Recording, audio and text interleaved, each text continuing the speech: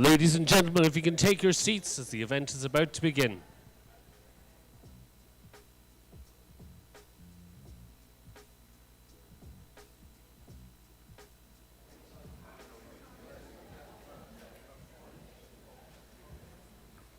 Well, good morning, everyone, and welcome back to Farmley, this a wonderful building for the second day of the Euro-American Forum on Cancer. This is the first of its kind, as I'm sure you heard yesterday, an extraordinary event in such amazing surroundings. And if you were at Dublin Castle last night and this is your first time to Dublin, all of Ireland looks like this. It's just castles everywhere. We all live in castles. My name is Jonathan McCrae. I am a science journalist and broadcaster here, and I'm delighted to be the Master of Ceremonies today. I was watching yesterday, and you were in Dublin, where every street has a story and every lane has a legend. And I was really struck by the incredible stories we heard yesterday, stories of perseverance, of inspiration, of stubbornness, and of immense courage.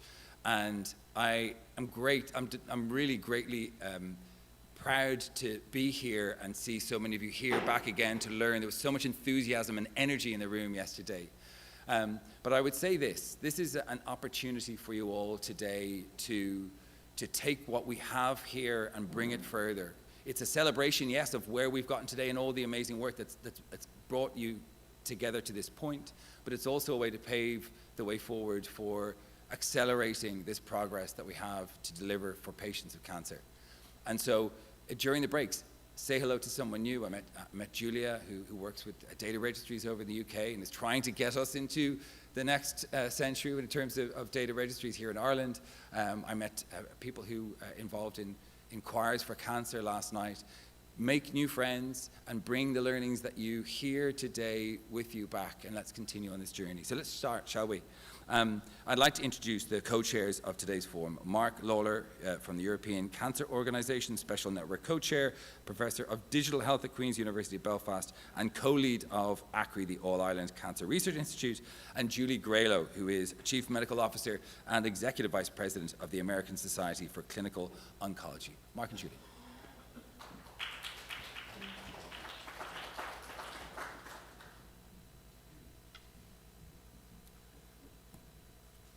What a day we had yesterday.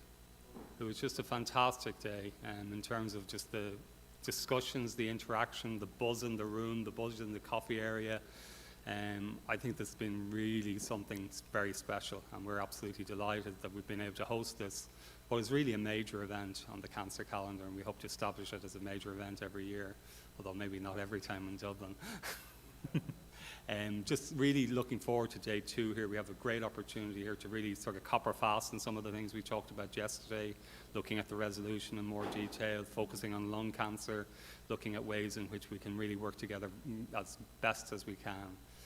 I'm really excited, and also excited on behalf of my colleagues in the All-Ireland Cancer Research Institute, because we feel that what we're talking about now is the real practicalities. How do we deliver for our patients? How do we deliver for the 20 million European citizens who are living beyond cancer?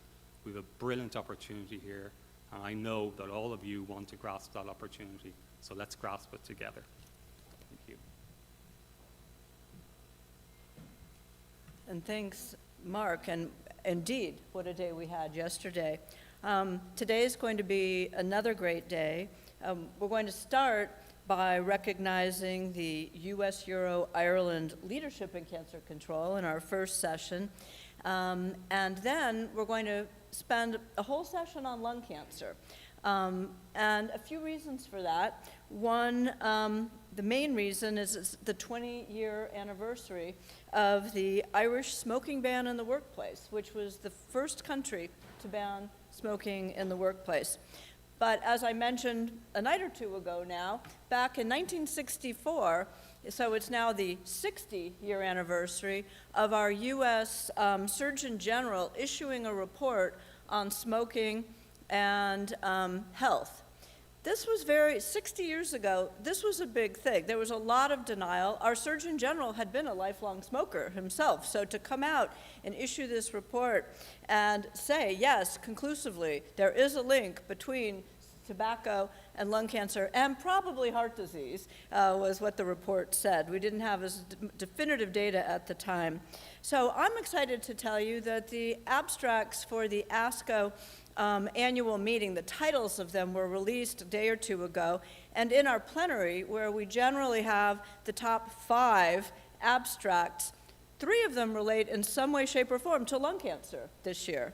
I mean, 2 of them, new treatments, and 1 of them, a very interesting palliative care study using telehealth, which was for patients with metastatic non-small cell lung cancer, and how we can deliver palliative care over telehealth so patients don't have to leave the house as often. So a big deal. I'm a breast oncologist. I grew up in the era where we were defining breast cancer as now multiple subsets, and we have drugs that only work in certain subsets, but lung cancer at the time was one size fits all. And now look at, we have so many subsets of lung cancer. I'll never pass my boards again, I'm sure. So exciting session on lung cancer. We have a session in the afternoon, what does better look like and how do we make it better for all? I mean, we're going to hear about, one, the US moonshot, but then to counter it, the Lancet Commission, the European ground shot. And I've always said, yes, we do have patients who have access to everything, access to early detection and prevention and treatment, and they're still dying. So we need some better treatments. We need a better understanding of those cancers. But we also have a lot of knowledge about what it would take to prevent and diagnose early and treat and support patients. If we could just deliver what we already know, the ground shot, tomorrow we'd be saving hundreds of thousands of lives tomorrow. So we need a balance between a ground shot and a moonshot, but we need both pieces. We'll hear about, you know, when we ask how can we make it better, we've got Europe's Beating Cancer Plan, and our resolution that we approved yesterday says we should work toward that. We've got a plan. We'll hear about the European Cancer Organization's Time to Accelerate, which we've talked about, and this European Cancer Charter 2024, which we're asking for more support for. And then we've got the U.S. National Cancer Institute and our newish National Cancer Plan that we'll hear about. And then finally, we'll talk about how can research make a difference. And I think yesterday we talked about how data eats opinion for breakfast.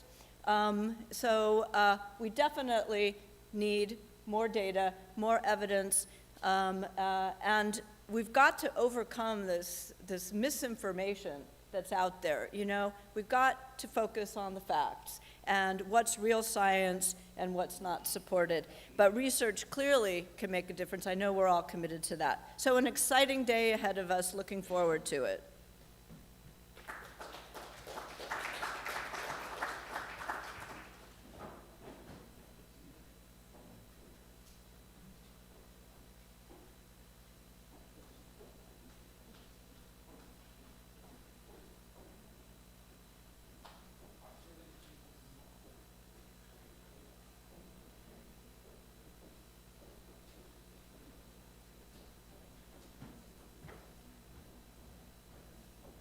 Apologies, I'm running away with myself. Just want to really, unfortunately, Minister Swan couldn't make it in person, but he's recorded this video really to highlight his support for this initiative. And I'm really delighted that Robin Swan is able to really give his highlighting some of the areas where he feels that we can really make a difference both in Northern Ireland and across the island of Ireland. So if we can play this video, please. Morning everyone, and thank you for inviting me to speak at this event today, which celebrates the 25th anniversary of the Ireland, Northern Ireland US National Cancer Consortium. This partnership has delivered enormous benefits for cancer patients right across our island. The Northern Ireland Cancer Strategy seeks to effect transformational change to the way in which cancer is managed. That includes recognising the opportunities for collaboration across the island, actually to deliver better cancer care, better research and innovation. A shared approach is particularly important for cancers which require specialist treatment that cannot be delivered solely in Northern Ireland, or in those rare cancers where clinicians have access to a larger population to develop and maintain the expertise actually to treat patients. Clinical trials and research are another area where an all-island approach may lead to or improved outcomes for patients. Cancer research is an integral part of the Northern Ireland Cancer Strategy, and I'm keen to look at ways to support cancer research, both in Northern Ireland and on this island as a whole. And it was for that reason I welcomed the establishment of the All-Ireland Cancer Consortium Research and Innovation Grant Scheme. It will provide vital funds to support cancer research and innovation to institutions across the island of Ireland. I also commend the All-Ireland Cancer Research Institute for what it has done to bring together universities across this island in the fight against cancer. There needs to be a greater emphasis on preventing those cancers that are avoidable. And new technologies, medicines and techniques provide opportunities to improve cancer survival rates and the quality of life for cancer patients. And we must grasp those opportunities. Cancer screening programs and the development of rapid diagnosis centres also ensures that patients with cancers can be diagnosed earlier, leading to better outcomes. My vision is to ensure that everyone in Northern Ireland, where they live, has equitable and timely access to the most effective evidence-based referral, diagnosis, treatment, support and person-centred care. So thank you all for the work that you do, and I wish you well in your discussions today. Thank you very much to Mr. Swan for that address and giving us his time in it. Now for a short memorial piece to show our eternal respect and thanks for scientists of both past and present for sharing their knowledge, skills, ingenuity and persistence with the world. I'd like to introduce Mike Morrissey. He's Chief Executive of the European Cancer Organization, President of the European Society of Association Executives and Executive Director of the European Cancer Community Foundation, to the stage to introduce a video. Mike.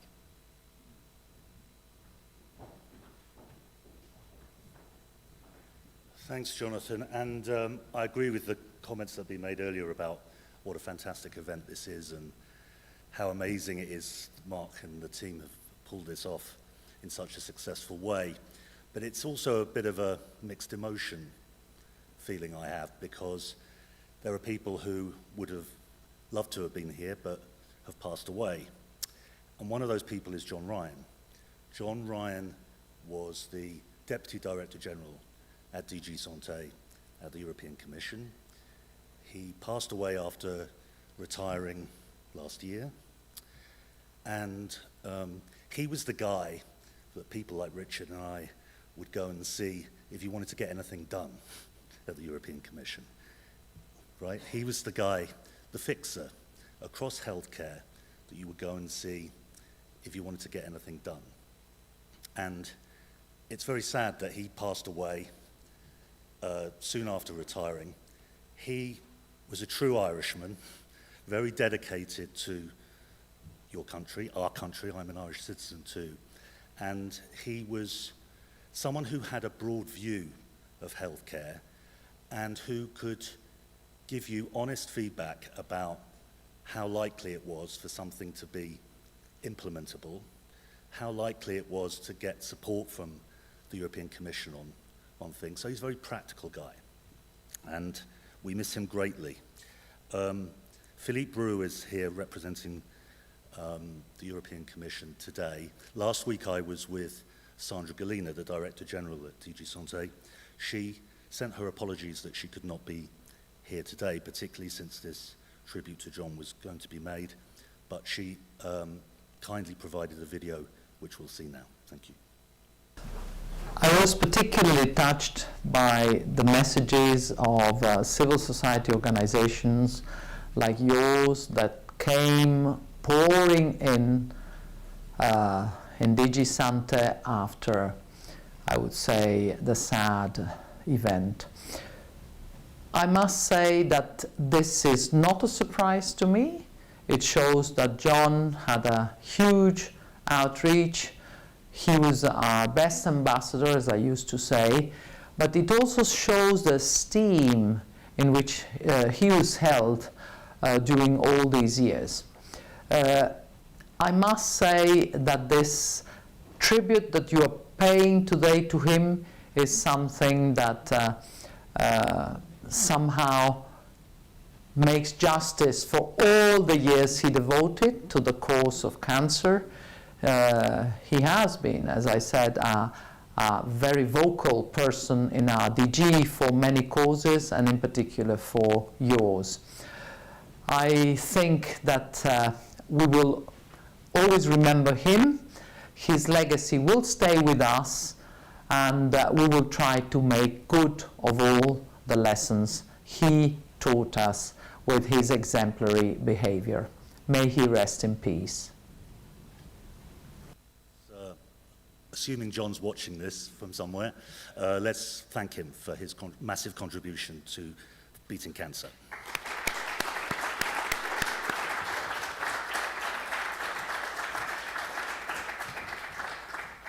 Thank you very much, Mike. I'd like now to welcome Vincent Guéron. He's the French ambassador to Ireland to the stage to give a tribute to Véronique Trillet-Lenoir. Good morning, everybody. Thank you very much for inviting me at this very important event, and I commend the co-chairs also for hosting this event in this beautiful setting. Family, I've been here before, but it's always a pleasure to be back. I'm indeed honored and humbled to address this assembly to speak in memoriam of Professor Véronique Trillet-Lenoir, who passed away in August last year. Some of you may know her, may have known her. She was a university professor, a physicist, oncologist. She had studied in Lyon, the French second largest city, had also spent some time in Texas, in Houston at the MD Anderson Center, Cancer Center. She died too young, aged 66, but she devoted her whole professional life to the fight against cancer, first as a physicist, again, an oncologist many years, then as a policymaker. She was a member of the board of the French National Institute for the Fight Against Cancer. And then eventually she became a lawmaker as a member of the European Parliament, elected first in 2019 until her death last year. She was very committed indeed to the international cooperation at European and global level. She also spent some time in China trying to support the Chinese efforts to step up their skills in the fight against cancer.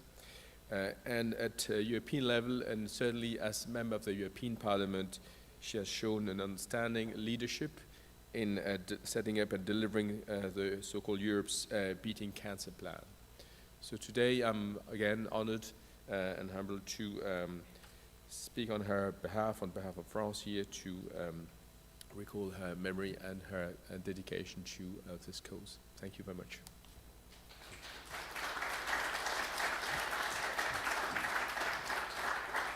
Thank you very much, Monsieur Guéron. Please welcome now to the stage Mary Coffey from Trinity College Dublin and the European Society for Radiotherapy and Oncology, ESTRO, to the stage. She will deliver a memoriam for Norman Coleman.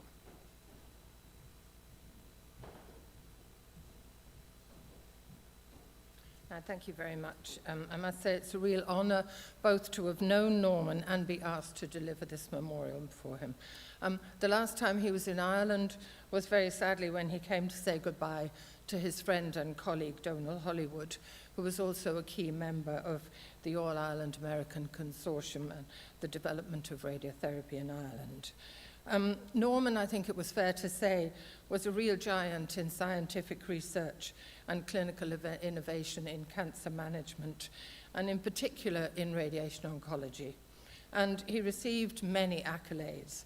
For his scientific work, he was awarded the ESTRO Gold Medal in 2005, the Samuel Hyman Service to America Medal Award in 2011, the Radiation Research Award in 2016, and in 2023, the D.A. Henderson Lifetime Achievement Award of the Administration for Strategic Preparedness and Response in the U.S. Department of Health. He was the Associate Director of the Radiation Research Program at the NCI, a senior investigator in the Radiation Oncology branch in the Cancer for Center Research at the NIH. He was also, interestingly, a champion Ironman and had just been qualified for the New Zealand World Championships just before he died. But I think, for me, today, it's his work with the underprivileged and as a leading voice within the global community to improve access to radiation therapy that I think I would really like to remember him for. He was the founder of the International Expert Corps, which was a non-profit organization that he created to provide mentorship to cancer professionals in low and middle income countries to help to develop their services and to provide education and really high-level practice. And for that he also received several awards. But I think in the Irish context, we really are eternally grateful to Norman for his initial input and ongoing support for the All-Ireland Cancer Consortium. And his aim was to improve cancer programs in Ireland and Northern Ireland to try to reduce the incidence and mortality of cancer on the island. And at that stage, we had a very bad system of radiotherapy with some of the poorest outcomes and virtually no equipment. I mean, I think we had 3 machines in the country, so we were very third world at that point. And this vision, led by Donal and Paddy Johnson and Norman, really included stimulating research, education and training, but really on providing an excellent clinical service to our cancer patients. We were looking at a greater understanding and also a greater collaboration. I mean, we're a very small island, really, hanging off Europe, and it was really important that we look outward, and he introduced through the NIH the telesynergy, which was really revolutionary, both giving access to cancer patients across the country to prevent them from having to travel for treatment or for consultation, but also we created links with America, with the King Hussein Center in Jordan, and it was a really collaborative move. And I know, because I'd often spoke to him at Estro afterwards, that he really shared our sense of pride in what we'd achieved over that period. And, you know, the consortium has trained over 350 scientists, physicians, other health professionals, offered us wonderful opportunities. And I think we have really achieved something. And having worked with Norman and Donal and members of the team in the radiotherapy developments, I really remember him as a very kind and thoughtful professional. He was a very gentle person. And I watched his recent memorial online, and there were 4 quotes that struck me as really summing up the Norman that I knew. He brought out the best in everyone he touched. He was principled and concerned for the people he served and not for personal recognition. He was above all a humanitarian and an eternal friend to progress. He was described as a gentle and caring physician, an exceptional physician-scientist, a humanitarian. And I think these were the skills that were instrumental in bringing Ireland to where it is today. And I think for that we will always be eternally grateful. And I hope that he and Donal are looking down at us now and smiling and wallowing as well in our achievements. So thank you very much.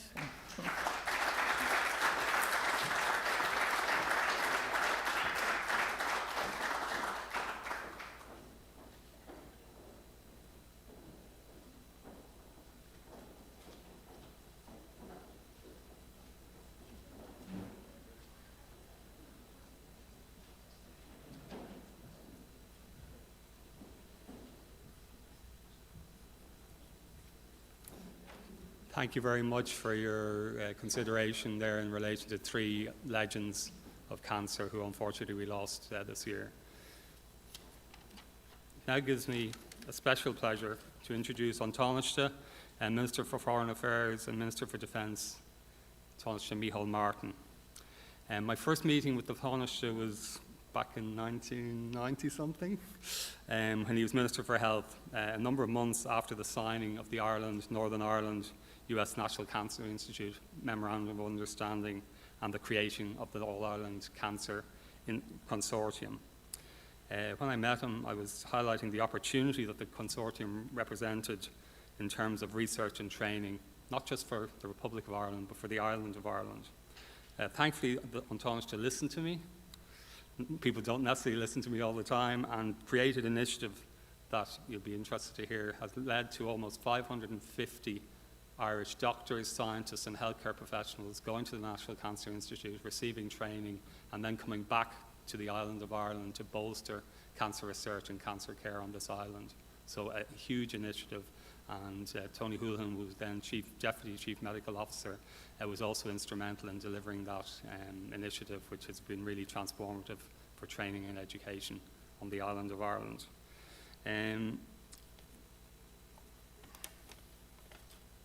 I would also like to thank him for his foresight in creating the North-South Research Programme, through which All Ireland Cancer Research Institute researchers have been funded in major programmes in precision medicine, in digital health, and in liquid biopsies. An Tánaiste, delighted to welcome you to the stage.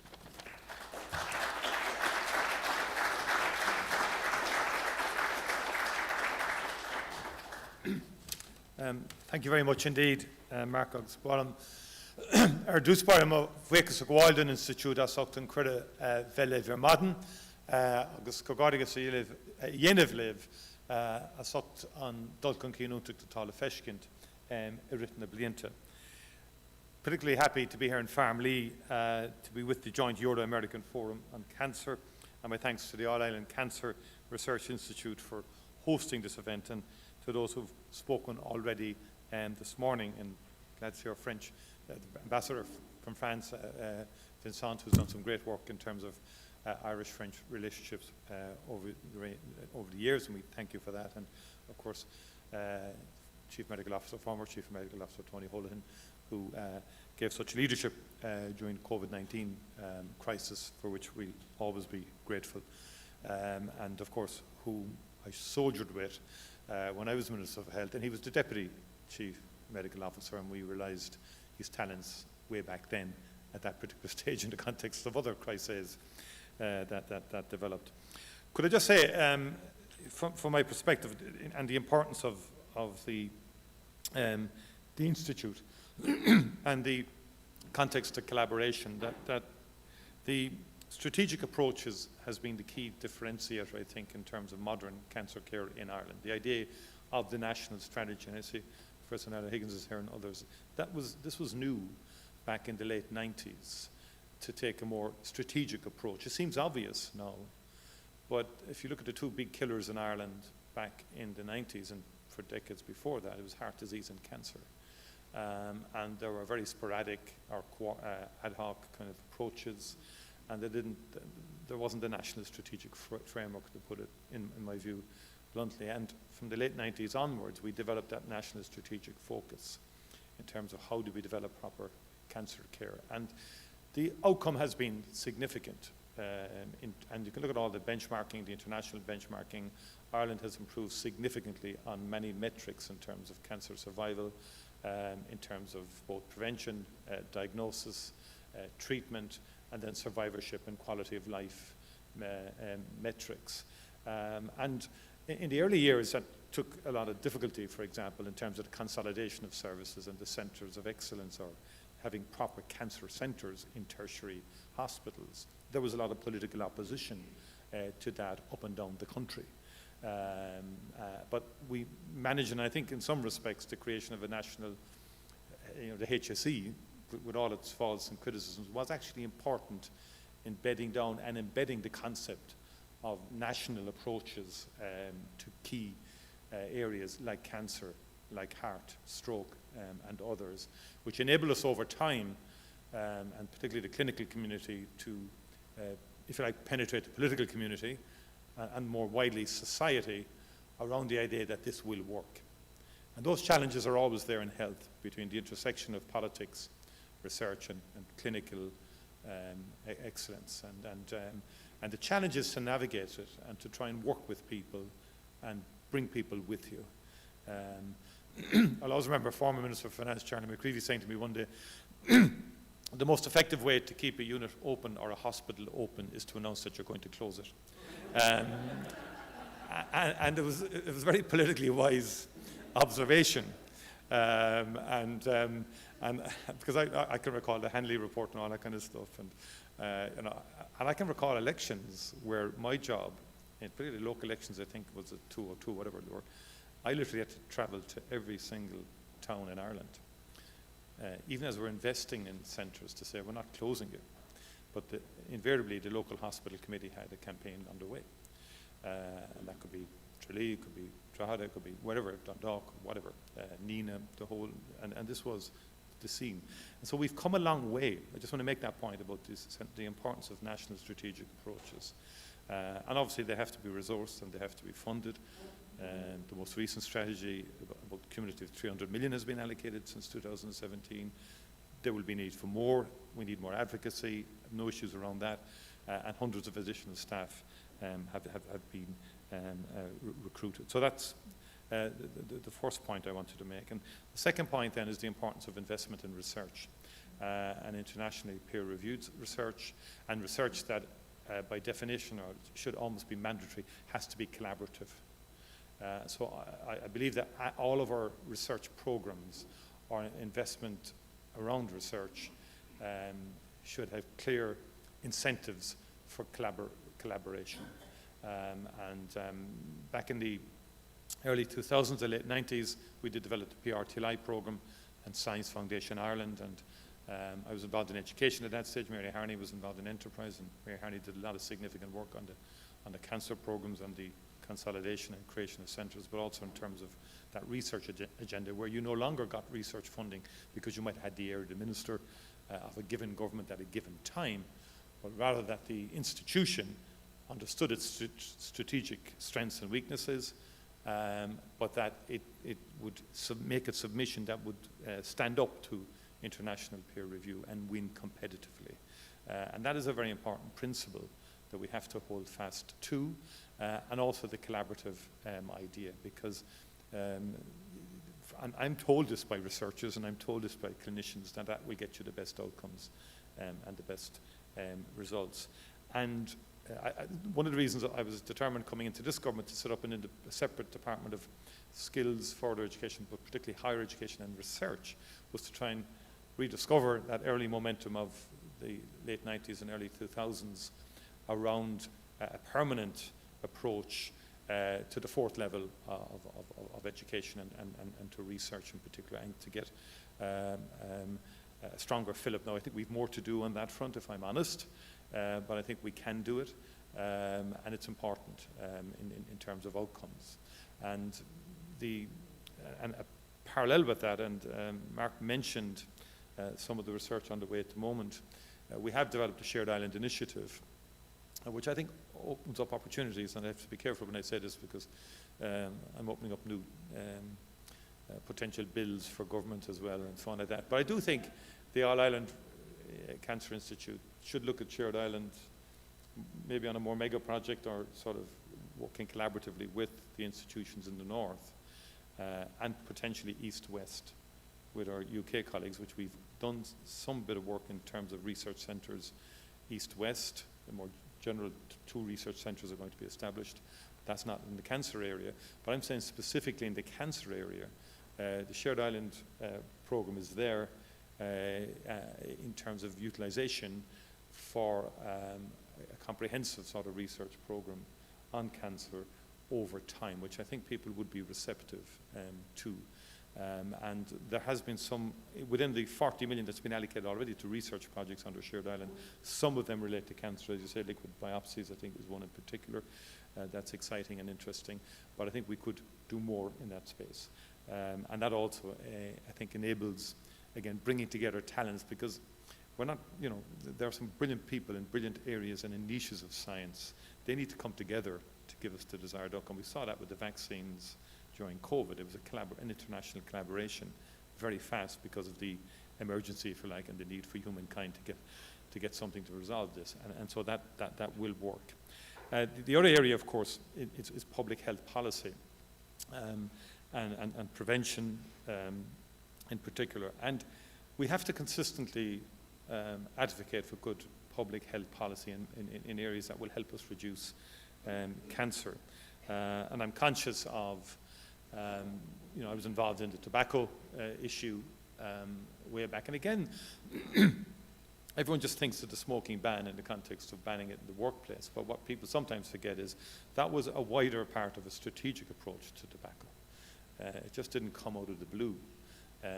And perhaps the most comprehensive legislation ever passed was the Public Health Tobacco Act of 2002. That gave us all the enabling tools to do not just the ban itself, but to do a lot more in terms of putting cigarettes under the counter, disappearing them from view, banning 20-pack cigarette, or not banning, sorry, the 10-pack, banning loose cigarettes so as to prevent children from getting easy access to cigarettes. So, and then setting up the Office of Tobacco Control, which was the key state agency at the time, headed up by the late Tom Power of the Department of Health, who did fantastic work, and it was an encyclopedia on the tobacco industry. And that gave us the research capacity to deal with the tobacco industry, take on the tobacco industry, and get things done, along with taxation as well and so forth. So it was again, back to the strategic approach on prevention. And the great challenge with public health interventions is politicians who advocate in the public health interest will, and Commissioner David here former Commissioner David would, I think, agree with me on this.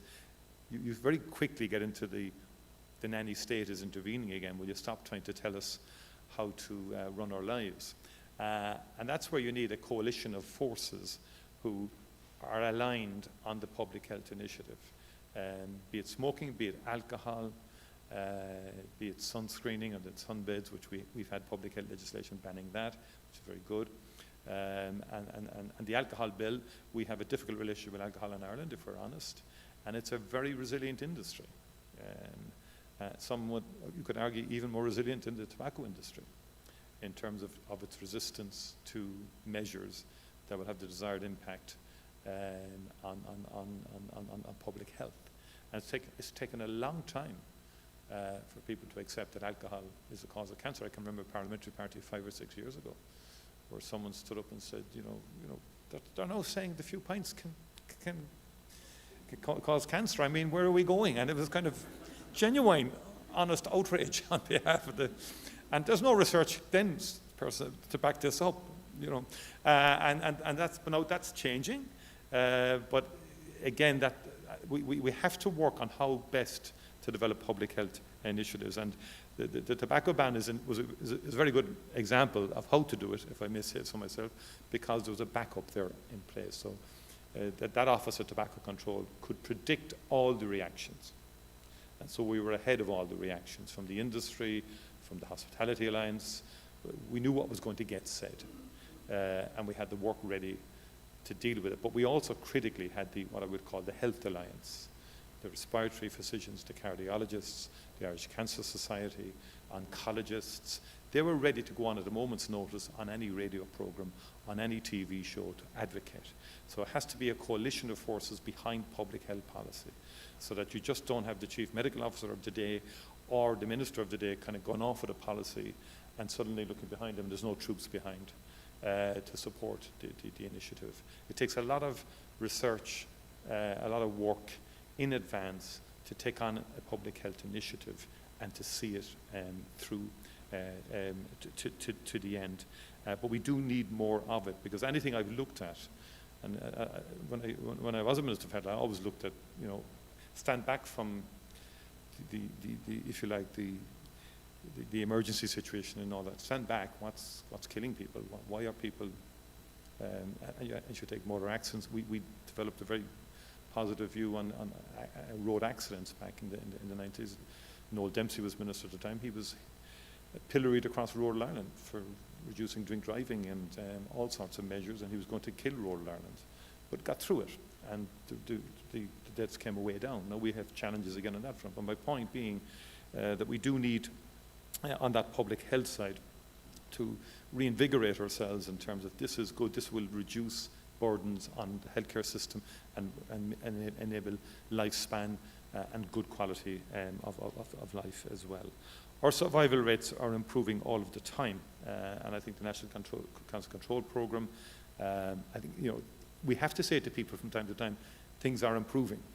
And it's always the balance, I discussed this with Richard earlier, between good advocacy and sort of depressing people with saying nothing is changing, or this, and that's important, because we must give people hope. And you have to say to people, actually, the last 20 years, Ireland has had very significant improvements in esophageal cancer survival rates and lung cancer survival rates and others.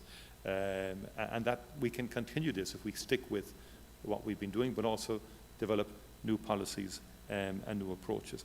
And I think we need to support patient organisations more.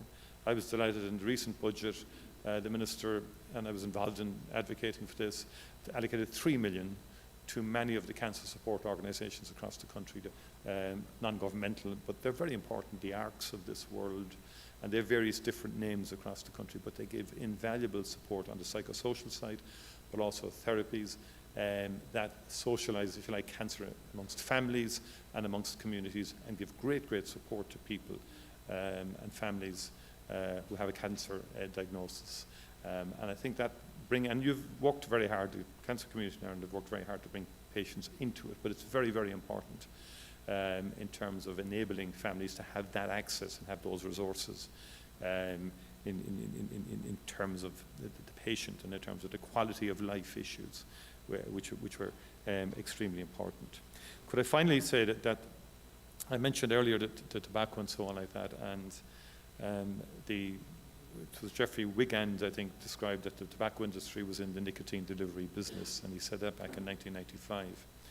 And I've been genuinely appalled with how the vaping industry has taken off around the world. I've described it as the revenge of the tobacco industry. It's the same playbook. It's the same targeting of children and young people. And if you go into a shop or whatever, the whole idea of flavorings, the numbers of different products right alongside the sweets again. It's almost like we're back in 20s, 30s, 40s and 50s with cigarettes to get young people hooked, and you have them hooked for life, given the addictive nature of nicotine. And now we have a new product which is nicotine, but it's in the form of vapes. And it is doing damage, and I was at the Royal College of Physicians last week with Dr. Fauci. It was a great honour to meet him. And I was at the dinner table with him, and I asked him about the vaping and so on. He was emphatic. He said the evidence is there, the research base is there. And again, from a public policy point of view, how some of these products get on the shelves without any quality control or any sort of investigation as to the content of these products, because I think they're consumer products, someone said to me. And I've been working hard on this to say this shouldn't be. I mean, the food industry has a lot of regulation. A lot of industries have a lot of regulation, and this vaping comes on the markets, on shelves everywhere, and is doing a lot of damage to young people in particular. Now, we have legislation here, we've passed it to ban it for under 18. There's further consultation out there now in terms of the flavorings and so on like that. And I think we need to do much, much more to deal with this scourge, the vaping issue, which is damaging public health. And I think that's the next campaign, in my view, that we collectively must really work on and to sort out. Can I say finally that this forum is very valuable. I'm delighted that we have both a European and American dimension, the Institutes of Public Health, and I had many, many good interactions back in the early 2000s. I think it's been a wonderful relationship, and President Biden, I think, has given great leadership on cancer. And he's put it up there to eliminate cancer. And that in itself galvanizes the resources and the thinking of society behind such an ambitious agenda. So we want to be working with our colleagues and partners in the US and, of course, across the European Union in terms of this agenda in particular. And I'm delighted to have had the opportunity to be here this morning to witness that collaboration and to wish you continued success into the future, and also to assure you of continued government support. Thank you very much indeed.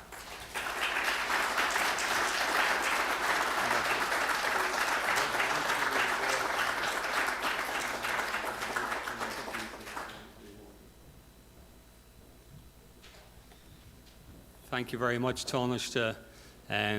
This Friday morning is very sunny. You've just made it even sunnier by suggesting that we might approach you in relation to a mega cancer project. I can tell you, we've already started writing it, Minister, as you were giving your talk. So, thank you for the offer. We will accept it. Now it gives me great pleasure to introduce David Byrne to present a special award to the Taoiseach.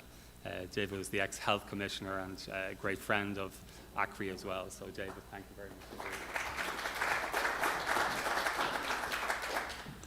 Well, I must say I was delighted when I was asked to make a presentation to the Taoiseach Micheál Martin this morning.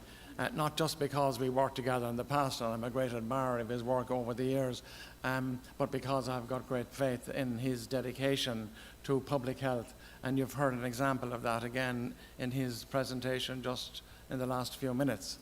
And, you know, when I look back to the events that took place during the time of the smoking ban and look forward now in the intervening period of 20 years, Micheál it gives an insight, a refreshing insight into where we are now, and where I might cast my mind back to reflect on the events that happened 20 years ago when he introduced the smoking ban, which is in fact the reason why he's been given this, this award today. It's a chasm of time when an enormous amount of progress has been made.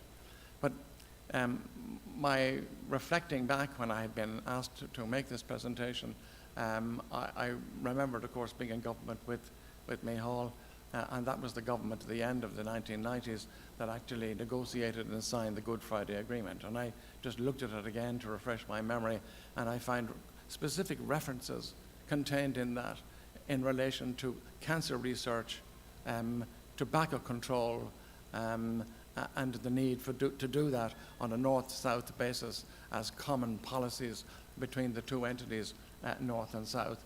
And Micheál has given an insight into what has happened in the meantime, giving effect to that ambition. But soon after the Good Friday Agreement, as Micheál has mentioned, I became the Commissioner for Health for the European Union with responsibility for consumer protection and also food safety.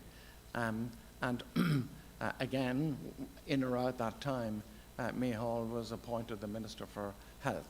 Now, part of that, what comes with that, of course, is also membership of the ministerial, the Health Ministerial Council in Brussels that Micheál became a member of and ultimately became the chair of it in 2004, just after he brought forward his proposal. But when I went there first, I saw that the European Commission was very eager to make progress on tobacco control. In fact, it was a golden period for impatience with the tobacco industry, and not just here in Ireland, but also Europe generally, and also in the United States. You just have to look to the vigor of the attorneys general from a number of the states in the United States who brought litigation to the courts, where they were more successful than in the area of lawmaking. So it was ready for progress.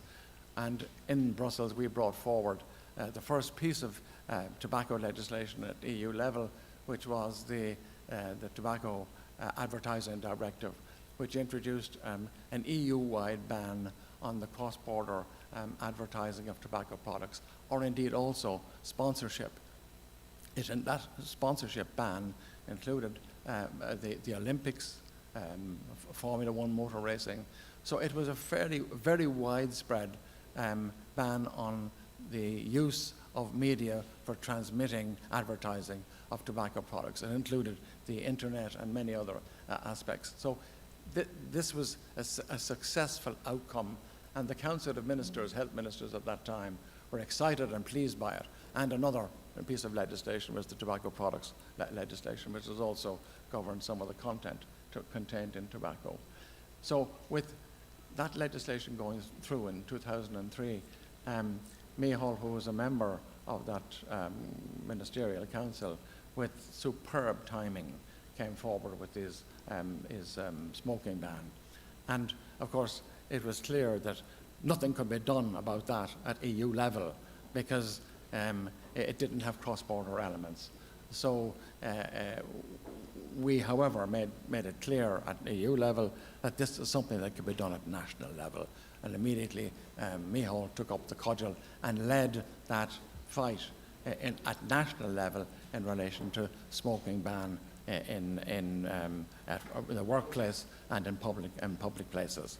And he was assisted in that to some considerable extent, I think, by the fact that there had been new scientific material made public that, in fact, secondary smoking caused cancer.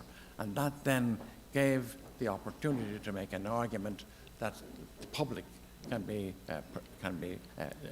injured by secondary smoking, and that gave an impetus to the ambitions that Micheál had in bringing this forward. Now, as I said, nothing can be done at EU level in relation to that particular piece of legislation, except in this sense. His colleagues in the Ministerial Council were watching closely what he was doing, and they saw how successful it was and realized this is the right way forward.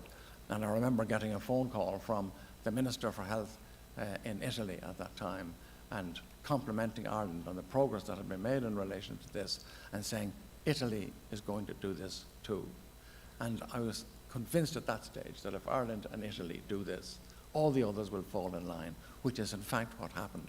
But Micheál was able to use the network that he had developed in the Ministerial Council with the other health ministers of the member states, that they were the conduit for moving this project into the other member states.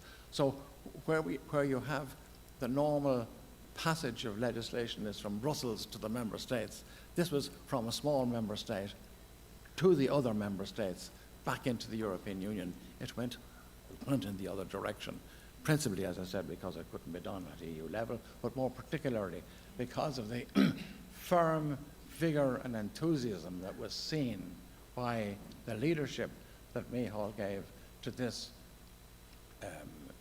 huge public health project of global significance. And for that reason, he well deserves the award that has been given, and therefore I'm very, very happy to represent that to him.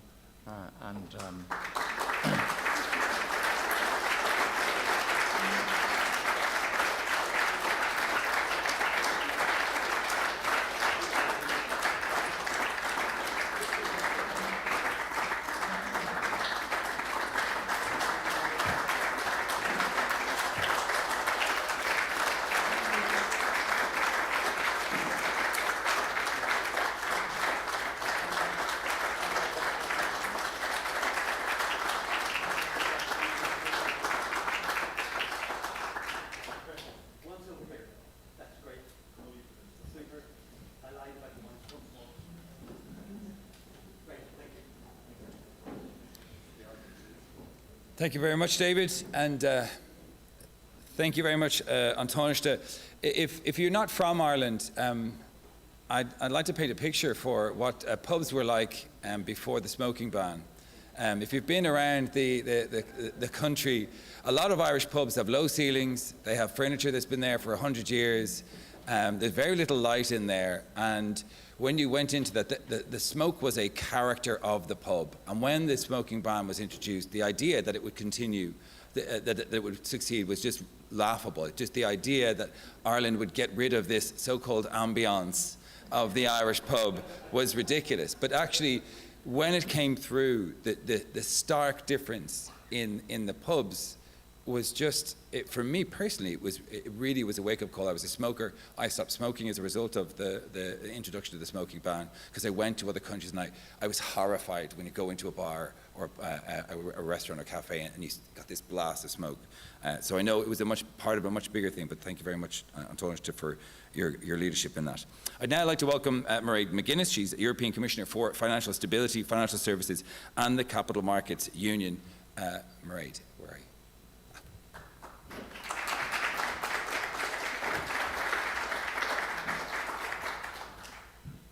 Good morning, everyone. I have to reflect, Tánaiste, on your amazing work on the smoking ban. Excuse my sinuses are a little bit troubling me. But I remember it particularly because it was my first election to the European Parliament. We had local and European elections, and there was a lot of people smoking on cigarettes outside pubs and giving out socks, and it wasn't going to happen, and it did. And I think that is a sign that sometimes strong leadership against like a barricade of people saying no, works. And 20 years is a long time. We used to, you forgot the bit about the real ambience, was that you went home and you smelt like a packet of cigarettes. And it was in your hair, and it was just everywhere. So I'm delighted to see the Taoiseach's work acknowledged here this morning. And I also was really interested listening to you. The good news is that we are seeing survival rates in this cancer area improving. And I think we're doing that through collaboration, which is absolutely key. So delighted to be here. And I suppose you're all aware of the European Union's cancer beating plan, which was launched just 3 years ago, led by my colleague Stella Kyriakides, Commissioner for Health. And she's a passionate supporter, obviously, of this. And we've had a wonderful choir visit us twice in the European Parliament, where really lifted the spirits, the Irish voices, the women who came to sing at various conferences. And I think that coming together helps everybody, those who are involved at the medical end and those that are involved in being at the patient end. But I also want to pay particular tribute this morning to Commissioner Kyriakides' predecessor in the role, David Byrne, because really you had a very strong role, David, in Europe's fight against cancer. You laid the foundations of this work when you were the first EU Commissioner for Health and Consumer Protection from 1999 to 2004.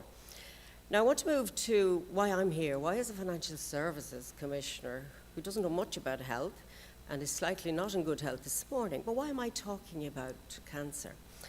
And you know, there is a financial aspect to cancer and indeed Europe's Beating Cancer plan.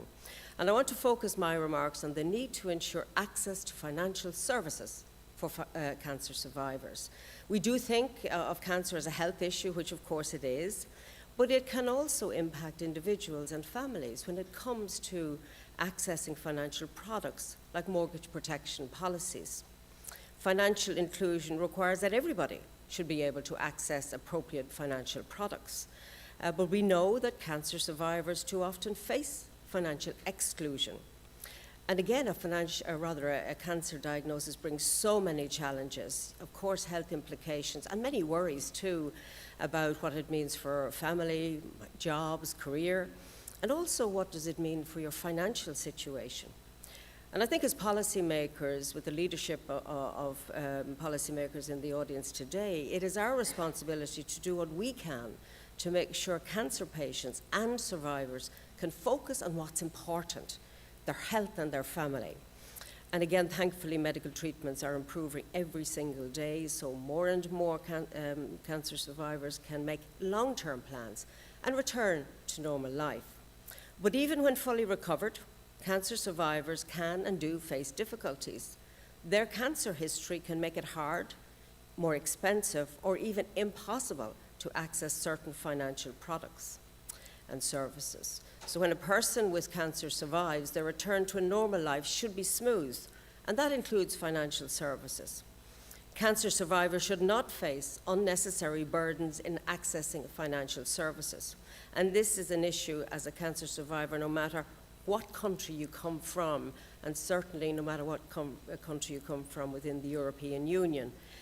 But I know we have representatives from across Europe at this important event, from Northern Ireland and the United States. So we know that this is an issue. And we are addressing it by embracing the concept of the right to be forgotten. And many of you in this room are working on it with us. This is about enabling access to financial services for those who have recovered from cancer.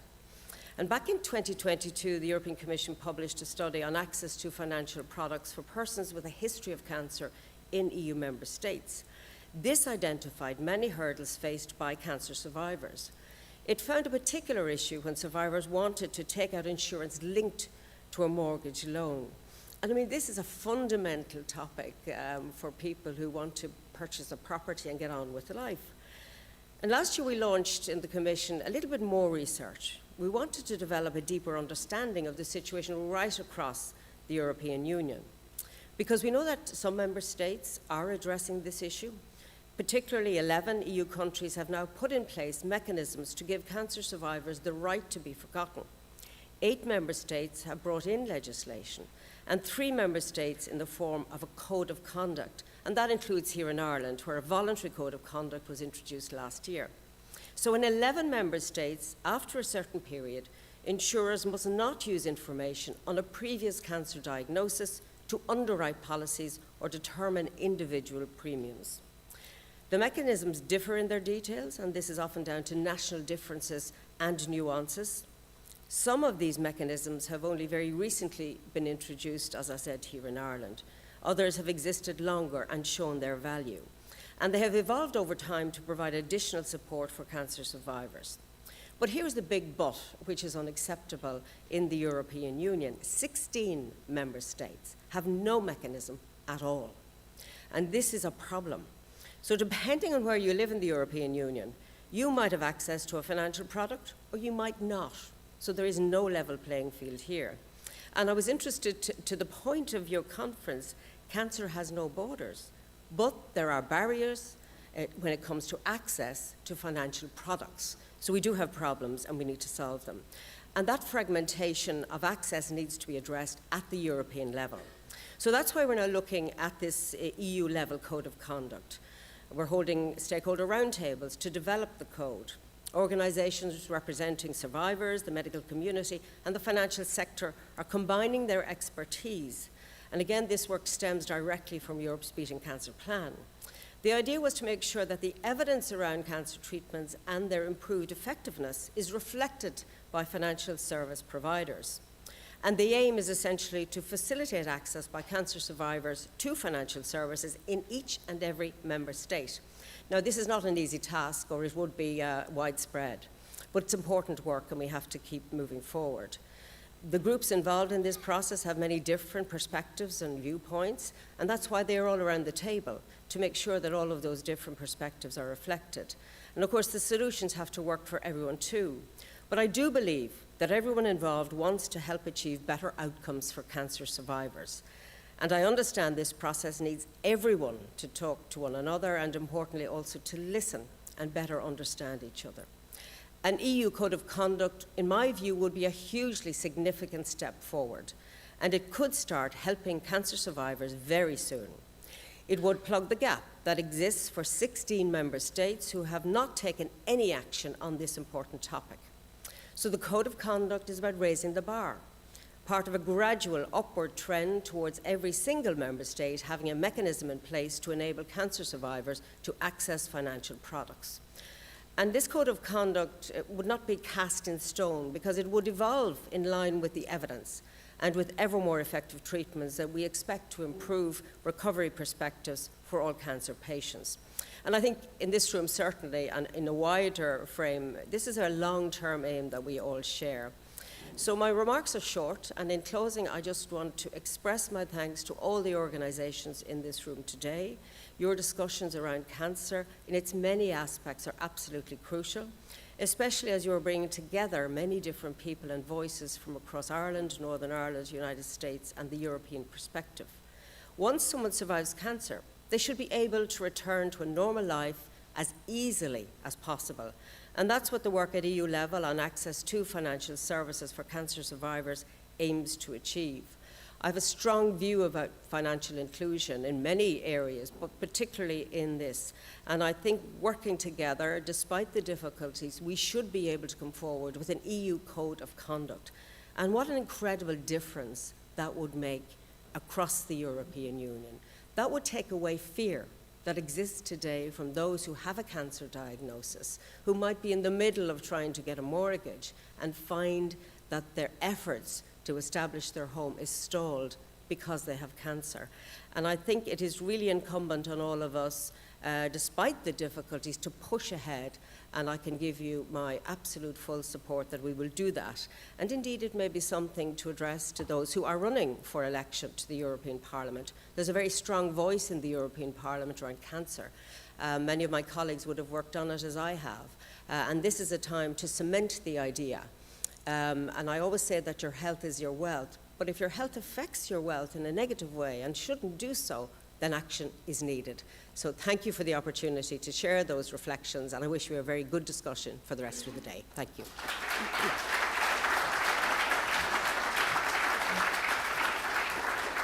Thank you so much. Thank you so much, Commissioner, for joining us, and it's good to see you again. We are, if you've had an eye on the programme, we are midway through this session of recognising Europe and US Ireland leadership in cancer control. And to continue the session, I'd like to welcome the chairs for this particular session. They are Tony Holohan, he's a Professor of Public Health at University College Dublin, and alongside him, Professor Tracy Robson, Head of the School of Pharmacy and Biomolecular Sciences at the Royal College of Surgeons in Ireland, and President of the Irish Association for Cancer Research.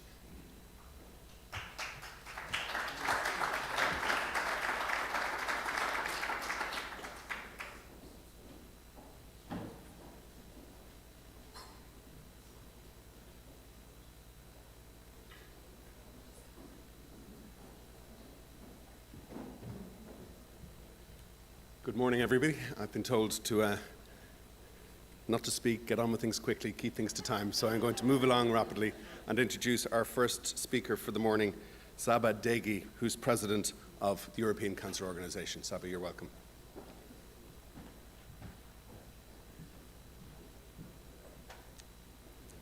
Good morning, everyone. Commissioner, you just mentioned collaboration, and I think this is the element of everything, and we started this morning in a very special way, and I am going to continue with a very special and short announcement.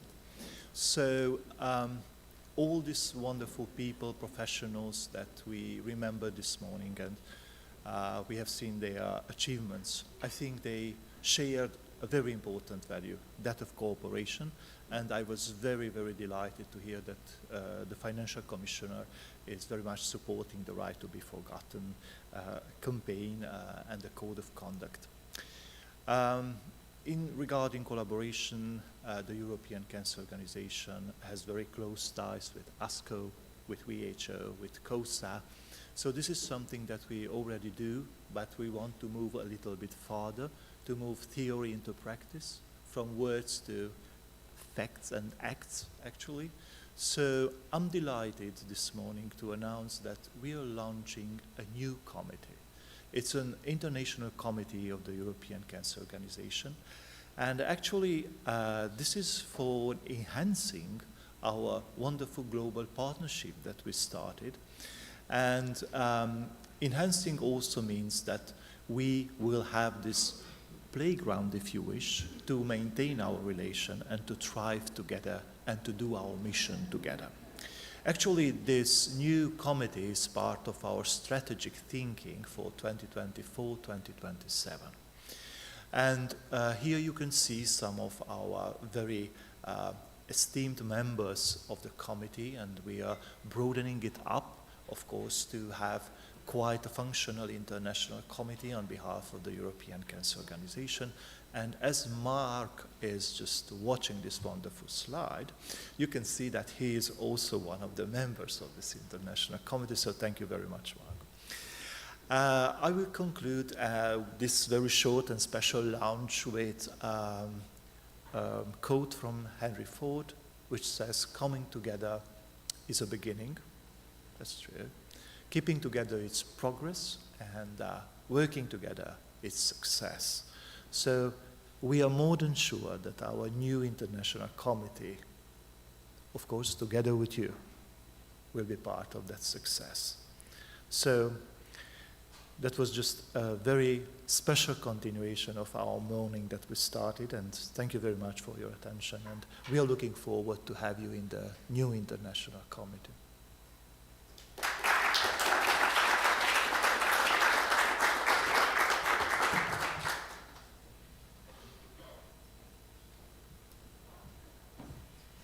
So we're now moving on to the launch of Cancer Knows No Borders, an all-Ireland blueprint for cancer research and care.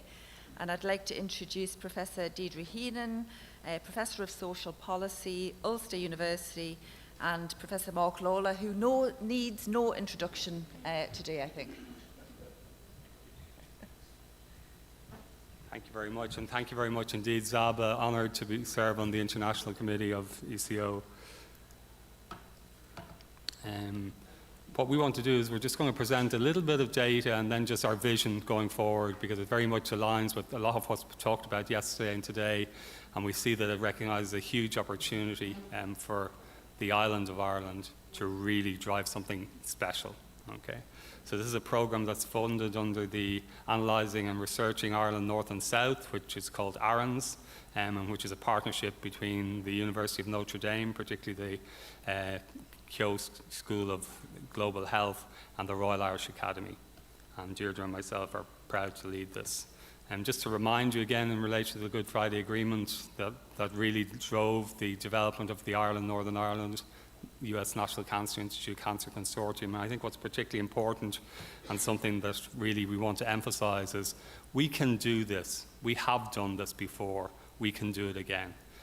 Because we look at what the situation was in Northern Ireland in relation to breast cancer, we saw that when we actually got things together, when we brought everybody together, working together with our US partners, we were able to deliver a situation where within a relatively short period of time, we saw that survival for breast cancer was highest in the United Kingdom.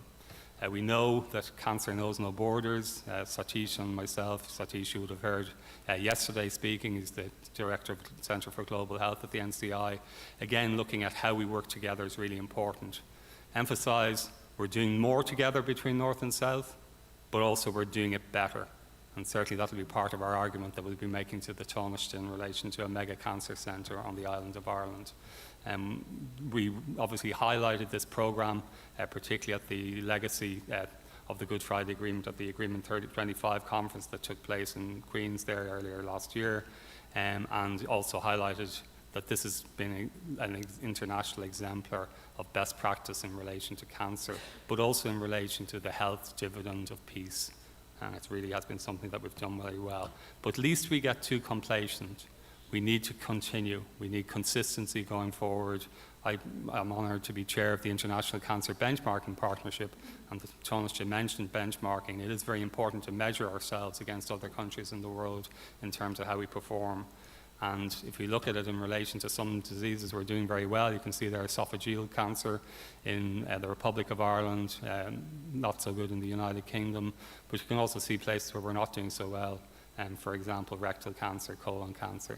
So there is room for improvement. I'm not saying we haven't progressed, but there is room for improvement. And what's particularly important is that we have consistency.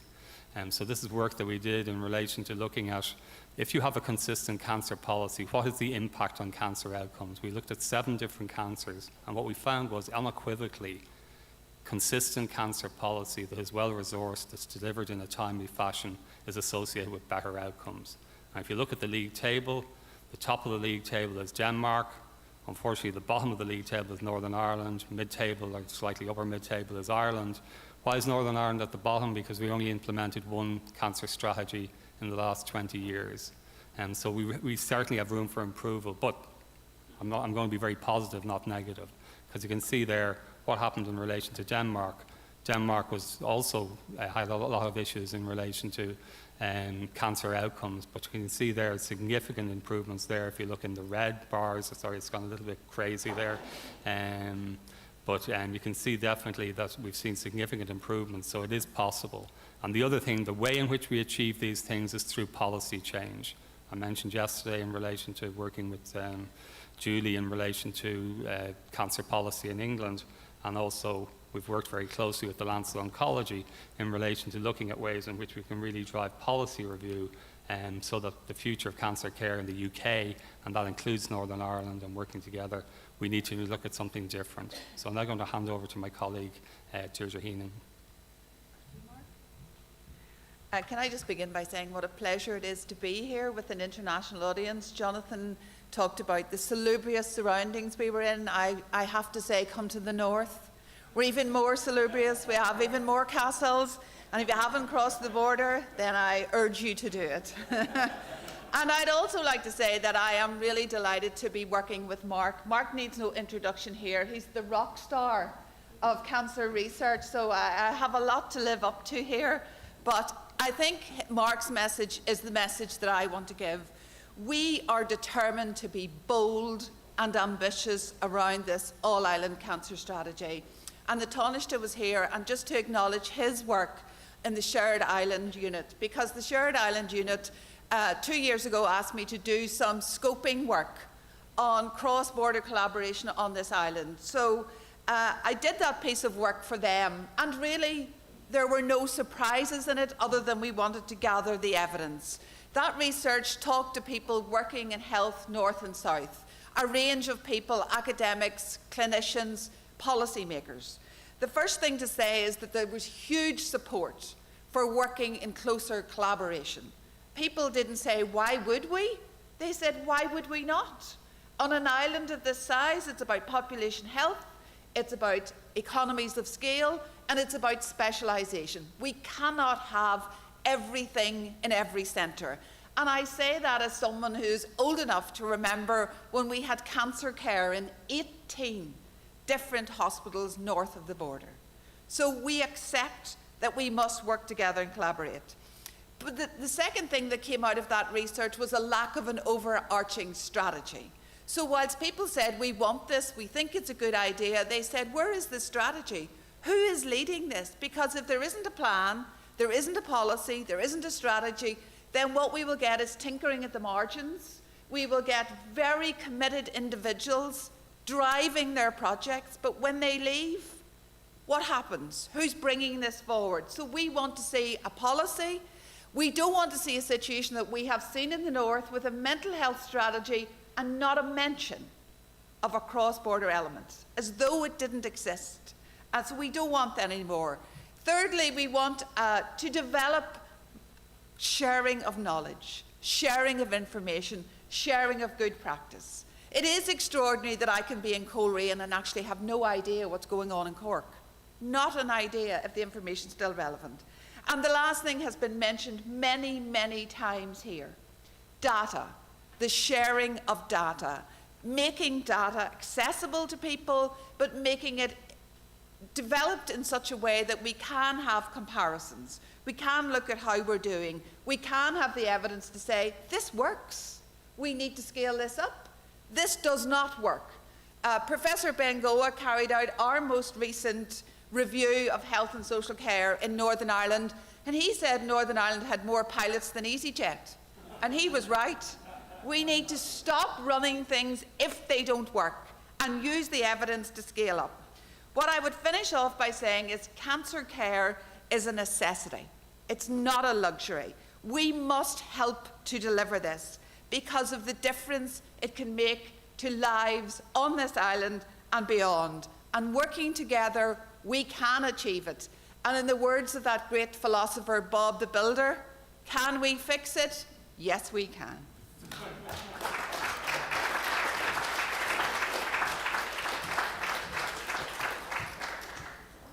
Thank you very much, Deirdre and Mark, for those reflections.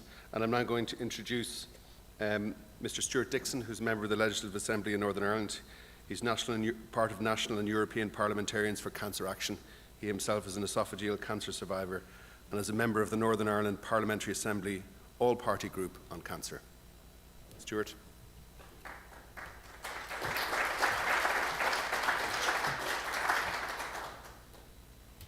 Well, good morning, everybody, and thank you very much. I've only got a few minutes just to, and you've done a really good introduction for me. Yes, my name is Stuart Dixon, and I am a survivor of one of the less survivable cancers. And in part that, I think and believe, is due to the fact that we no longer have 18 hospitals delivering cancer care in Northern Ireland, but we have the Northern Ireland Cancer Centre, in collaboration with the Belfast City Hospital. I was diagnosed with esophageal cancer in July of 19. By the end of 19, I had had chemotherapy and I had had major curative surgery. And 5 years on, here I am today. So, that, of course, was a very difficult personal journey to go through. I had been involved in politics most of my active adult life, and I'd just been elected to the Northern Ireland Assembly. I had lots of interests in lots of different campaigns. Cancer hadn't particularly been one of them, but of course, when it hits your life and what happens to you and your family, then of course I did have an increased interest and awareness of what was going on around me. It was a long and slow recovery period, but it worked, and I'm here. I'm delighted to say that despite all of the political vagaries of Northern Ireland, we do have a Northern Ireland Assembly which is up, functioning and running at the moment. And it's important for me as a politician there to ensure that we deliver the best health care for our citizens. And I agree with what Professor Heenan has just said about the number of pilots that we have, and we need to turn that into real, genuine action. And we have a cancer strategy today which is sitting gathering dust on the shelf. And it's vitally important that our Health Minister, who you heard earlier on this morning, gets up and gets active and delivers that for patients. As a result of having esophageal cancer, I came across a group of people called OG Cancer NI. We are a small but very active charity, and I am very proud to be a trustee of that organisation. We provide patient, carer and family support. We communicate about esophageal cancer. It's our story. As soon as I was diagnosed, I was approached by a local journalist and asked what was wrong with me and why was I going to be off the scene. And I said, well, I'm going to tell you. A guy called Mark Davenport, who was political correspondent for the BBC in Belfast. And I said, if you want to hear my story, I'll tell it to you. So he brought a film crew, and I did that. And I made the front page of the Belfast Telegraph as well, telling my cancer story. There's no point in hiding it. I had it, and I had to deal with it, and I had to survive it. So we communicate about esophageal cancer. We advocate for esophageal cancer and for cancer patients across Northern Ireland. We are passionate about early diagnosis. As many of you in this room will know, esophageal cancer is difficult to diagnose. Many people don't present themselves early enough to be survivors. So we have an information vehicle which is on the road.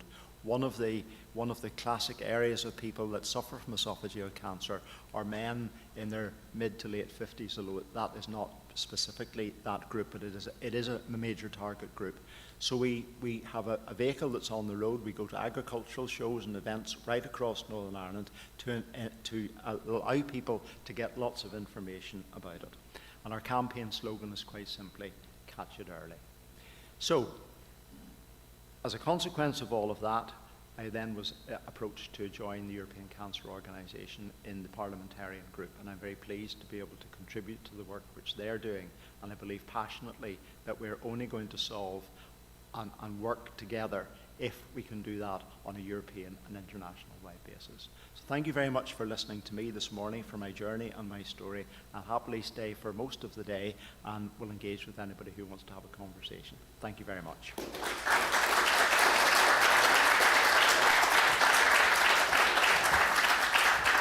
Well, thank you very much for joining us and all of our speakers. Really appreciate your contributions. We are now on to session 7. So thank you very much, guys. We are now welcoming our next co-chairs. We're going to focus now on lung cancer, which is obviously an area that demands our immediate focus.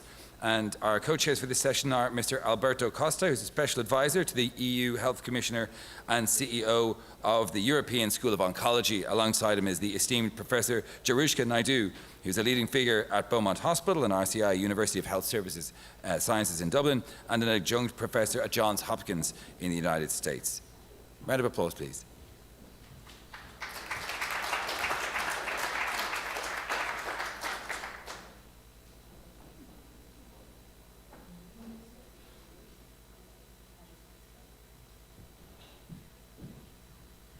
Good morning, everybody, and thank you for being here at this very important event. Great to see such a varied number of stakeholders coming here to talk a little bit about cancer care, cancer research, and delighted to have the focus be on lung cancer, a cancer that for many years was in the shadows, affected by stigma, affected by a lack of progress, but now we've seen a real turning of the tide here, and great to see some of my colleagues from the US, colleagues from Europe, Northern Ireland, and others being with us today. today. So we're going to have a range of speakers, a little bit of adaptability according to our program. So the first speaker is actually going to join us online. His name is Harry de Koenig. He's a very acclaimed professor of respiratory medicine who ran the practice-changing clinical trial called the Nelson Study, which ushered in a new era of early detection of lung cancer and has spawned many different lung cancer screening efforts across the world from which we and others are learning. So with that, I'll welcome Harry, and we can kick off this very exciting session. Thanks.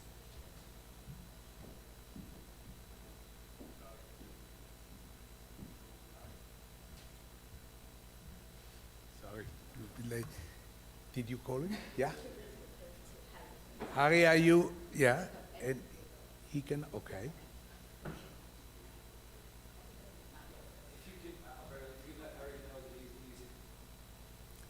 Can you hear us, Harry? He's on mute. You're on mute. Yeah.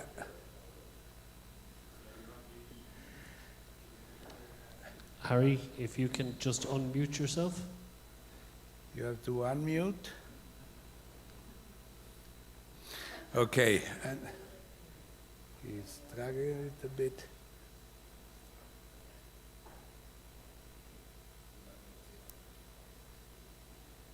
Isabel, you introduced already the session?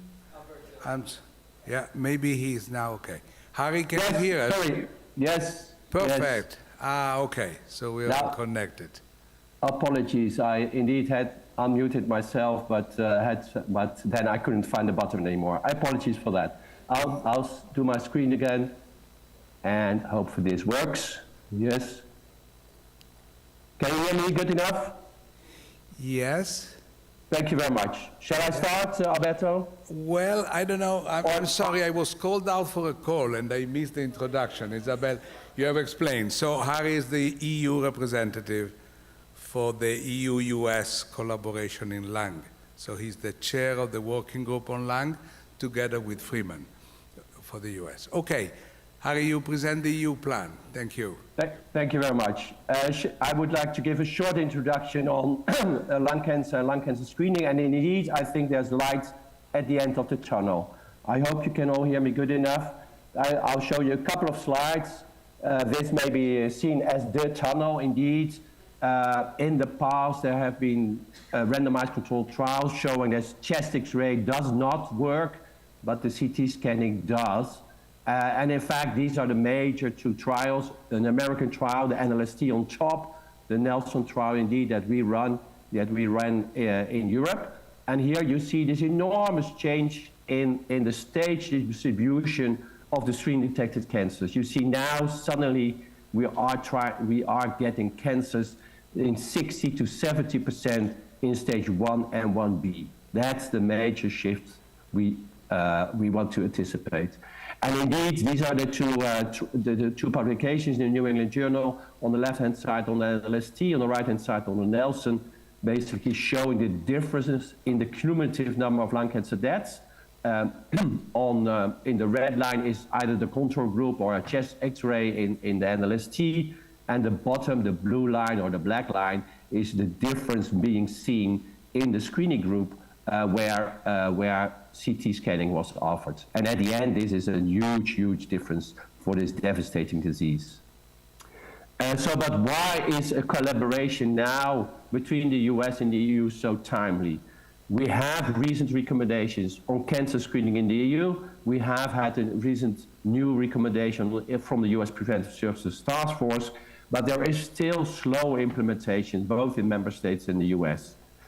For the future, it will be crucial to try and reduce costs, false positive, radiation, but what the best practice is still unknown on several aspects. And I want to just show a couple of aspects, and then the other speakers will go into more detail, of course. But recruitment, smoking cessation, should we have a different interval by risk, and how to integrate other comorbidity is still a major question. This, for example, is what we see in the Spanish registries from the GPs. And you see here on the left-hand side how many GPs have the smoking history registered. Well, about 40% or so, 60% not. So the GP registries can do something to include individuals for CT scanning, but in 60% or so, people do not know. The GP registries do not know. The GPs do not know. We have done we are doing at the moment a big trial in the Netherlands. I will not go into the details, but where we really try to see whether we should, for instance, have these 3 different recruitment strategies, send all the information to the individuals, let people just go online, or will they go online and do a tailored recruitment, do a self-assessment, and whether that works too. We will soon have those answers. But this is the future of lung cancer screening. For screening in general, I think, in many instances, we now will have in the future sort of questionnaires to basically calculate your risk for disease, and then maybe say you should go for screening, you are at relatively high risk, or you are a little bit at lower risk, and well, maybe not worry, but at least not have a screening test now. But how to get these people in? On the left-hand side, you see there are all sorts of possibilities, but what the best practice is still a major question for the future, both in the US and both in the EU. The smoking cessation is the other thing. This is an example from the Yorkshire trial in the UK, where they had people look at their heart, at their lungs, at pictures from their heart and their lungs. Unfortunately, it has been published, we do not see a difference. If people see this sort of biofeedback, we unfortunately do not see a difference in the smoking system, in the stopping with smoking, which we of course had hoped that this is the way forward for smoking cessation. But unfortunately, it is not, or we don't know for sure.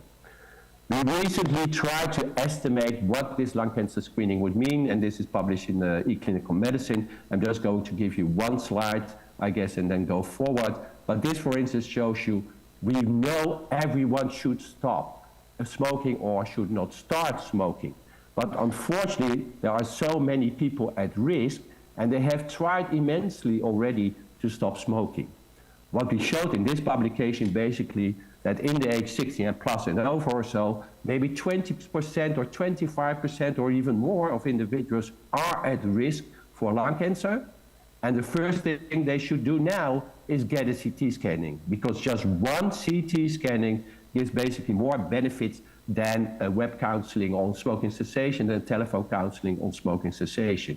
Again, we should do our utmost best to get people stop smoking, but if a person at risk now should say, what should I do? They should first come for CT scan. CT scanning does work. Here, this is an example in Europe. On the top, it says we have done, for instance, 7,500 scans, baseline scans. And what we see on the bottom of this slide is that in 96% or so, this baseline scan is negative. People are at risk, but fortunately, let's say, the CT scan doesn't show any major suspicion, and only 3 to 4% has to be referred. And the big question now is that if your baseline scan is negative, we have tested you, maybe you can have a longer interval. And that is for a large population. So there is a European trial funded by the EU, where we indeed try to estimate whether if your baseline scan is negative, should it not be safe enough to go for a longer screening interval. This is basically results, but given the time, I just go on. So there are all sorts of aspects in lung cancer screening and prevention where we could take what is now the best practice. The identification of the population, the invitation information, the screening test itself, the diagnostic testing. In all aspects, we, of course, have best practices, basically. And what we would like to do with this EU-US Task Force on Cancer Health Cooperation is indeed to identify research priorities, research projects, and or implementation issues in lung cancer screening that are timely to consider, that are applicable both in the US and the EU, and which answers would benefit both sides of the Atlantic. It's a clear statement, but we basically say, okay, in the next couple of months, we should really try to see whether we can, with collaborative research, come up with some major assessments on best practices.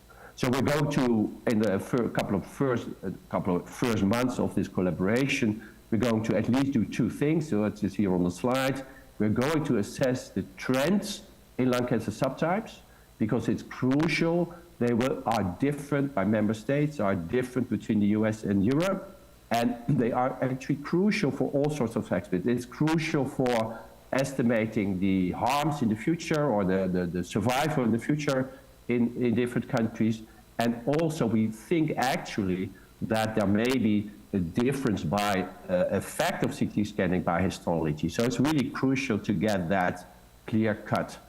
The second thing, of course, is we can predict what the lung cancer patterns are in Europe and the US, and try to make an assessment on what CT scanning may add in the reduction of mortality of disease. So these are two sort of clear-cut projects, objectives in the nearby future of collaboration, and we hope, of course, to continue that collaboration far more in the future.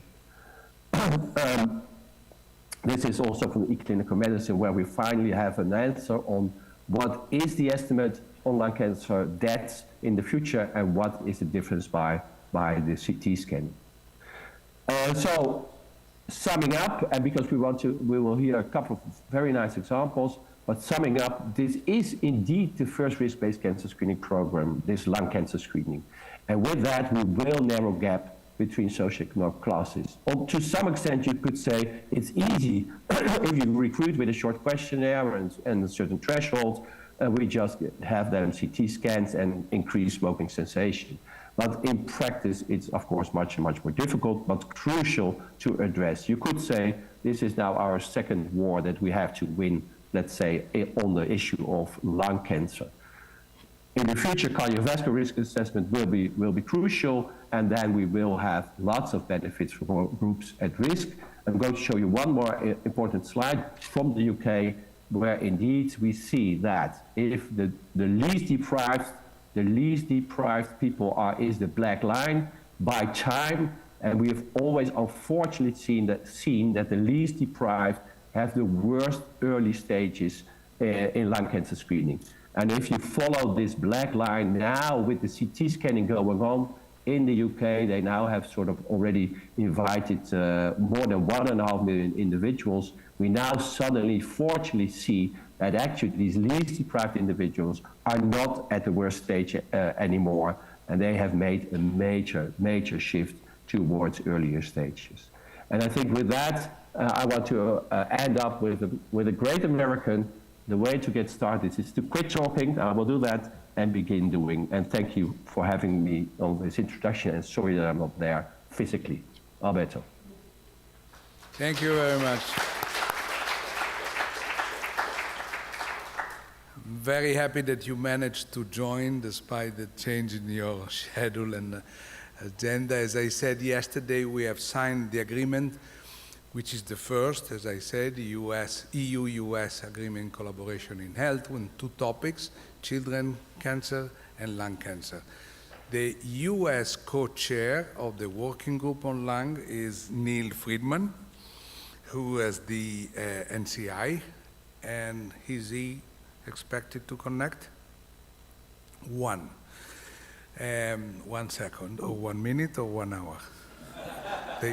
They said 1. We were really very pleased. We had a wonderful meeting at the NCI. Oh, here you are.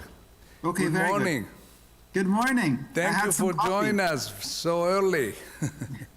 It's a pleasure. Could you follow what the Harry de Koning presentation earlier on? Were you connected? Yes, I was able to watch. Perfect.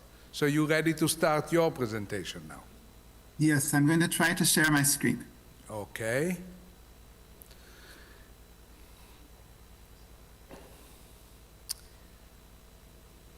In the meantime, you prepare your slides. I was out to thank former Commissioner David Byrne, who mentioned that Italy volunteered to be the #2 in smoke cessation at the law. And I told him we actually wanted to be #2 in rugby, but we didn't manage. So we went for smoke cessation. It's better than nothing, and he remembers. It was a great time. You all set? No. It says that Zoom is telling me that that Zoom screen sharing has failed to start.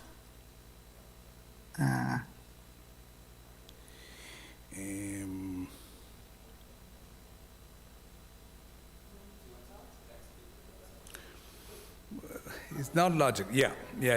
There we are. We can see the slides now. Oh. You can't? Yeah, substantial progress, but you cannot see them? So are you, oh, okay, wait a sec. Okay, oh, great, so you can see my slides. We can. Just show us the next to be sure. No, I'm not controlling them. Or you're not? Okay, so can we see the next? You finished? Okay, go ahead. Neil, you can start, I think. But Just say next when you want the next slide. okay, and then you can go to the next slide. Okay, give me 1 second so I can have them displayed here, so I see where I am. Just 1 second, sorry. Sorry about this, everyone.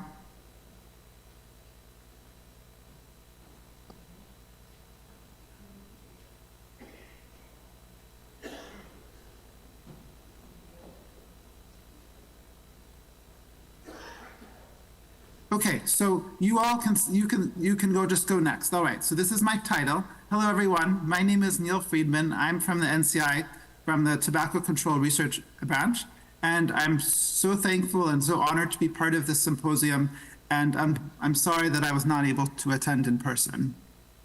Can you go to the next slide, please? Okay, perfect. So I was already mentioned, part of the reignited cancer moonshot. Oh, I can see them. Perfect now. Okay. Part of the reignited cancer moonshot is one of the aims is to reduce age-standardized cancer mortality rates by at least 50% over the next 25 years. So as part of this project, we looked at the 6 leading causes of cancer death in the United States. And that's shown on this table. And you can see that lung is by far the most common cause of cancer death in the United States. It's responsible for about 23% of cancer deaths. And even if lung cancer death were to be cut in half, then it still would be the leading cause of cancer death. Next slide, please. But so as part of this project, we looked at trends in lung cancer incidence and survival from SEER data. On the left, on the y-axis, that's age-standardized incidence rates per 100,000 person years from 1990s through 2019. And so you can see that lung cancer incidence rates are falling, thankfully, and this decline has accelerated more recently to a decline of over 2% per year. Also, survival rates have been increasing. That's shown on the right panel. This is relative survival both for 1, 3, and 5 years. So you can see that the survival are increasing. And so it's in a good place to be to have falling incidence and increasing survival with regards to cancer mortality. Please go to the next slide. So shown here is first, it's the solid line. This is age standardized deaths per 100,000 person years. This is from 2000 to 2019. And so you can see that the black line is going down from year to year. And it's accelerated more recently with a decline of about 4.7% per year. Now, in this paper, which was led by Meredith Shields and others, we did the most simple projection, which is we simply said, okay, what would happen if we continued to have a decline of 4.7% per year? And that's in the dots. And so what would happen is that lung cancer rates in the United States, the death rates would be cut in half by 2037, and they would continue to decline past that point. For the remaining part of my talk, I'm going to first show why has this been the case so far and what do we project moving forward. Please go to the next slide. So first, there's been an enormous progress in tobacco control. Shown here is nationally representative data from the tobacco use supplement to the current population survey. And so you can see that within the US population, the prevalence of never smoking has increased from about 50% in the 1990s to about over 70% now. And this is so important because never smokers have substantially lower rates of lung cancer incidence and mortality than ever smokers. And as the proportion of the US population who's a never smoker has increased, also, of course, the proportion of the population who was either of current daily or non-daily smoker or a former smoker has declined. And so, of course, this really bodes well for the future of lung cancer rates. Next slide, please. And it's likely that there's going to be continued declines in incidence, and that is because the progress over the last 20 to 30 years has not yet impacted lung cancer rates. Shown on the right is a very nice graph from the American Cancer Society, and first and on the left in black, that line is the number of cigarettes per capita in the United States per year. And then in blue, that's the rates of lung cancer mortality. And so what you will see at the bottom, that's calendar year. So in 1900, no one really smoked cigarettes, and in 1930, the rates of lung cancer were very low. But as cigarette consumption started to increase, you saw that 30 years later, the rates of lung cancer began to increase. The peak per capita cigarette consumption in the United States was about 4,000 cigarettes per person per year, and that was in 1964. But the peak in male mortality from lung cancer didn't occur until 30 years later. And then you'll see that as per capita cigarette consumption started to decline after 1964 in the US population, it took again 20 to 30 years for the rates of mortality for lung cancer to start to decline. And you may notice that there's also another blue line, and that's lung cancer in women. And you'll see that at the onset and the increase in the rates started later. And that's because women in the United States population started smoking en masse later in the 20th century than men did. And they also began to decline their smoking use later than men did. And that is why the peak in lung cancer rates in women appeared later. Okay. One other really good thing that bodes well is one of the things that most people start smoking when they're teenagers or in high school. And so you can see that now the prevalence of smoking in middle and high school students is just 1.6% in the United States, which is very low. For example, when I was in high school, the prevalence was about 30%. So this means that there's entire birth cohorts of young people who, as a population level, will likely to have very low rates of lung cancer. Next slide, please. But unfortunately, substantial disparities in cigarette smoking remain. There's geographic disparities, there's disparities across different subgroups, and there's also substantial differences by socioeconomic status. Shown here is the prevalence of cigarette smoking by education and adults, and you can see that the prevalence ranges from people with less education, so people who don't have a high school diploma or have a GED or high school diploma, the prevalence is quite high, whereas the prevalence among people with a graduate degree is quite low. And we have others have shown that this is really related to substantial disparities in overall cancer mortality and lung cancer mortality by socioeconomic status. If you can go to the next slide, please. There's also been really improvements in treatment. So non-small cell lung cancer is the majority of lung cancers. This is very nice data from the NCI investigators, not me, but others, Nadia Haller et al., where they compared the trends in lung cancer incidence to lung cancer mortality. Prior to, that's on the left is men, and prior to 2013, you see parallel trends. So incidence and mortality are both declining at the same rate. However, after 2013, around the time of EGFR first-line therapy approval, you can see that the rates of lung cancer decline or mortality start to accelerate to be twice as fast as incidence. And this is also occurring for both men and women. Next slide, please. And as Harry just mentioned before, there's enormous possibility and potential for lung cancer screening. This is a little bit old graphic, but I like it first both because it shows that lung cancer is the #1 cause of cancer deaths. That screening with low-dose CT can detect lung cancer early and saves lives, but it also really speaks to how much more screening is needed, and many people who are eligible for screening are not getting it. If you go to the next slide, please. This is very nice data that was published recently, and they're just trying to understand, well, what would be the impact if there was a 10% increase in use of U.S. Preventative Services Task Force recommended screening strategies.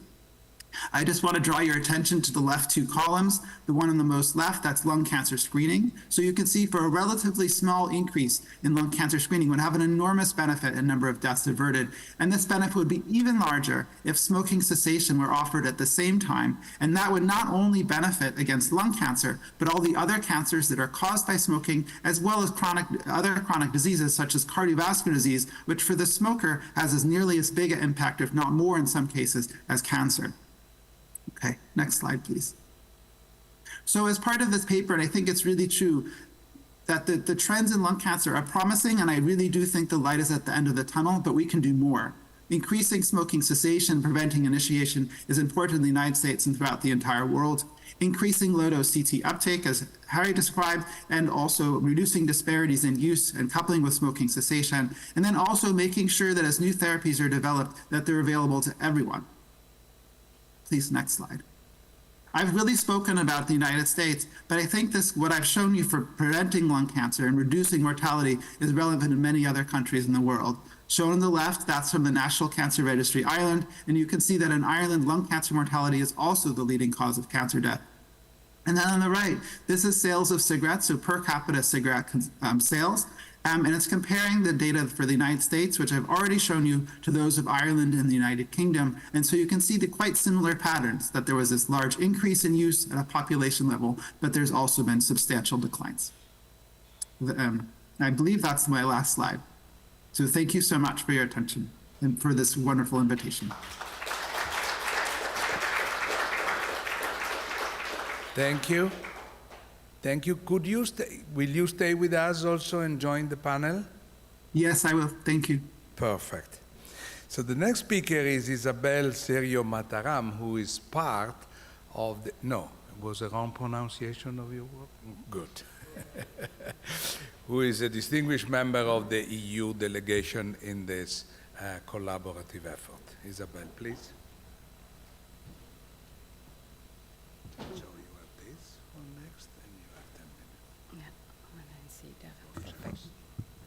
So thank you so much for the opportunity. I was really glad when I heard that Harry is going to join, because then I didn't have to review all of my knowledge on screening.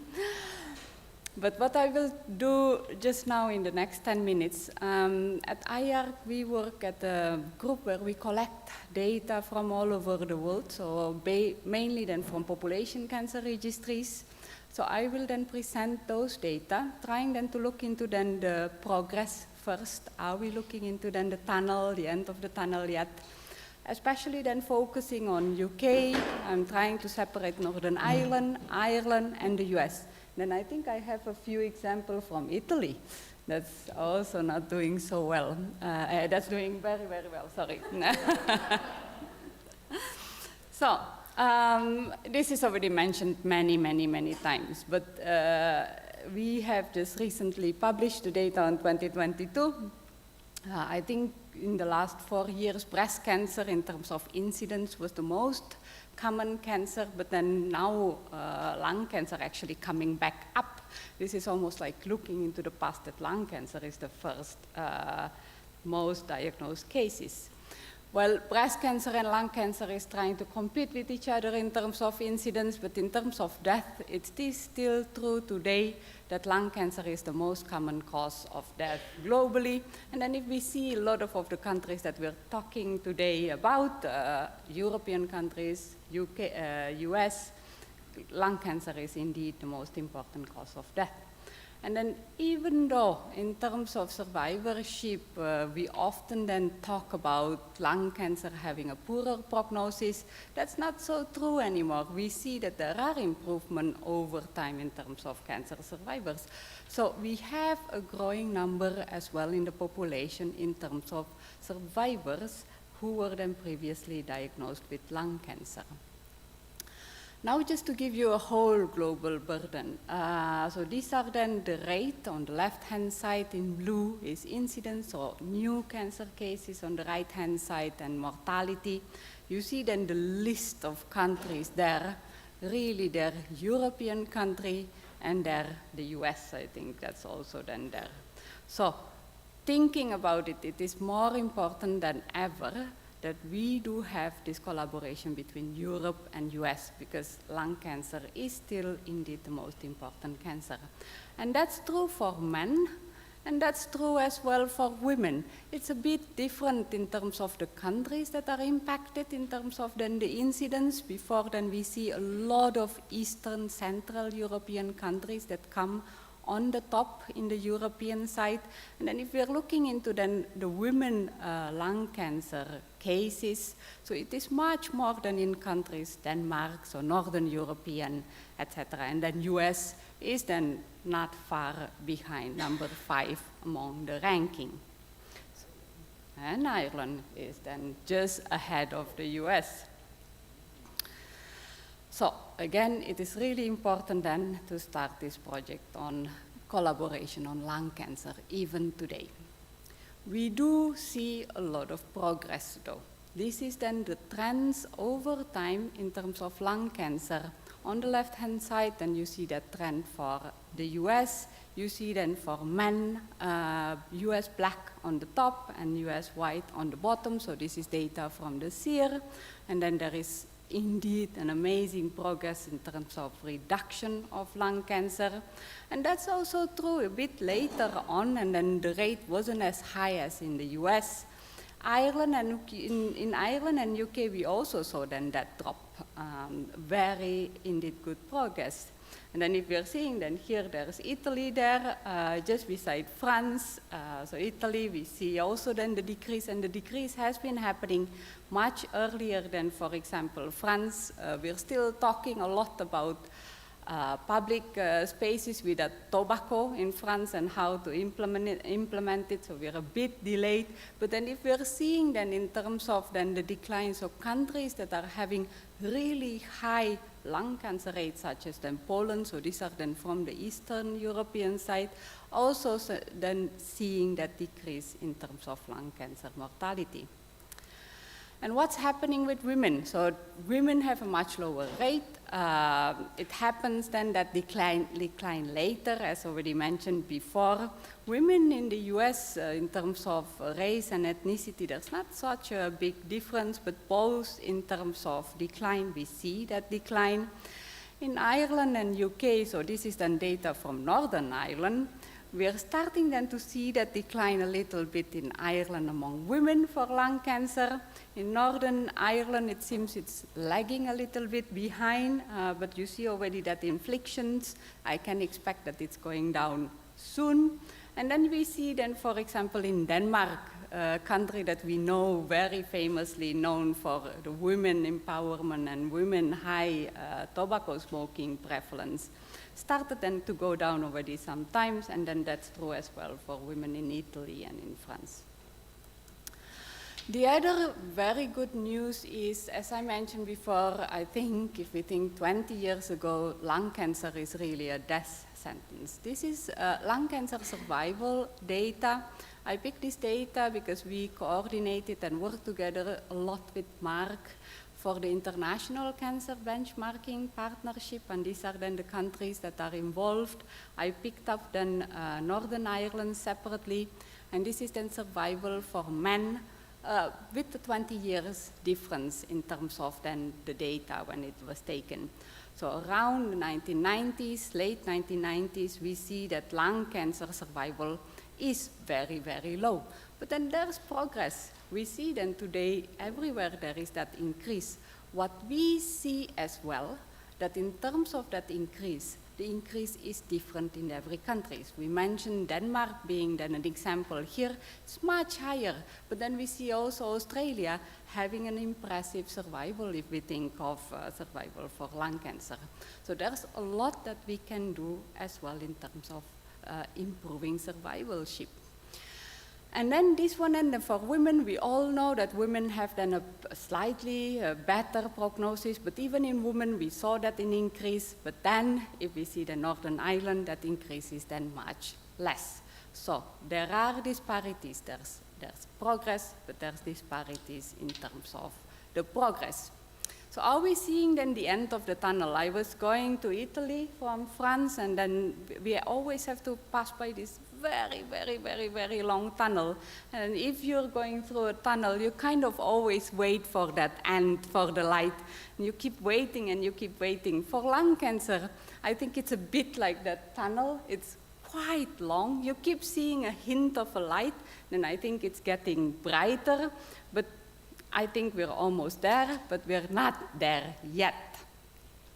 So in the future, are we going to see that? So as mentioned before, if we're looking then into a few prediction examples, so lung cancer mortality is going down, and it's going to continue going down for black and white, for men and for women. There's, depending on how you use and look into then the data among the youngest population, you start to see a bit of a slowing down of those decline, especially in men. And you don't see that only in the US, you see it a little bit in Ireland, either in the south or in the north, that the decline is not as strong as what we saw before. What's actually happening here? Well, then if we see then France, it continues to go down, and that's true as well with Denmark. I think this variation on what's happening in terms of policy, what's happening in terms of tobacco smoking prevalence, and what's happening with the cancer, if we can triangulate that, compare that between countries, I think we can learn a lot from each other. The other thing that I'm going to bring out here, Harry mentioned it a little bit, we kind of then are seeing a new phase of lung cancer. So this is then the type of lung cancer in the US around the year 1990s. You see that the most common cancer was either adenocarcinoma, this is in men, or squamous cell carcinoma. This is 20 years after. You see that almost half of all lung cancer today is adenocarcinoma. Adenocarcinoma is caused by tobacco as well, but in much less risk, if you think of, as compared to squamous cell carcinoma. So there's a change in terms of the pattern. In women, you see it even stronger. So this is the US data again, and the yellow is the adenocarcinoma lung cancer, and you see half of all lung cancer today, this is a bit outdated, is adenocarcinoma. And that's true as well. This is the data for Ireland, for men. Before it's about 12. Today it's more than 25%, almost a third. And that's true again for women, where it was then around 16. And today it's almost half. So, coming back just then to conclude, we see a lot of progress, but we see disparities. This is only disparities between countries. There are disparities within countries, as mentioned before. And we're seeing today a new pattern of lung cancer that's going to matter, that's going to bring importance on how we prevent, how we do early detection, and how we treat the disease. And to find then the answer to continue moving forward towards that light, data, research, and collaboration is really important. Thank you.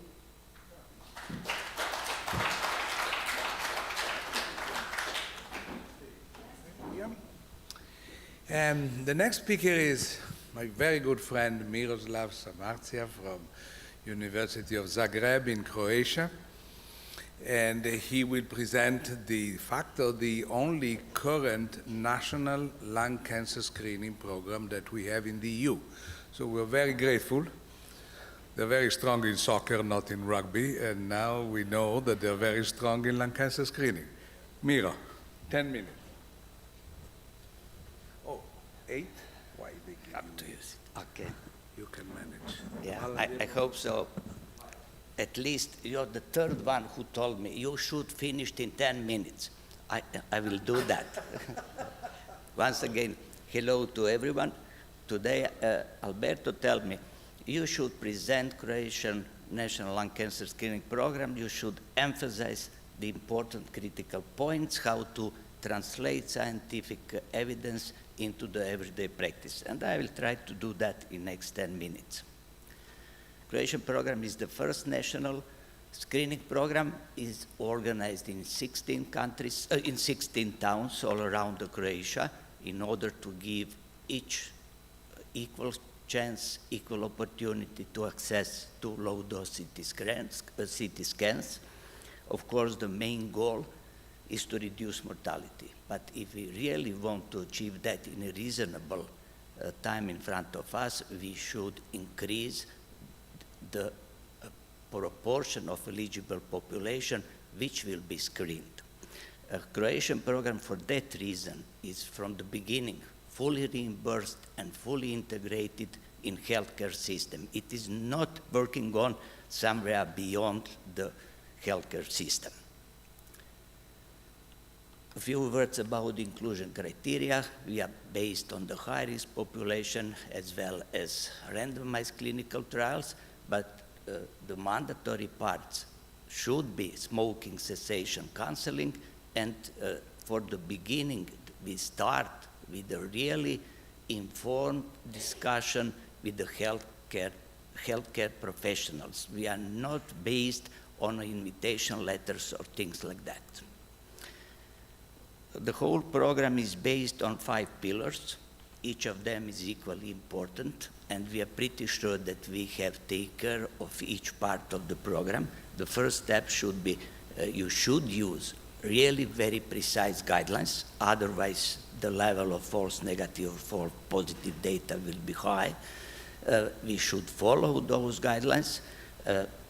It is not possible to perform a low-dose CT scan without artificial intelligence as a first reading. You have to think about that. And from the beginning, we want to organize the program which will be self-sustained with intrinsic power and flexibility to overcome all the difficulties. That was the reason why the program is based on GPs. They are responsible for enrollment, for recruitment. They follow up the participants and go from participant journey finally to a patient journey. To achieve that, digitalization should be implemented in all spectrum of the program. If you are looking at those slides, you can see the response rate of 86%, either for the baseline scan or follow-up scans. That is the result of the digitalization. The other advantage of complete digital process is all reports need to be and should be structured, which is crucial if you want to have a control on all other aspects and follow up. In fact, what we want with digitalization, we want to complete the circle. We want to give end-to-end solutions from the high-risk population through the participant journey and finally patient journey. That is the reason why the program is so successful. Allow me a few words about the results. In this period, we enrolled more than 25,000 of participants. Just remember or pay attention on few numbers, the proportions. The proportion of intermediate or semi-positive findings is 11%. That means that those people should be carefully followed much earlier than 12 months or 24 months. The proportion of positive findings in terms of volume or size or volume doubling time is 4%. That means that those people should be invited for immediate workup. Someone have to organize that. And finally, until now, we confirmed 1.4 cancers. We are approaching to absolute number of 400 of those who are diagnosed. This slide is probably the best definition and the best description and the best way how we translate science into everyday clinical practice. Look at the stage shift from the metastatic disease to early stages. Less than 1/3 was diagnosed in metastatic stage 4, more than 50% in stage 1 or stage 2, majority of them in early stage 1. Based on that results, look at the surgery. We can underwent surgical operations more than 60% of those who were screened. It is completely quite different what we are seeing in everyday practice everywhere in the world. What should be done further? We heard a lot of talks about future development of the screening program. From our point of view, from the beginning, we introduced and mandatory should be to analyze the presence of emphysema in order to make or establish early diagnosis of COPD and measurement of coronary artery calcification. It is mandatory from the beginning. what we are doing at this moment. We started the new sub-projects, one probably most important among veterans. It is also high-risk population, and for us, excellent opportunity to analyze differences between heavy smokers, light smokers, and never smokers. And of course, we start a small bioproject trial.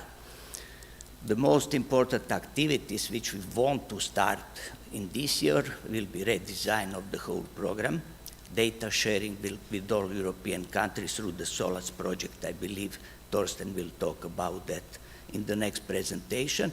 For me personally, the most exciting part is collaboration with the MIT. What we want to do, we want to analyze how the new generation of AI and machine learning based processes can enhance the sensitivity for positive value and prediction value for the next screening programs, because it is not possible to strictly follow the scientific guidelines regarding the follow-up scans. And finally, integration and connection with all other screening programs is necessary, and we will try to do that in this year through the digital platform. Alberto, I finished 20 seconds before. Thank you so much for attention.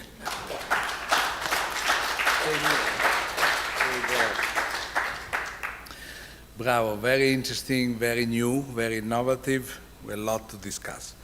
So my co-chair, Yarushka Naidu, professor, divides herself between the Beaumont and Johns Hopkins. Women are multitasking, so she can go Baltimore, Dublin, Baltimore, Dublin. Multitasking, I would never do it. All right. Okay, well, thanks everybody for the opportunity to be here. I'm going to talk about lung cancer from a broad perspective, including lung cancer screening and some of the efforts that we have here in Ireland and how some of this progress can be brought to our shores.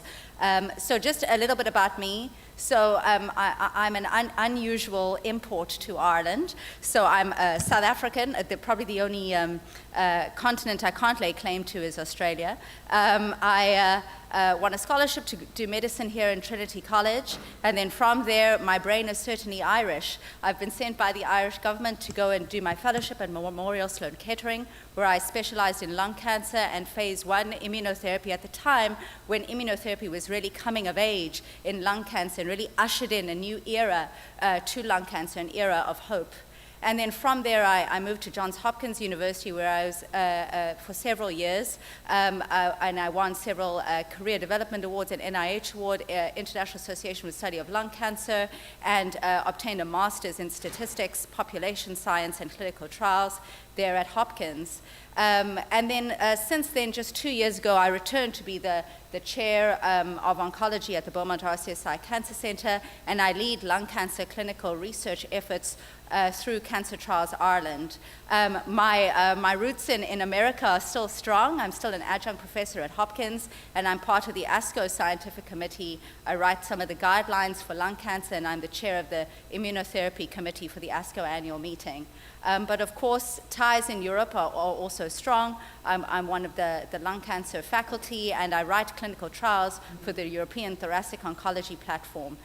So with this, I think really it shows the global nature of lung cancer, and that we can all work together to try to usher in some of this progress. So where should we be investing our time and our efforts? Where is some of the progress coming in lung cancer? So of course, first of all, in the last 20 years, and I think linked to some of this change in the majority of patients having adenocarcinoma and more patients, female patients with lung cancer, really we've seen an age of precision medicine in lung cancer.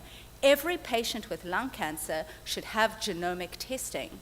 That is as fundamental as getting a CT scan. Why? Because about 50% of these patients will have a genomic alteration that allows them to have a targeted therapy that really changes the life of the patient and can mean that they're on a lifelong treatment where their survival can go from 1 year to up to 5 years. Then, of course, in parallel with that, we saw the progress of immunotherapy. So alongside precision medicine and genomic testing, we also need to do a special test in lung cancer called a PD-L1 test to identify if our patient is a candidate for immunotherapy. Why is that? Because this is a different group of patients who may benefit long-term, leading to long-term outcomes. We have a long-term survivor of immunotherapy with us here in the audience who took part in an immunotherapy clinical trial and now leads an advocacy program for Ireland. There is no greater hope than this story. So I think doing both of these tests is clearly the way forward. Then, of course, learning from our colleagues in Croatia and others, is there a way to bring this progress to all patients with lung cancer? Unfortunately, we know that 80% of patients with lung cancer have advanced disease when they have symptoms. Could we intervene early? So in high-risk patients, based on age and smoking status, we can do a simple low-dose CT scan, as we learned from Harry de Koenig and others from the Nelson and LLST. This can reduce the mortality from lung cancer. Screening is available in the US. There are several pilots in Europe. Up till recently, there have been 0 in Ireland, but we're changing that. And then, of course, novel diagnostics. We heard earlier today about the use of liquid biopsy. One of the areas in lung cancer, the issue is tissue. The ability to get a biopsy and do some of these tests is often very challenging. Can we use blood-based biomarkers in order to do this? And certainly for precision medicine and genomic analysis, this is changing the face of lung cancer and allowing our patients to get onto treatment. So giving a touch on lung cancer screening, we've heard all about that today. One of the areas that is very clear in Ireland is that the prevalence is more common in underprivileged or urban areas. We've learned from our colleagues just across the pond in the UK that not just doing a CT scan, but doing a whole lung MOT that incorporates a breath test, smoking cessation, and a low-dose CT scan can improve outcomes for patients and also can reduce the stigma of lung cancer. We're here to do a lung health check. You're not here for lung cancer screening. I think this message and the communication of it is very important to patients and very important for us to listen and take that forward. It requires a close integration of hospital and community-based services. Really, it is Sláintecare in action. It is showing how you can link a community-based program, GP practices, to hospitals. Of course, we can pick it up early, but what do we do with it when we pick it up? We need access to timely diagnostics, and if we pick up early lung cancer, we need to be able to treat it effectively. So in order to expand our treatment options, to give our patients access to the most modern, up-to-date treatments, has to go hand in hand with lung cancer screening. Again, we've learned from our colleagues in the UK based on their pilots. They now have a national rollout of a program coming forward, and we in Ireland, learning from our colleagues in the Cancer Society who have done work in this, have identified that lung cancer is truly an area of need in Ireland. So what are we doing in Europe? We have Torsten Blum in the audience here today, who is leading the Solace project. We are very pleased to be a partner in this, expanding or strengthening the screening of lung cancer in Europe. This is hopefully a practice-changing study in which we will understand how to implement lung cancer in Ireland, and we're very pleased to participate as the lead institution with the associated partner of Galway University Hospital. And this should be coming on stream very soon, led clinically by my respiratory physician colleague, Dr. Daniel Ryan, and myself as the principal investigator here for Ireland, but with a 13-person steering committee that is embedded in government with NSS representation and in patient advocacy who have been involved from the start in order to message this appropriately in Ireland.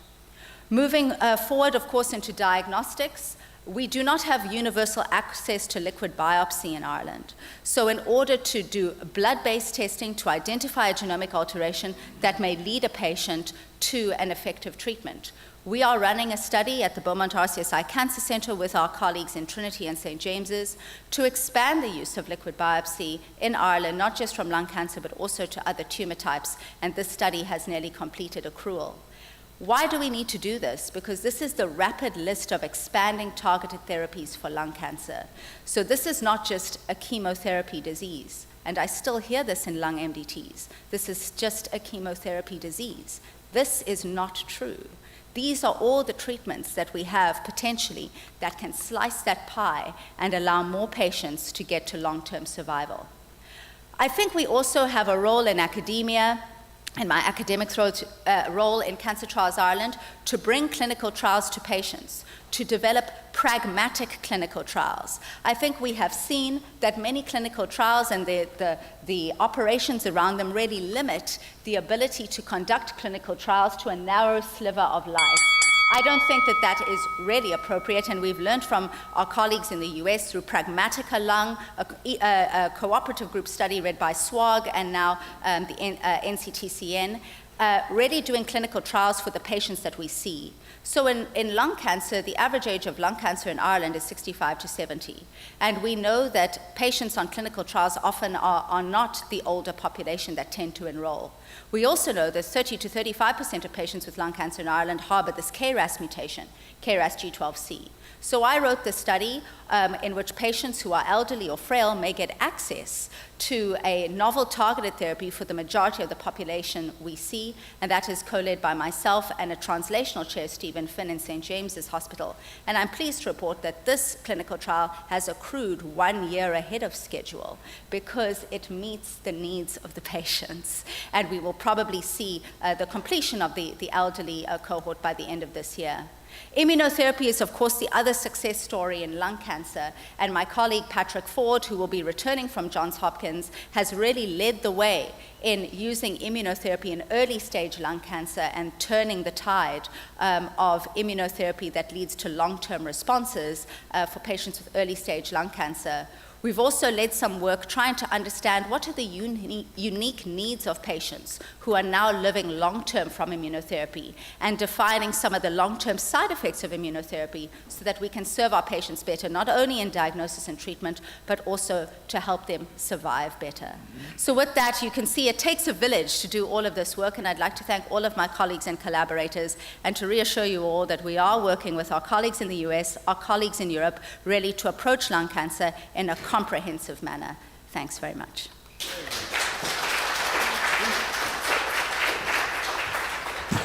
So then it's perfect that we have Thorsten Blum to present. I think it's perfectly matching your presentation and explaining us the SOLAS.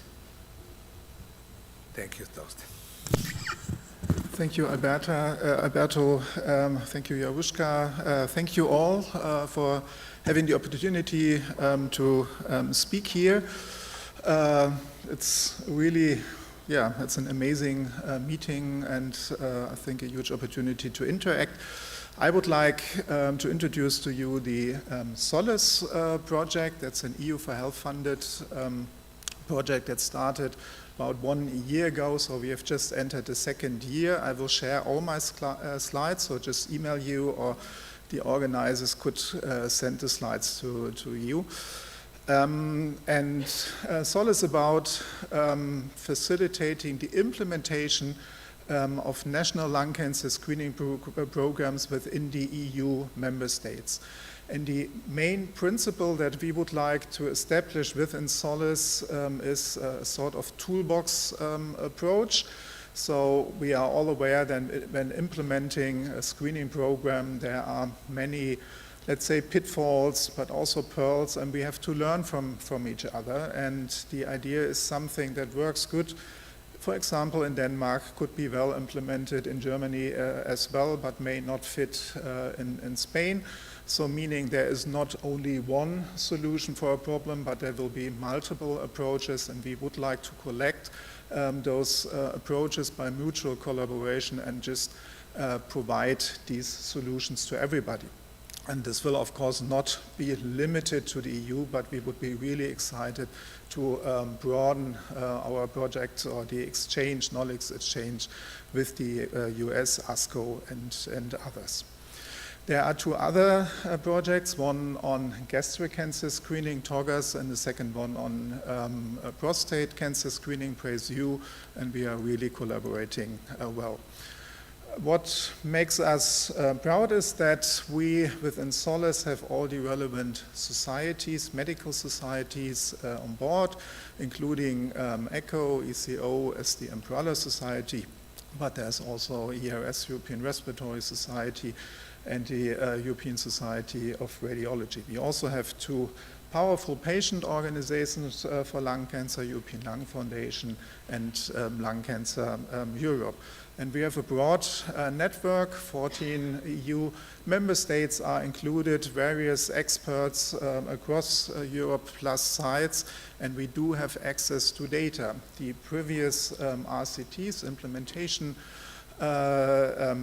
trials, pilots, we have access to, and we are also proud that, for example, with MIRO, we collaborate with the Croatian lung cancer screening program and the 2 new ones from Poland and Czech Republic. This is our working schedule, our work packages. So there is one specific work package which will, as the main output, have an European lung cancer screening guideline. I will tell you more about that in a few minutes.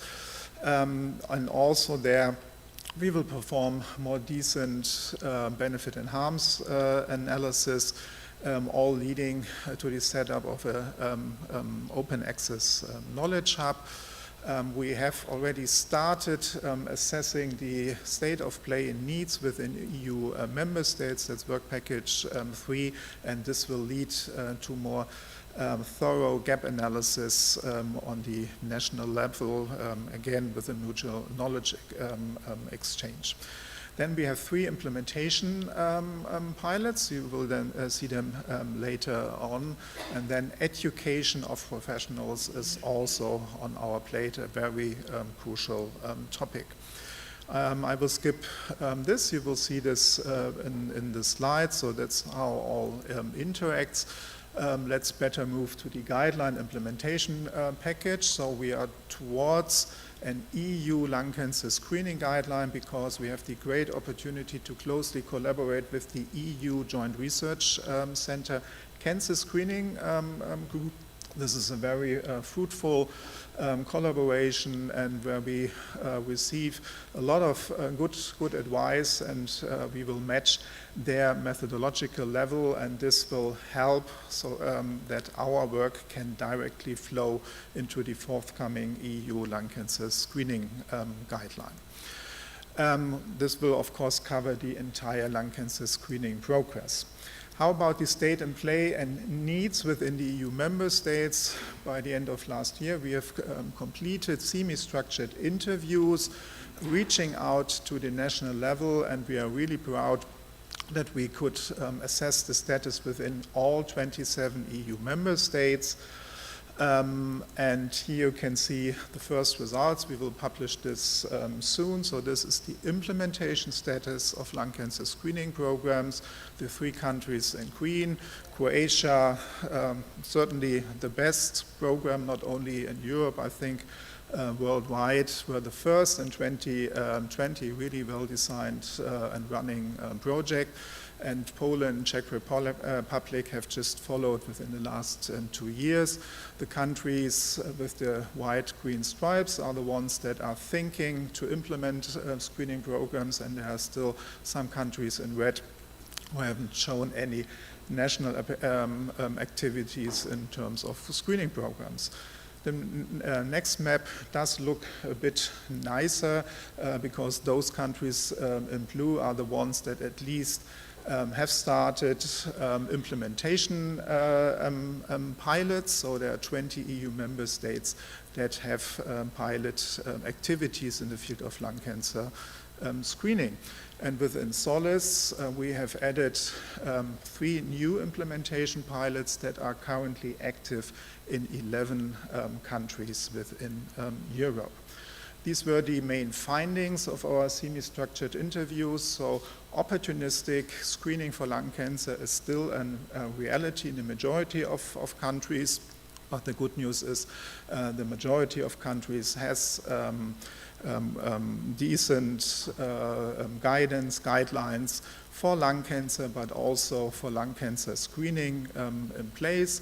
Croatia is set the first to have a national lung cancer screening program, and much activity going on. So in summary, good news, but all teams were afraid or a bit concerned about the availability of resources to implement and successfully run a screening program. One of our assets are the so-called national expert teams.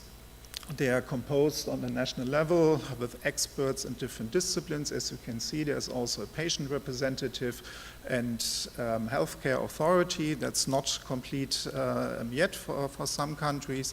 And the objectives is to facilitate the interaction between SOLACE, the European level, and the national level. This worked quite well with the semi-structured interviews, and we will get much more into detail when we start with the gap analysis. Briefly on the 3 implementation pilots, one on female individuals, second on hard-to-reach individuals, then on higher-risk populations. As you can see here, the aim is to increase by certain interventions the inclusion rates, the pickup of people at high risk.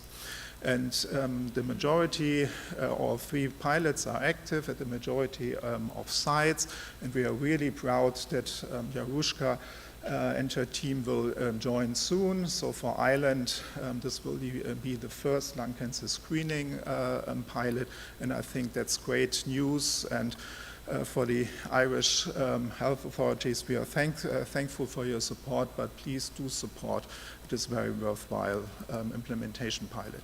The data will be available on our Knowledge Hub, so we just about to set up a SOLACE dashboard that will map the progress.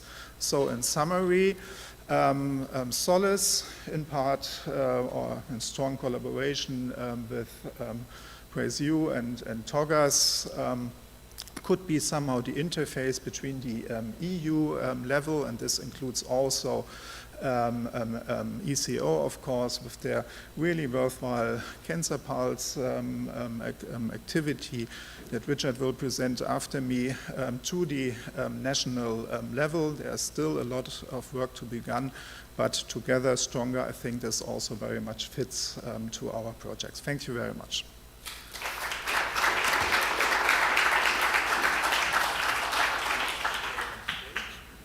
Last speaker, Richard Price from ECO. We heard him yesterday. Oh, they gave you only 5 minutes, Richard. Yes. Are you? Oh, really? You're not upset. Thank you very much. I'll have time to accelerate my talk. Yes, indeed. Okay, so good morning. We wanted to give a little bit of background and perspective of the European Cancer Organization on the topic of lung cancer and what we've been doing over recent years and have planned for the months and years ahead as well.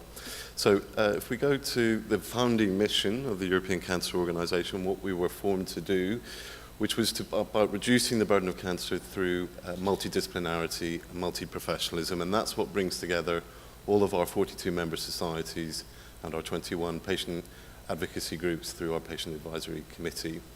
And in that context, we've, for a number of years, been running a series to put multidisciplinarity down onto paper, and that's called the Essential Requirements Series. So what do we mean by multidisciplinary cancer care? What is the core multidisciplinary team, the expanded multidisciplinary team? What are the roles of all of those professionals involved in that care? And those are set out in every Essential Requirements series paper for a tumor type. So this is the lung cancer paper that we published at the end of 2020, and I would encourage your familiarity to the paper. But that really helped us as well to think very clearly about what we could do as an organization to help meet some of the particular challenges that exist for lung cancer. And in this case, for example, in this paper, alongside the treatment and detection needs, we put a particular focus as well on some of the psychological requirements that come with the lung cancer diagnosis that otherwise may not get the prominence that it should. So when we published that paper, we wanted to bring people back again to think about the policy challenges and how we would drive the vision in that paper into reality. So we held a special roundtable, this time bringing with us system planners, decision makers at political level as well, to look at what we might do as a community to unblock some of the challenges to progress. And what we looked at was issues like detection of cancer for lung cancer and also the achieving better treatment results. Opportunities are on the horizon, of course, with lung cancer screening developing all the time, but also treatment guided by genomic tumor testing, for example. And what we wanted to see was a political agenda on this that could drive improvement across countries. So at the time, the Europe Speeding Cancer Plan was being formed, and we proposed a pan-European goal for doubling survival for poor prognosis tumors as a way to create that energy. Meanwhile, the plan was published, and within that plan, very important new opportunities came about. So the promotion of a new EU cancer screening scheme with particular goals on improving access and uptake to screening, but also an important promise to revise the official EU recommendations on cancer screening. Those had dated from 2003 and had become sharply in need of an update. And so in that context, the Commission did the right thing. They brought in the scientific experts, and they asked for their opinion on what should be the guidance to member states on cancer screening. And on that particular issue, after deliberating for more than a year, the scientific advisors were unequivocal about lung cancer screening. They recommended that this be introduced using latest technologies such as low-dose CT scanners for smokers and ex-smokers. But politics is rarely clean, and unfortunately, decision makers don't always listen to the best advice from those in science. So there was a bit of a movement required by ourselves and many other stakeholders to make sure that that advice translated in the end to the EU recommendations. And I'm pleased to say, as Mark Lawler would be happy, that on that day, data did eat the opinion for lunch. But now we are in the important stage of turning those recommendations into reality. So Torsten described the SOLAS project, which is supported by the EU for Health program. We're delighted to be a part of that program too. And that's really a spearhead for driving implementation of lung cancer screening in all countries.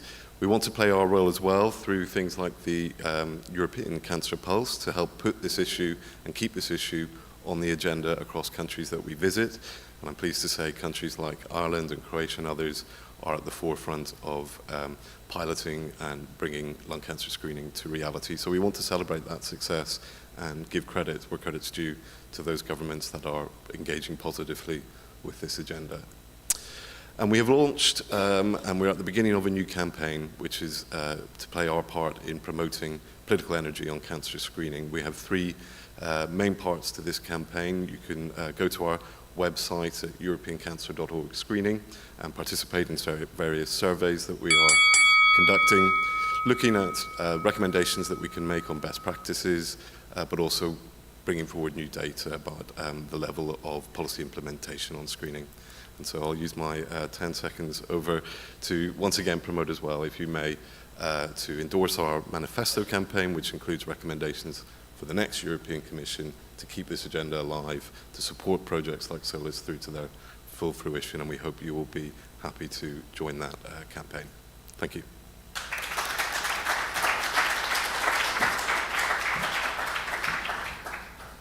Okay, everyone, this brings us to the roundtable discussion with all of the speakers in this session, and certainly would welcome folks from the audience to come up and ask questions as well and have a bit of a vibrant discussion on this.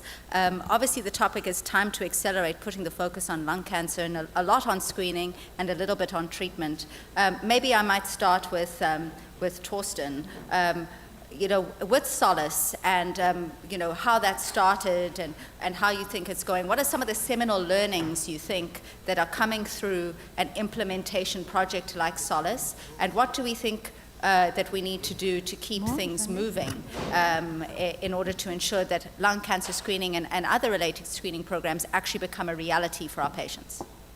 Yeah, thank you, Jarushka. So I think, first of all, we learned Europe, the EU is great, but it's very heterogeneous. So we are at different stages in the pathway towards implementation, with Croatia far advanced, for example, compared to Germany. But we have already learned that we can really, if we collaborate closely, draw a lot of lessons learned, especially, let's say, the pitfalls that do not need to be reproduced in other countries. So I think mostly the main outputs will be this knowledge hub with the pearls and pitfalls toolbox approach. And we have a unique chance to speed up the development of the EU lung cancer screening guideline, as we are closely collaborating by that. And we have 3 complementary implementation pilots focusing on how to better identify, motivate, and enroll hard-to-reach populations that complement the previous RCT. So I think these will be the main output we can provide. Yeah, I think a really critical project. And maybe, Miroslav, from the Croatian experience, obviously you led the way and your country has led the way in this area. The question of AI, obviously this has become very topical. Whole sections at ASCO, whole sections on the ESMO meeting now devoted to AI. What do you think are some of the opportunities or challenges? Certainly in Ireland, we do not yet have a universal electronic medical record. We do in some institutions, but not all. And I certainly worry if the future is moving forward, but we haven't even taken the first step university, are we going to be left behind here? What are some of the areas that you think are truly going to innovate with AI in lung cancer screening? Yeah, the introduction of AI is a very, very fast evolving process everywhere in the world. The evolution of AI is much more faster. When we translate that into the practice, when we started 4 years ago, from Nelson trial, we learned that we should introduce 3D analysis. It is not possible to be done without AI use. When we are talking about the huge numbers of the scans, it is not possible to introduce screening without the help of AI. What happened in the meantime? New generation of AI. That means that we will be able, with the AI, make the first reading and show the signs, the importance of the detected lung nodules. We can analyze parenchyma for the emphysema and automatically measure calcium coronary artery score. It is possible. That will be introduced during this year. What is going on at the second level, probably above that essential use of AI, is how to find out and how to use AI and digital platform for a better prediction model. At this moment, all the screenings are based on the very simple definition of high-risk population, heavy smokers above age of 50. It is excellent and should be done as a first step, but we are completely aware there is a lot of different populations who are also at the high risk. We are also completely aware that the percentage, Harry nicely showed that, the percentage of negative scans is very high, of intermediate scans is also very high. We need some kind of prediction. Which of those scans are, which are negative, in fact they are not negative. That is the reason why I'm pretty sure until the end of this year, we will try to validate few of the deep learning machine processes in order to implement that as a first step after the baseline low-dose CT scan. That is the idea.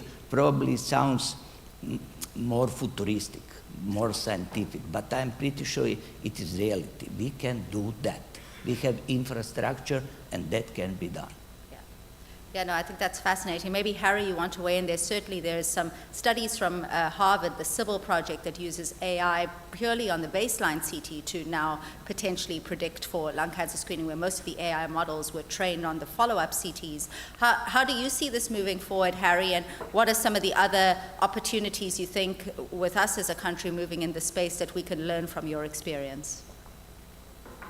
Yes, thank you. So indeed, the first thing is indeed to get a high-risk group in and to have them get this baseline scan. I think there is still a lot to work on, and this collaboration, it always is crucial. Indeed, you're right. I think that the AI at the moment already, we think, can really reduce workloads, for instance, and capacity issues in the future. Indeed, on your question, can we not, let's say, stratify better based on the baseline scan, for instance, or something else? I think that is indeed the next second step. So, for instance, biomarkers in the indeterminate group, for instance, there is the microRNA, but there is other biomarkers.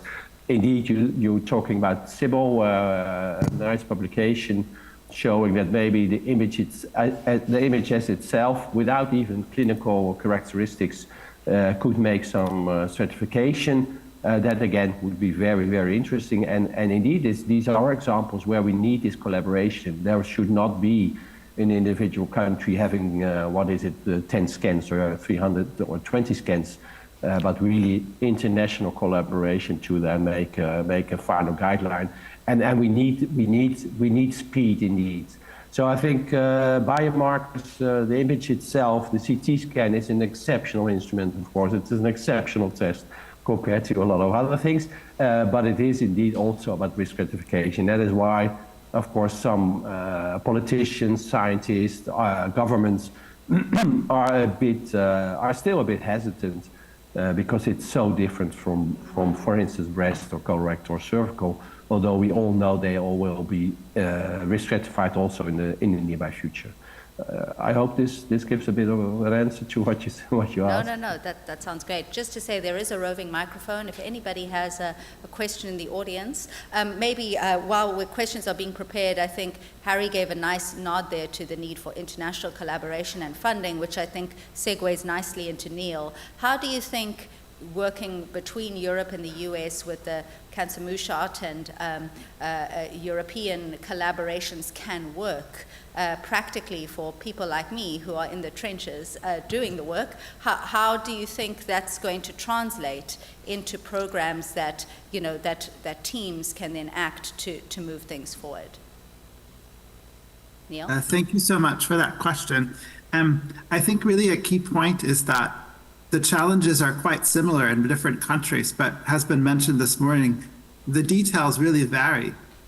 But they vary in a way that I think is very informative. So for yourself with sort of background in both in the US and in Ireland, I think it's a real advantage to sort of consider, okay, if you want to have a lung cancer screening program roll out, each individual context of the country is quite different. In the United States, we have a very large geographic diversity. We have a diversity in resources. We have a very large disparities in access to care and in geographic distances. So, for example, some people live very close to a center where they could get a lung cancer screen, and other people will live 500 miles away. And unfortunately, there's a disconnect between where the resources are and where the burden of lung cancer is in the United States. And I think that's also the case in other places as well, that's part of the project that Harry and I have been talking about, is that can we understand like where is the burden of the cancer so that we can figure out in a rational way, which is not always the strong suit of the United States in terms of healthcare resources, but can we think about it in a rational way, how can we have the resources line up to where the burden is? So I feel like that in that kind of cross-country experimentation and to try to understand what is working in one country versus how can that apply to different countries is something as an institute we are very interested in. And we're the kind of that work to try to sort of fund projects that take advantage of what is working in one context to be able to apply it to a different context. Well, I think that's really insightful and something we all probably need to think about as we move forward with these new programs, how we can think outside the box. So I think we have a couple of questions. Jerry Hanna first, Professor of Radiation Oncology, a new installment to Trinity College. Thanks, Jessica. A really great session. Great to see lung cancer as a priority here, particularly this meeting, and across, of course, Europe too as well. Can I ask just the experience, particularly in Croatia, and of course across the EU and US, when you've seen the stage shift to stage 1, has that put a lot more pressure on surgical services or radiation oncology services? And if so, what's been the split between radiation surgery for those patients who you've picked up early? Great question. Yeah, thank you for this. This is really great question. I will tell you what we did from the beginning. We were aware from randomized trial that we will finally have stage shift. We didn't expect that we will get so fast. That I have to admit. But from the beginning, we established 6 lung nodule clinics which means those clinics are responsible and capable to perform fast additional diagnostic procedures, all therapeutic new approaches, including the all neoadjuvant, adjuvant, and finally the surgical procedure, either the classic thoracic surgery or stereotactic radiotherapy. We take care of that and try to organize the whole story through that 6 lung nodule clinics. Otherwise, we will have a mess. You are completely right. You have to think about that from the beginning, because you have to connect participant journey with patient journey. Otherwise, we will lose the participants. What is probably the most critical step before that is how to better tailor and personalized follow-up approach. It sounds very easy on the paper that we will perform follow-up scan after 1 year. How, who, when? Who will invite those participants? It sounds very easy, but it is not easy at all. But however, should we start? Yes, I think that all EU countries can start. If Croatia can do that, you can do that even better. But take care about all the steps. That is one of the reasons why we involve the GPs from the beginning. They know the whole journey. They usually follow that. They are used to do that. I'm not used to do that. Yeah, no, I think that those are great points, and certainly we have involved primary care from the very beginning, acknowledging this. Dr. Houlihan, you had a question? Thank you very much. We started the morning reflecting on the achievements that had happened both in Ireland and Europe from a tobacco control point of view. In my experience, one of the issues in engaging with political systems, they become easily distracted and attracted to technical solutions to sometimes complex societal challenges and problems. How, when we explore the exciting potential of lung cancer screening and its potential application into the future, can we ensure that we maintain the focus of political leaders on the importance of tobacco control and prevention? In this country, we've achieved a lot in terms of legislation and fiscal measures. We still have 1 in 5 adults in this country almost who are daily smokers. Yeah, that's a great point. Perhaps a question for yourself? Yeah, well, I think in terms of Europe's Beating Cancer Plan, I would certainly say one of the strongest aspects has been where it has set common goals for all countries to achieve. And there is a common goal to achieve a tobacco-free generation. But that needs to be backed up, of course, with the measures that take us there. And that has been a political problem that we've had, partly with our European Parliament as well, in terms of being able to put forward and get through new legislation. So those sorts of things like the European Parliament elections, very important that as a cancer community we're engaging with those elections, that we're finding the champions like Stuart and others across Europe who will pick up these issues. So I think we can't be sitting on our seats when there's an election. We have to get involved and make sure that this remains something that politicians are engaging with. Could I put the question back on you? What have you learned from leading a very complex effort and sustaining that effort in an Irish context? You heard the Tánaiste Uachtaráin Minister of Health at the time speaking this morning about the importance of having engagement right across the board.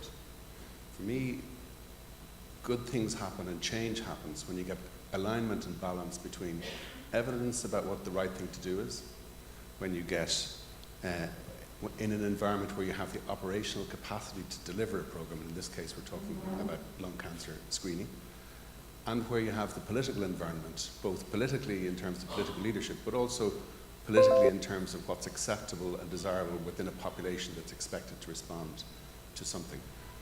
When you get change that's balanced across all of those three, good things happen.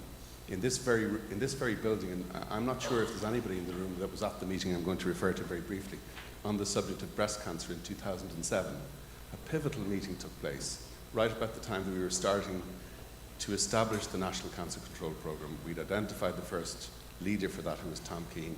We had the work of Professor Niall O'Higgins, who had made the evidence-based case for centralisation of breast cancer.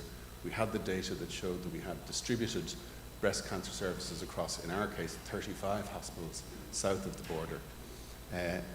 The Minister brought the leaders together, that was Mary Harney at the time, into effectively a private meeting in this room, or in this building, and looked into the eyes of each one of the people who was at the meeting, who were all leaders within their individual areas, as part of her assessment as to whether she was going to make, in a sense, the political leap to back and to support what the evidence said.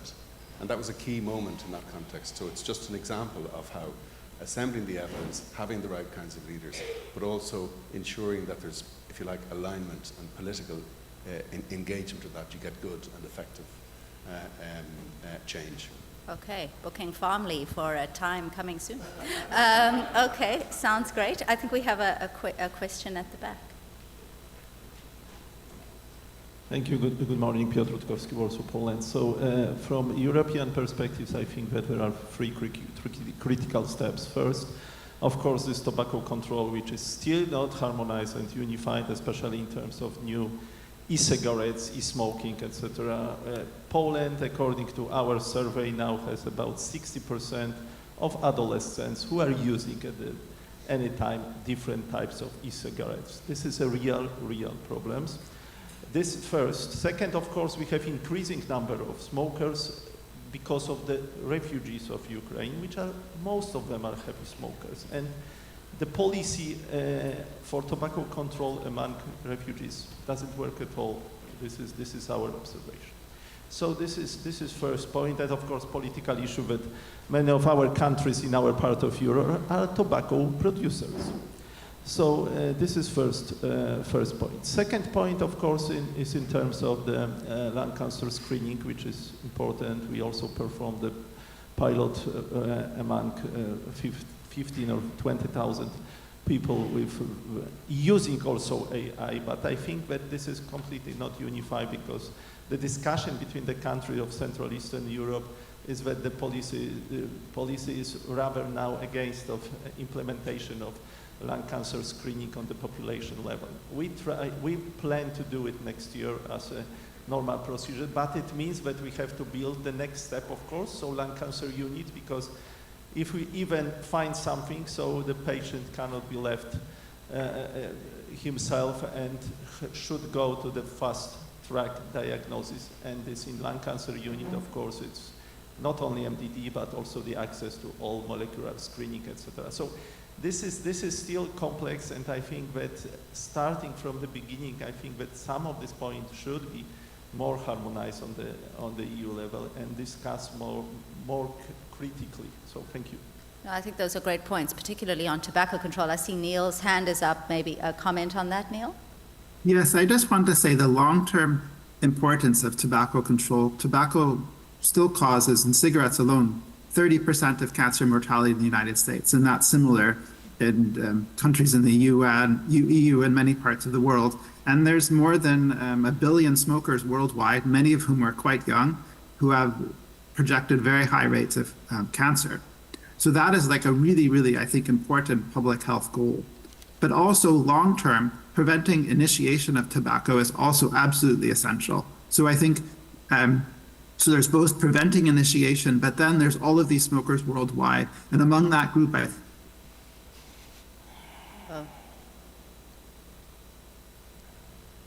Okay, I think we might have another question here. be eligible for lung cancer screening should really be the people that are the ones that would have the biggest benefit of receiving lung cancer screening. So that I think the opportunity to provide cessation at that time is really profound synergistic effects. Thank you. Yeah, no, tobacco control is a key part of this. Next question, yeah. Thanks. So my name is Dr. Heather Burns. I'm a public health doctor working in the National Cancer Control Programme here in Ireland. And I suppose there's been a strong focus this morning, and appropriately so, on screening, but I am interested in your opinion, or the opinion of the panel, on interventions to improve early diagnosis, or at least timeliness of diagnosis in symptomatic patients. So things like awareness campaigns, or then at the general practice level, decision support tools, risk prediction tools, and then referral pathways, so optimizing our lung cancer referral pathways, or introducing new pathways like the non-specific symptoms pathways that are operational in other jurisdictions. So I'm just interested in your thoughts on that, interventions towards improving early diagnosis in symptomatic patients. Thank you. so I can probably start, and maybe members of the panel. So we know that 80% of patients with lung cancer who have symptoms have advanced disease. So I think that probably optimizing the pathway within when a patient enters, our hospital services, be that through the emergency rooms or through their GP, through the sort of rapid access lung cancer clinics where we have a standard, 2-week wait. But what we're seeing now, particularly in lung cancer, is, as was mentioned before, the diagnostics that are required to deliver optimal care for lung cancer are more complicated. We now require a PET-CT scan for most patients with lung cancer to discern the stage of their disease, and we require genomic testing. We only have a certain number of PET scanners in this country. Investment in that critical infrastructure will allow us to get to that a more reasonable waiting time for patients to get their diagnosis. So I think that is critical. And the second is universal access to genomic testing. We do have 2 NCCP-supported central molecular laboratories in Beaumont Hospital and in St. James's, Trinity St. James's. They are both require investment in order to meet the needs of these patients. So we're running a pilot in order to expand it. That was just some old-fashioned grant writing to get that off the ground. But then from there, I think programmatic investment will actually help that pathway. So I think rather than developing a new pathway, we need to optimize our current pathway and understand how the pathway has evolved in the time that treatment and management for lung cancer has evolved. And I see Mark has his hand up at the back there.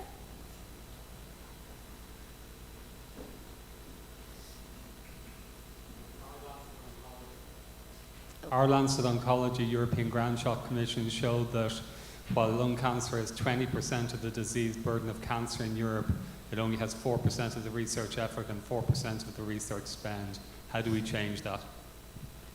Yeah, that's aside from a couple of grant writers, I think that's a question, a bigger question for raising the profile and having grant organizations. Great to have ASCO in the room and others who are funders of these. Perhaps I know, Isabel, you had some thoughts on that and maybe linked to research in your role? I think coming back then to the prevention part is then to really then push for that monetary incentive to push people to quit smoking, increasing taxes and so on, and fund the money back into research in lung cancer. That would be one way to do it. But then thinking then about prevention, we mentioned a lot this morning about vaping and so on.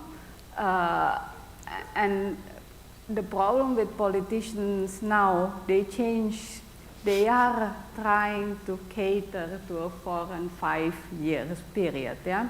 So screening and so on, it's kind of the area that they're interested, because then even there's earlier success that you can pick up in terms of if you compare with lung cancer prevention. So when we're talking a lot with Harry in our working group, we really then try to push lung cancer screening, yes, but continue then to work on then the cancer prevention. And cancer prevention, not only individual directed cancer prevention, but also this whole, the Ireland example of being able to increase the price. Just to give you then an example, in France just before the pandemic in 2019 increased the price of cigarettes to 10 euros per box. And then everybody of course complained in France. Into 2020, then the pandemic hit. The first thing that the government did to make the population happier is reducing the price of tobacco again. And then because of then the whole pandemic and so on, actually in France you saw a decrease in lung cancer, in tobacco smoking. I don't think it's so much because of the COVID and so on. It's a lot because of the financial crisis that's happening with the increase of gas, et cetera, So you see that kind of financial way of working with this really, really work. While tobacco is decreasing, what we saw is everywhere an increase in vaping. The young people, I don't know, 3-4 years ago, smoked about 5% of the vaping of e-cigarettes. Today it's 15% in 3-4 years. I see even my children, adolescents, talking a lot about it. It's really scary without any regulation or whatsoever, because we're so focused on other types of cigarettes. So thinking of what we've been doing and talking a lot in this political arena, screening, but also comprehensive tobacco control needs to go on and move forward.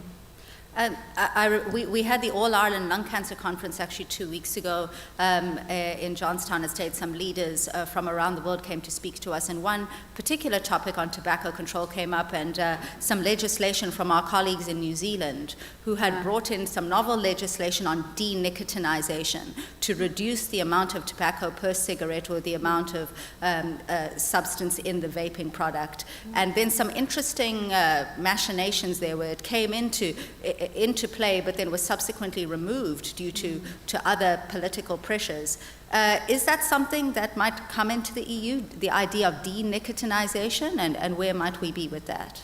So this is part of what we call the tobacco endgame. Yes. There are then, of course, then policies and so on, strategies that have been pushed by the Framework Convention of Tobacco Control. And then there's countries and then research, of course, that shows we need more than what has been then that has been then put by the FCTC, and those are then one of it. I was very deeply saddened by then the New Zealand that stopped the tobacco-free generation activities. So they actually prohibited anyone who was born above 2009 to get any access from cigarettes. That's now gone. So now everybody can start getting cigarettes again. Richard, I think moving towards that is what we all kind of need to move forward in Europe and in the US. Absolutely. I just want to make a comment in relation to the theme of the conference and Euro-American cooperation on cancer. We're certainly very aware of a successful campaign in the States, Tobacco 21, where increasingly state legislatures are passing this legislation to make the minimum age of sales 21. I don't think any EU country's yet done that, but Ireland's led the way before here.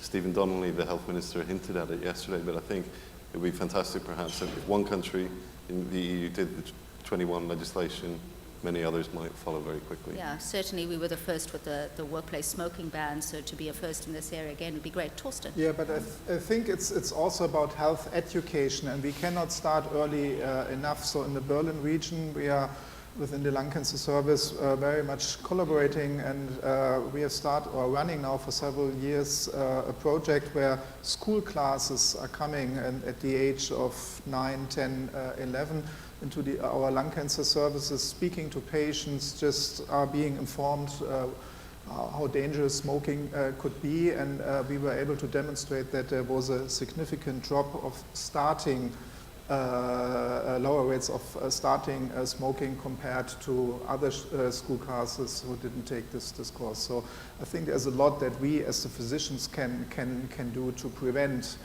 that pupils start smoking. Great. No, really interesting thoughts. Josephine Hegarty from UCC. Fantastic talks this afternoon, and mine is really a thought. I'm very struck by what Dr. Holohan said, that the key opinion leaders sat in this room and spoke about the need for centres of excellence for treatment of cancer. And we know that less than half of cancers are preventable.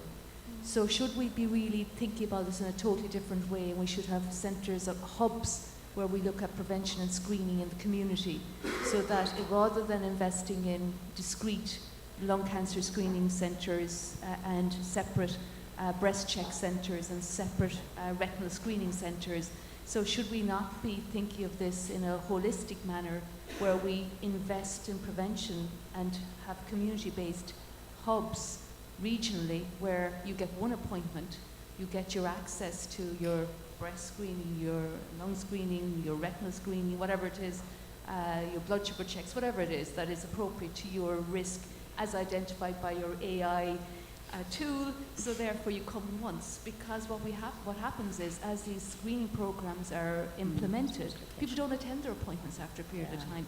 So we have this huge investment in a resource because people get multiple appointments.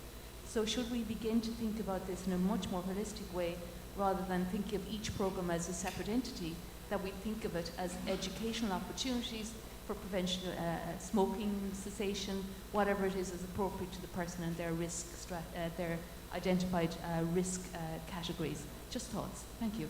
Yes, amazing idea. Let's put Josephine in charge of the country.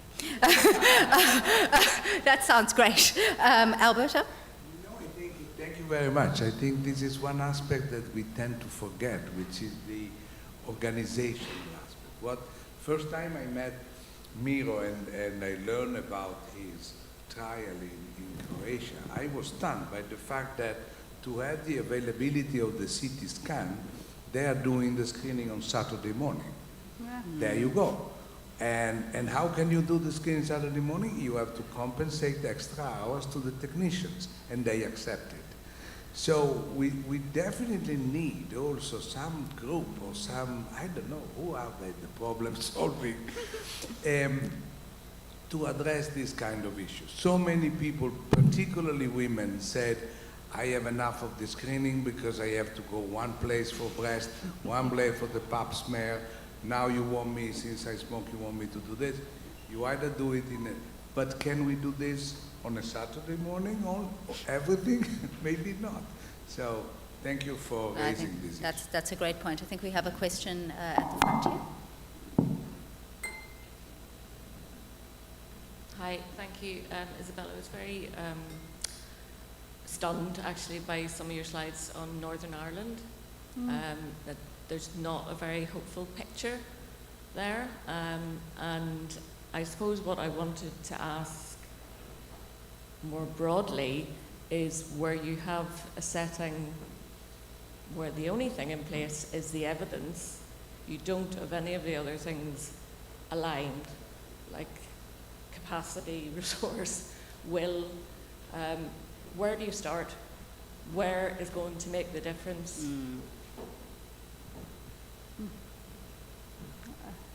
I don't know, Isabel, So that's that's a kind of a really hard one. difficult question. But I would start by showing that data, actually, because then we'll start to have advocate and to push for the different streams of work. That work is then the work that mentioned by Mark, so the International Cancer Benchmarking Partnership. And 20 years ago, because I followed these studies for a long time now, 20 years ago, UK and Denmark, so the whole study started because there is this big project which is called Eurocare, where then in European countries they put all the cancer survival data together. What we saw then, that was, I don't know whether you remember that, Alberto, but then what they saw is then, they put all European countries, and the UK was at the same ranking as Poland, as then the countries in the Eastern European countries. They were completely offended, shocked, yes. So then what happened is, because of that data, they started then to say, why is this? Is this a data problem? It can't be that. Is it then a system problem? So they put together then a coalition of countries where then things supposed to be working. So only very high income countries. They want to be compared with Norway, Denmark, didn't even include US because US doesn't have universal health coverage, Australia, New Zealand, etc. And then it also, then there was a big discussion on the data needs to be by nations. It can't be just UK, what's happening within the data. And then Denmark was also as bad as the UK. Within 20 years, Denmark managed to be almost the best now by changing what is happening within the countries using that data. So it is possible. And then using this international data could be really, really powerful actually to change political will, but also then to find strategies on how to do that. Okay, I think we have 2 more questions in the last 5 minutes, if that's okay, first. Yeah, good afternoon, everybody. Just wanted to contribute to the conversation about tobacco control policies and just going also beyond policies from a bit of a data angle. So Ireland is actually ranking first in the whole of Europe when it comes to tobacco control policies, looking at the index developed by the Smoke-Free Partnership. And of course, Ireland has less smoking than the rest of Europe, but it's still really quite far from achieving sort of a smoke-free Ireland target of at least 5% daily smokers. So what are the thoughts of a panel about, just meeting that divide and maybe looking at enforcement of these policies or additional measures like Tobacco 21 or these sorts of measures? And I think the last question from Simon Oberst from the OECI, and then we have a comment from Harry, and that's our very dynamic session. Thank you. Thank you very much. I think I'm going to be accused of leaving a country, the UK, which I have, and going to Denmark simply because of the improved cancer survival. Now, Mark and I are determined to do a comparative study because the improvements in Denmark are largely due to investment in primary care and rapid access to diagnostics.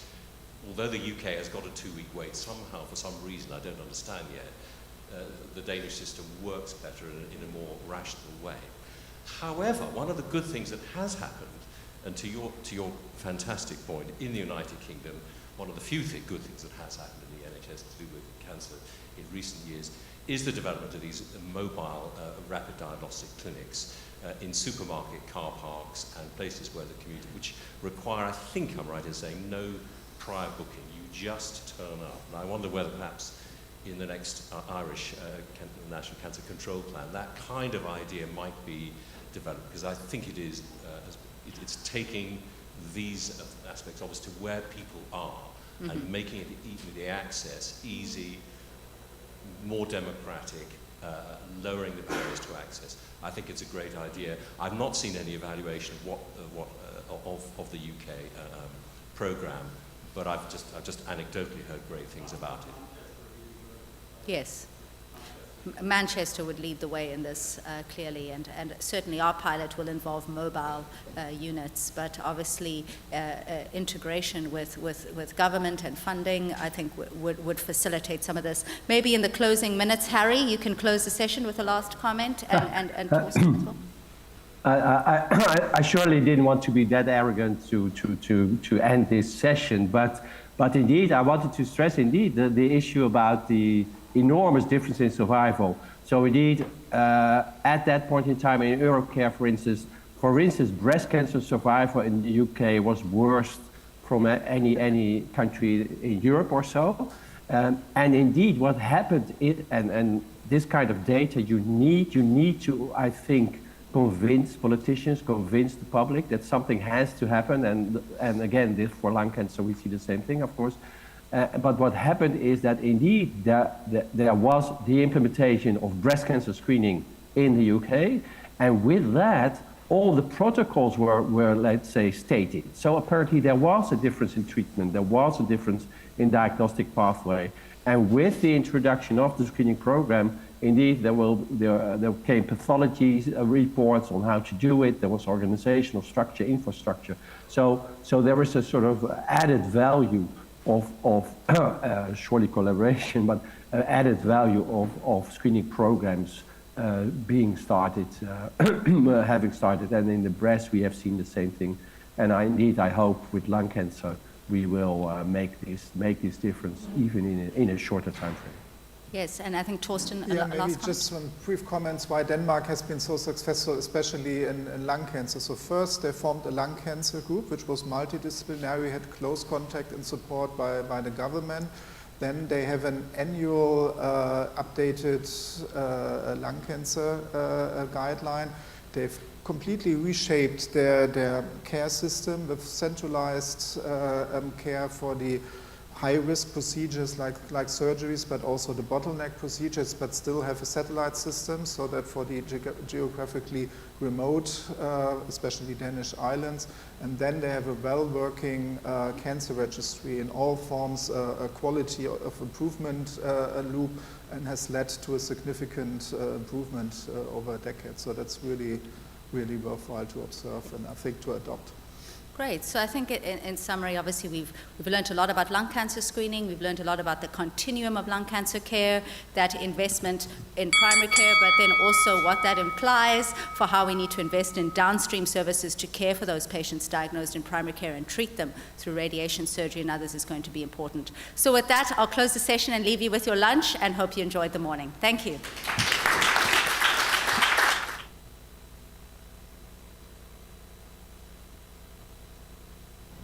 Just a quick point, folks. We did have some difficulties yesterday with some transport. So if you'd like to organise a taxi, please leave your name and details with the registration desk and we can sort that.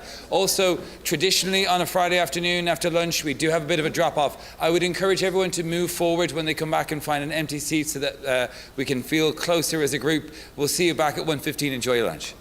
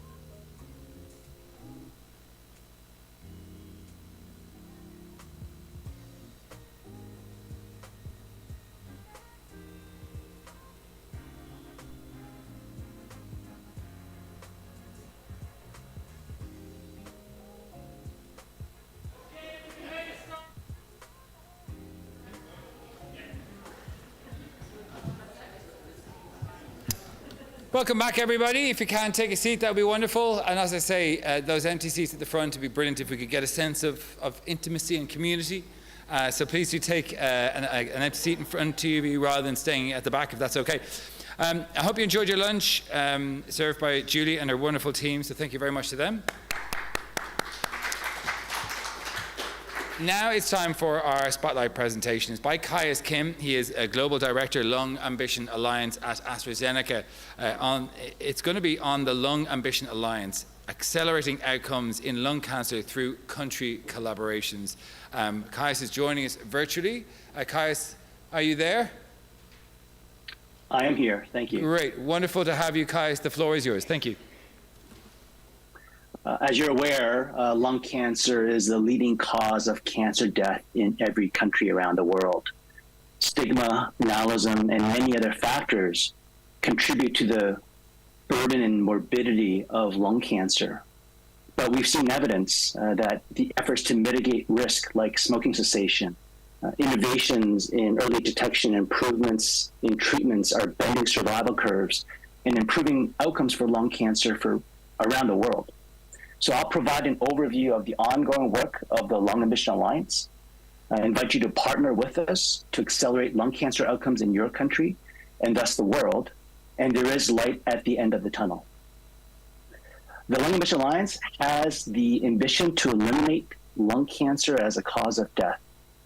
This is a bold ambition, but we believe to accelerate change, we have to be bold and innovative. To overcome the resistance and inertia from policymakers, we have to be provocative. And so the Lung Ambition Alliance, we plan and implement projects through partnerships and collaboration.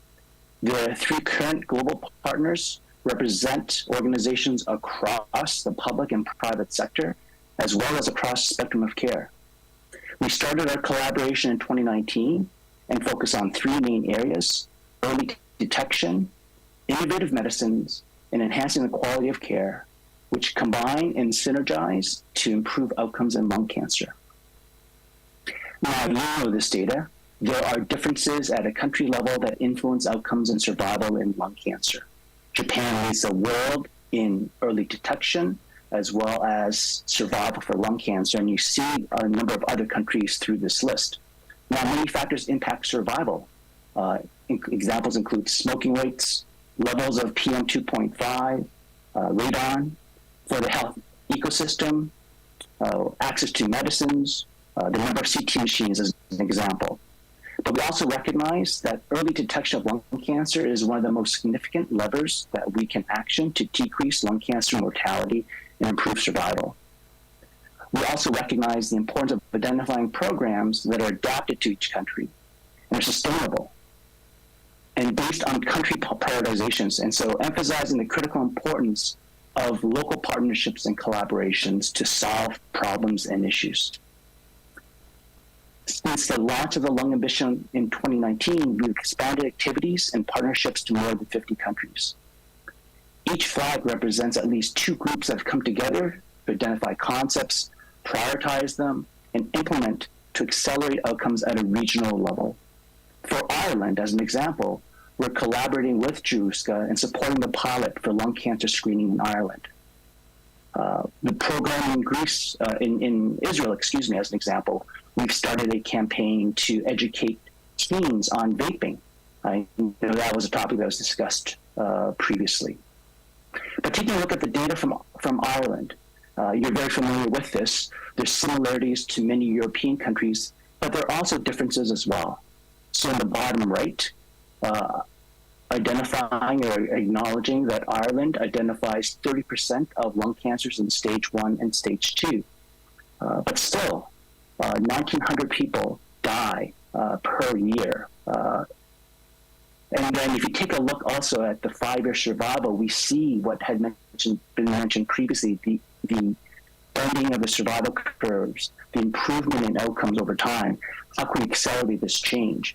But also, you notice that the incidence of lung cancer in women, the green, solid green line in the bottom left corner, is increasing compared to the decreasing rates in men. And this needs additional study and investigation.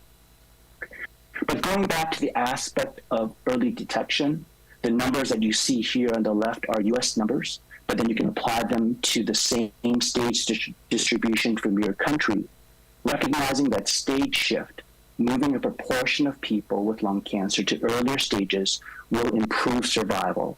And how do we do this? We do these through strategies and tactics on the right: policy, funding, evidence generation. We recognize the evidence around low-dose CT screening in high-risk individuals. There's another aspect on incidental pulmonary nodules, where a CT is given for another reason. A person presents to the emergency room, a CT is given for chest pain or from a car accident, and an incidental pulmonary nodule is found. This actually represents a very important pathway. It's de facto screening in the general population. But there are new innovations. I understand from the previous session the discussion of AI, and we'll touch upon that.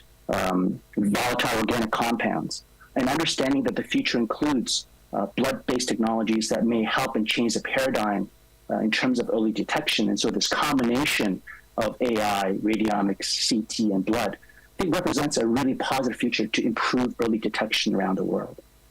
From a policy perspective, many of you may be aware of the Health Policy Network. This was started through the Lung Ambition, includes a broad spectrum of partners, global footprint, understanding that together we can come to build policy, generate documents, try to influence the policymakers, and also generate best practices so that countries that are just starting aren't starting from ground zero, that they're able to build upon best practices, adapt them for local needs. And I urge you, please, to visit the website, and if you're not a member, to consider joining the Health Policy Network as well. But also the Lung Ambition, we support activities at a country level. And so this is an example of HANSA, which is a lung cancer screening pilot that we supported early in 2019 in northern Germany. And so Jens Vogel-Clausen presented this at World Lung last year. And they were able to enroll 5,000 high-risk individuals in northern Germany at 3 different sites during COVID. And this study was really meant to demonstrate not only implementation, but also looking at the importance or the validity of the PLCO risk model versus the Nelson criteria, and best trying to establish what are the risk groups. And so I think you'll see continued work coming from this, and this is an accelerating piece with regards to lung cancer screening. But also, we recognize that there are challenges around the world. You're aware that in the U.S., lung cancer screening is quite low, an average of about 6%. What we've tried to do is we've started a campaign with the ALCSI, the American Lung Cancer Screening Initiative, as well as the Lung Cancer Research Foundation. It's called the Plus One campaign. And so rather than trying to reach the person who's eligible to be screened for lung cancer through a commercial, what we're going to do is actually target and approach university students and ask them to identify someone that they know, whether it's a parent, a grandparent, or an aunt or uncle. And for the university student to learn about lung cancer screening, identify that person that's eligible, and then have that conversation with them. We call it Plus One because we believe that reaching someone not eligible, but identifying someone, they can have that direct conversation with them, multiple conversations, and then direct them to an accredited lung cancer screening site. This study is being done such that we can generate the data, and we hope that it leads to an improvement in lung cancer screening, which then can go to scale in the United States, but also available for any other country when they approve lung cancer screening. If they run into the same challenges, that this is also a strategy that is available for them to implement as well. It builds advocacy, awareness, possibly addressing aspects related to vaping as well, but really it's meant to improve rates of lung cancer screening in the United States. In the previous session, we talked a little bit around AI. This is a slide courtesy of Doug Flora from Kentucky, and it shows the pace of innovation in an Easter parade in New York City. So in 1900, there was one motor vehicle in the parade. 13 years later, there is one horse in a sea of cars. And I think this is the pace at which we're currently moving with regards to AI and radionics. Juriska mentioned Sybil. This is an open source radiomic approach to predict the future risk of lung cancer from one moto CT without any additional information. So no age or smoking history. It was trained on the NLST and validated on 20,000 people from both the US as well as from Taiwan. So the Taiwanese scans included non-smokers, and so it's a very robust algorithm. So as part of the lung ambition, what we're doing is we're advocating and supporting expansion study of Sybil in multiple countries. We don't want to have a situation where the NLST was published, it was a US study, and then Nelson followed along. We feel that to change the pace of lung cancer, that Sybil needs to be tested in multiple countries. And Sybil has the real potential to change the economics of lung cancer screening. So rather than the yearly follow-up scans in the US or the biannual scans that may be occurring in the UK or South Korea, that a personalized risk score can help manage the follow-up and demands with regards to burden of radiologists, CT time, and make lung cancer screening approach that of colonoscopy. And I think that this can really improve efforts to identify people at risk, manage that benefit risk profile, and potentially increase the number of people who may get a CT. I mentioned the IPNs.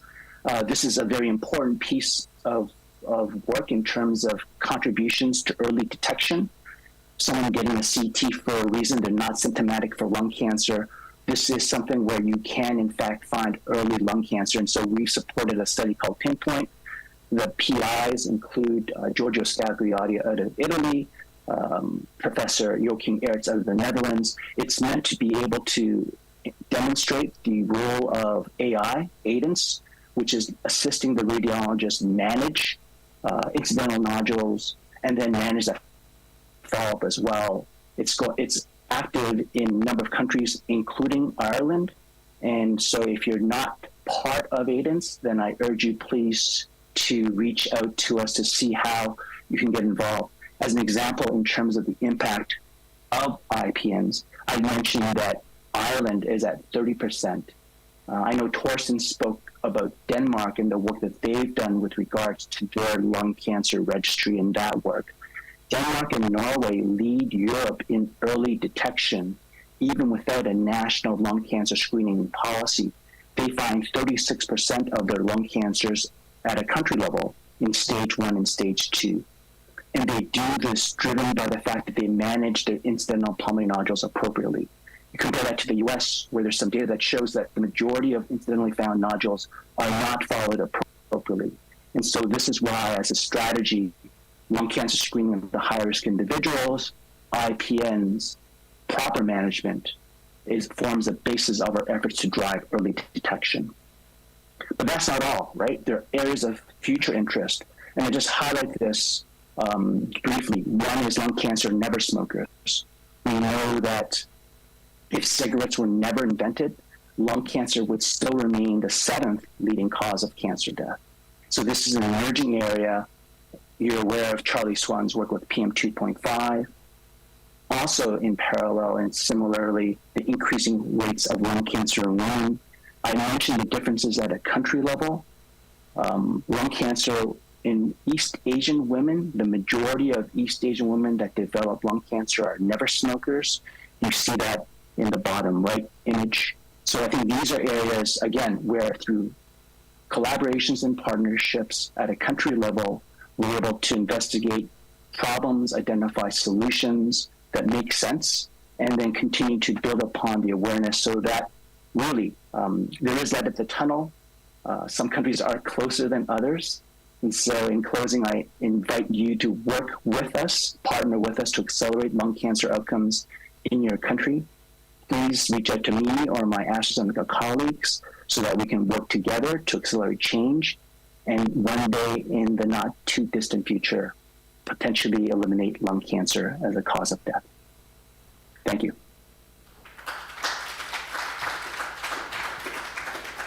Thank you very much, Caius. So we move on now to our next session, What Does Better Look Like and How Do We Make It Better for All? Please welcome to the stage co-chairs Deirdre Heenan, Professor of Social Policy at Ulster University, and Satish Gopal, who's Director of the Center for Global Health, NCI, United States.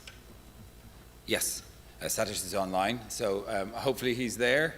And Deirdre, I'll hand over to you. You have a lot in this session, so good luck.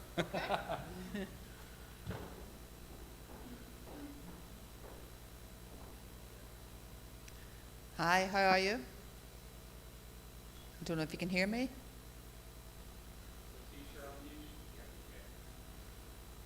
Yeah, we can hear you online. This is Satish Gopal from the NCI. Hi, Satish. Welcome, welcome. We can hear you now and see you. So I think we're ready for our first speaker. Terrific, thank you. Well, it's a real pleasure to be able to join again today, virtually. Again, thank you for the invitation and sorry to not be there in person. Just to quickly reintroduce myself from yesterday, I'm Satish Gopal, and as mentioned, I direct the Center for Global Health at the NCI, the National Cancer Institute in the United States, and it's a real pleasure to be able to co-chair this session with Professor Heenan. So the organizers have asked us to speak in this session about what does better look like and how do we make it better for all. And I think the plan is brief 5-minute interventions from a number of distinguished panelists, both in the room and online. And then we'll turn this over then to a roundtable discussion, which it may be easiest for Professor Heenan to moderate from within the room. So with that, I think we should go ahead and get started. The first speaker on the agenda, and acknowledging that this is a fairly broad and philosophical question that's been posed to each of the panelists, we will still, nevertheless, try to keep the intervention somewhat short. But what does better look like and how do we make it better for all? And first on the agenda is my friend and colleague, Dr. Henry Rodriguez, who directs the Office of Cancer Clinical Proteomics Research at the NCI, and I can see him online and turning his camera on now. So Henry, over to you. Okay, thanks, Satish. So folks, wait, let me go here, and there you go.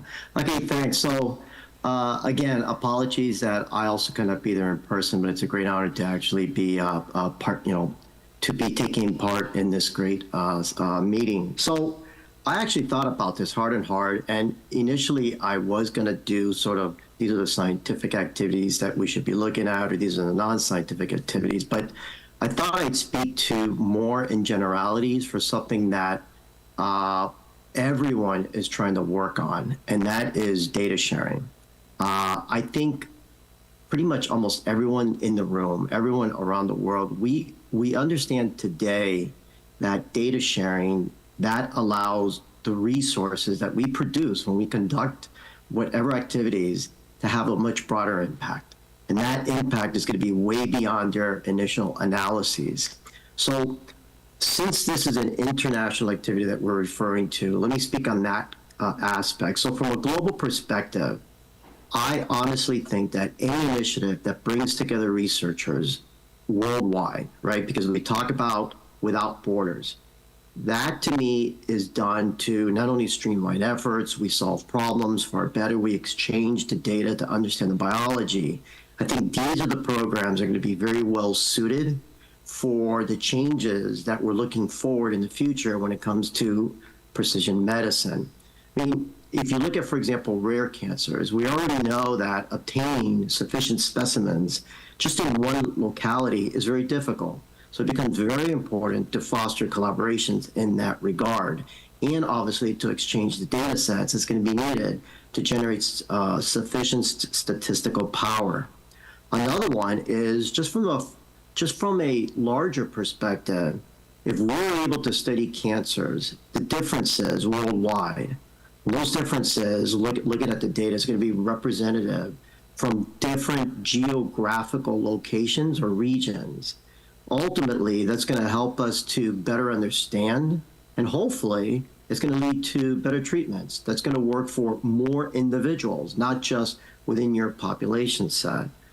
And I think the way that I'll just leave this, because this is a short window that we have to give this little soapbox, is the bottom line is that research that ultimately crosses borders is a fundamental building block that we need to remember of precision medicine. The wider the reach that we do, the greater number of patients, whether it be at home or abroad, that ultimately will benefit from the science that we're conducting. So mine would be, let's keep the data sharing and let's find ways to consistently keep that more fruitful amongst different research groups in different countries. So thank you. Terrific. Thanks, Henry. I think our next brief introductory intervention on the agenda is from another friend and colleague, Professor Richard Sullivan, who directs the Institute for Cancer Policy at King's College London in the UK. I don't see Richard up on the stage, so perhaps I need to invite him up on the stage from across the Atlantic, or? No, sorry. Actually, at a last moment, Richard will not be joining us, so we're going to move on to the next speaker. Sorry Terrific. about that. No problem. Thanks so much, Deidre. So I think the next speaker then is Julie Spurrier-Bernard, who co-chairs the ECO Patient Advisory Committee. Thank you so much. I'm hoping that means that Mark's going to allow me more than the allocated 3 minutes.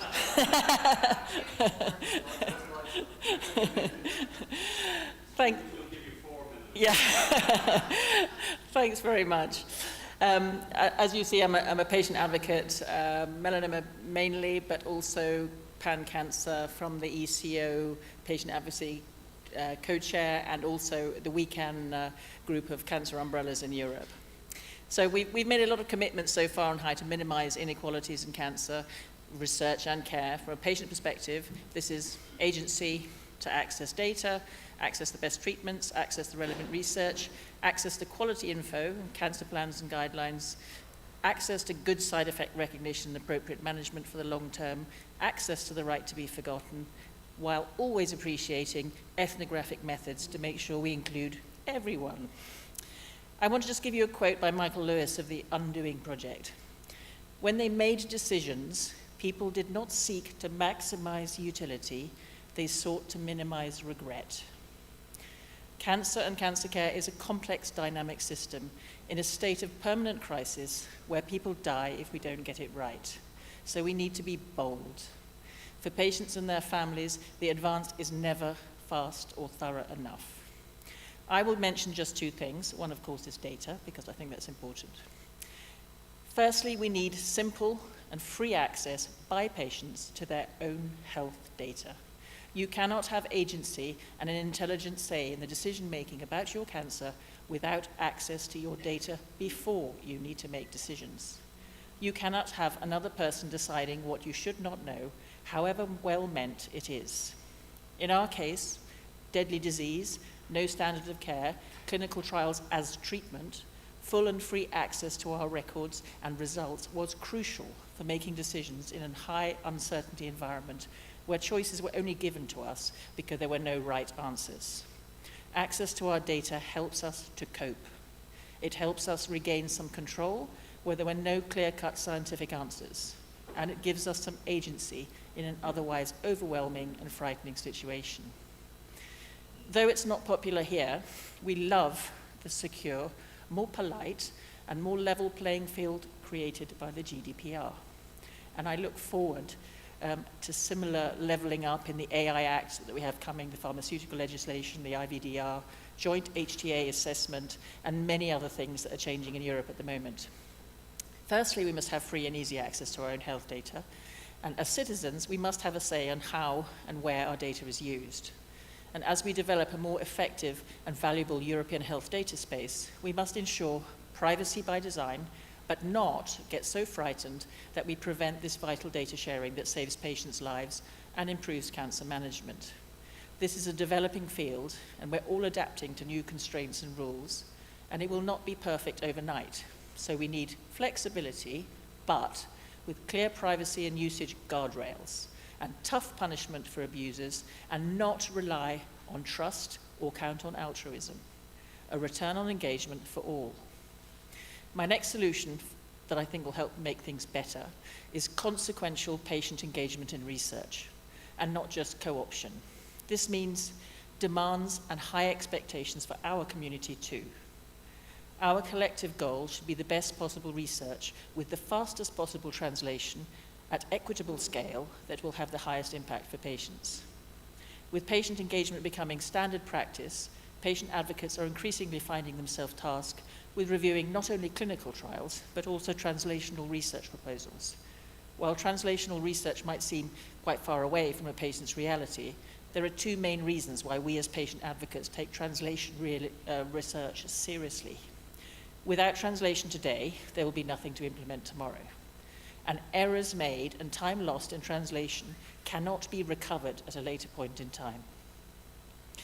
Assuming that the underlying intentions are well-intended and benign, increasing meaningful interaction between patient communities and research communities requires willingness and maturity on both sides, as well as sensitivity to each other's side constraints and pressures. We are not here just to be listened to or to be engaged. The reason why we are here is because we want to see more relevant research and research findings that are implemented faster and more effectively so that we see fewer of our community suffer and die. So if researchers want someone who can give their research an edge, help uncover blind spots, has the system perspective that researchers may lack, or networks to tap into, and contact with people who have the purest of vested interests, which is staying alive with a quality of life worth living, patient advocates are here for you. And in the new climate for better citizen and patient engagement, it can also help your funding proposal success too. Patient agency and patient engagement is vital for our health systems now, and we all need to get used to it and rise to the challenges. With all the issues in workforce and capacity shortages, the challenge of our aging populations, the impact of climate change, pandemics, wars, means that this has to be a partnership. We have to learn to be engaged cancer patients, and researchers, healthcare professionals, and other stakeholders have to learn to deal with engaged cancer patients. This will be better for all of us. More relevant research, joint decision-making, and an educated opinion from cancer patients and advocates on topics that really impact us. With agency and education, and hopefully an appreciation of the value of safely collecting and sharing quality data, we will have the return on engagement in a top quality, secure, sustainable, well-used, fair data set that all European cancer patients can benefit from. Thank you.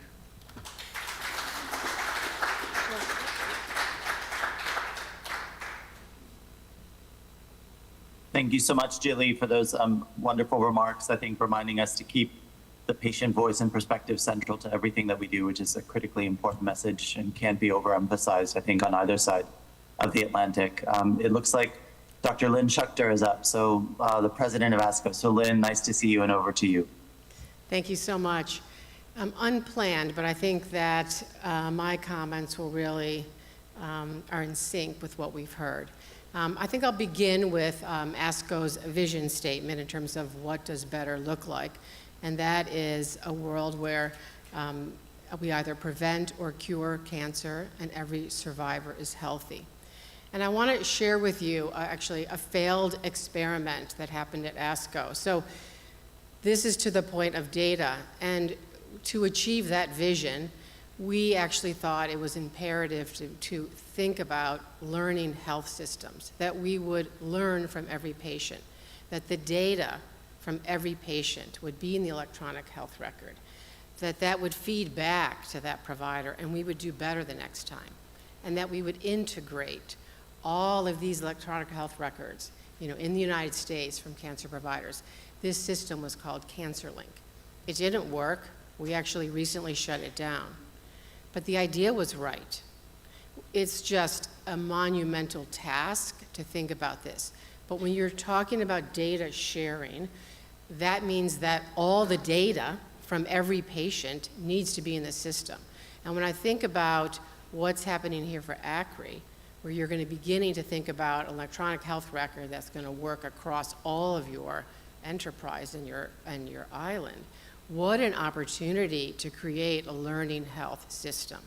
With that at its core, that we learn from every patient. We learn what works, we learned what didn't work, we learned why patients had side effects, we learn how to do better the next time.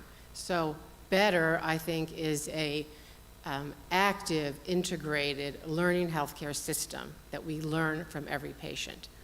And the second point, just thinking of things that we haven't discussed today, is really empowering the entire team. And here I am especially talking about our nurses, our pharmacists. I was the chief of hematology oncology at the University of Pennsylvania for 15 years. And there was not a policy, a project, a pilot that we implemented that didn't include our nurses. Some of the most successful projects were led by our nurses and our nurse practitioners. And I think that what we've learned over the last 15 years about cancer care in terms of the importance of multidisciplinary care, surgery, medical oncology, radiation oncology, engaging the primary care physician, that's been essential. I think things like tumor boards have made such a difference in the quality of care. But I think this thinking about the whole team and everybody is at the table, every voice is listened to, and our nurses especially are such a source of knowledge, such a source of trust for our patients. They are on the front lines in terms of a lot of side effect management. So I would say better, my second point would be empowering the entire team to take care of that patient and make change real and lasting.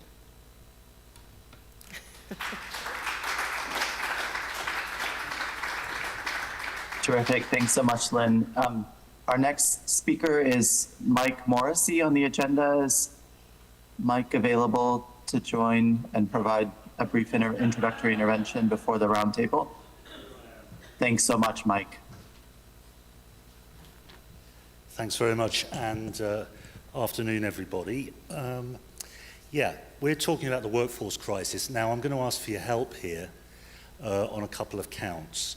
There's some slides coming up. We've got very well-connected people in the room, in the whole of the cancer world. It'd be great to get your help on this campaign that we're trying to do. And also, if you're going to the ASCO annual meeting, which is coming up in Chicago in June, on the Monday at 9:30, we're going to have a session with our colleagues from ASCO and COSA, the Australian colleagues, on the workforce crisis. So this is me doing a plug for your Congress here, Julie. ASCO annual meeting in Chicago, don't miss it. Right. So we all know the workforce crisis. I think everybody knows. We've got great data on it on the European Cancer Pulse that Mark was presenting previously. It's a massive issue across Europe. It's not relegated to one country. It's not one profession. It's all over the place. And everywhere we go on these national events, we see the same problem coming up time after time. And we know that the WHO has highlighted it as well. It's a ticking time bomb, but it's coming towards the end of the ticking. It's a real problem today, and we need to do something about it. And as I say, you can see on the European Cancer Pulse, europeancancerpulse.org, we've got all sorts of data. On European Cancer Pulse, you can compare one country to another on different cancer workforce issues. So you can see how many cancer nurses there are, for example, in the UK versus in Germany. So if you want to have a look at the scale of the crisis and where it's focused, you can see there. And we know that we're seeing crises, across the professions. Pathologists are highlighted in this issue, in this article here. Nursing, pharmacists, medical oncologists. We're seeing all of those shortages. But we're also seeing the human aspect of this, which is that people, as a result of the shortages and as a result of the vacancies, they are suffering. The ones who are working are suffering from burnout, who are working long hours, and they're making mistakes because they're human beings. And so these fantastic healthcare professionals who came into oncology to try and help people suffer the guilt of making mistakes. So that is all stuff we know about, and what we're trying to do at the European Cancer Organization with our family of organizations is trying to make some changes and try some things out to try and improve the situation. If you go to europeancancer.org/workforce, you can see details of this campaign, which are divided into 3 areas, really. Data, we're collecting data, and we'd like your help to promulgate our survey. We're collecting human stories, anonymous human stories from healthcare professionals across Europe. We'd love some from Ireland. We don't have enough from Ireland yet. And we're trying to share best practice and innovation. What are the solutions? What are the solutions that work in one country that we can share with other countries to try and ease the crisis? And you can see here, there's some data here on the scale of the problem and the inequity across Europe. You can see some numbers here on the numbers of oncologists, the numbers of pathologists, the numbers of radiologists, the stark difference between countries. So we'd like you to help us get this survey out and about. We've got a good response. It closes at the end of June. We'll be sharing at ASCO, we'll be sharing some initial findings based on the surveys that's taken so far. So if you could help us get this out to your community, your contacts, europeancancer.org/workforce. And this is about the working conditions of the cancer workforce, as well as the shortages that there are. So there's a public survey on the working conditions, and we've got a closed survey with some organizations that have been highlighted on cancer workforce shortages. You've got on our website, you've got these, there you go, ding ding, you've got the human stories, anonymous human stories. We'd like to see the Irish flag up there. And you can see here that this is one oncology nurse from the UK talking about errors and never seen anything like it. Here is a pharmacist from the UK saying a post can be vacant for more than a year. So we know that these are the problems. We want to fight. We're creating this best practices portal. You can see this best practices portal is where we're sharing the stories and the ideas of our community across Europe. And we are in our Time to Accelerate manifesto that you may have heard something about over the last couple of days, we're trying to push for the EU to take action together. It's no good stealing nurses from Romania and taking them to another country. We've got to tackle this issue more successfully. We've also set up, under the European Cancer Community Foundation, the Cancer Workforce Fund. And this fund is going to be supporting pilots in communities to try and help the workforce prove to their management that a certain idea will work. They won't get the funding from the health system they work for, but they can come to our foundation and get funding for a pilot project to prove to their management that an idea will work and reduce bureaucracy or whatever, and then that information can be shared across Europe. So I'm sorry for going over the bell. Thank goodness Richard Sullivan's not here. And please get in touch with us. You can go to our website or contact us at workforce@europeancancer.org. Thanks very much indeed. Terrific. Thanks so much, Mike, for highlighting some of the critical workforce issues that we'll, I think, need to address on both sides of the Atlantic as a community.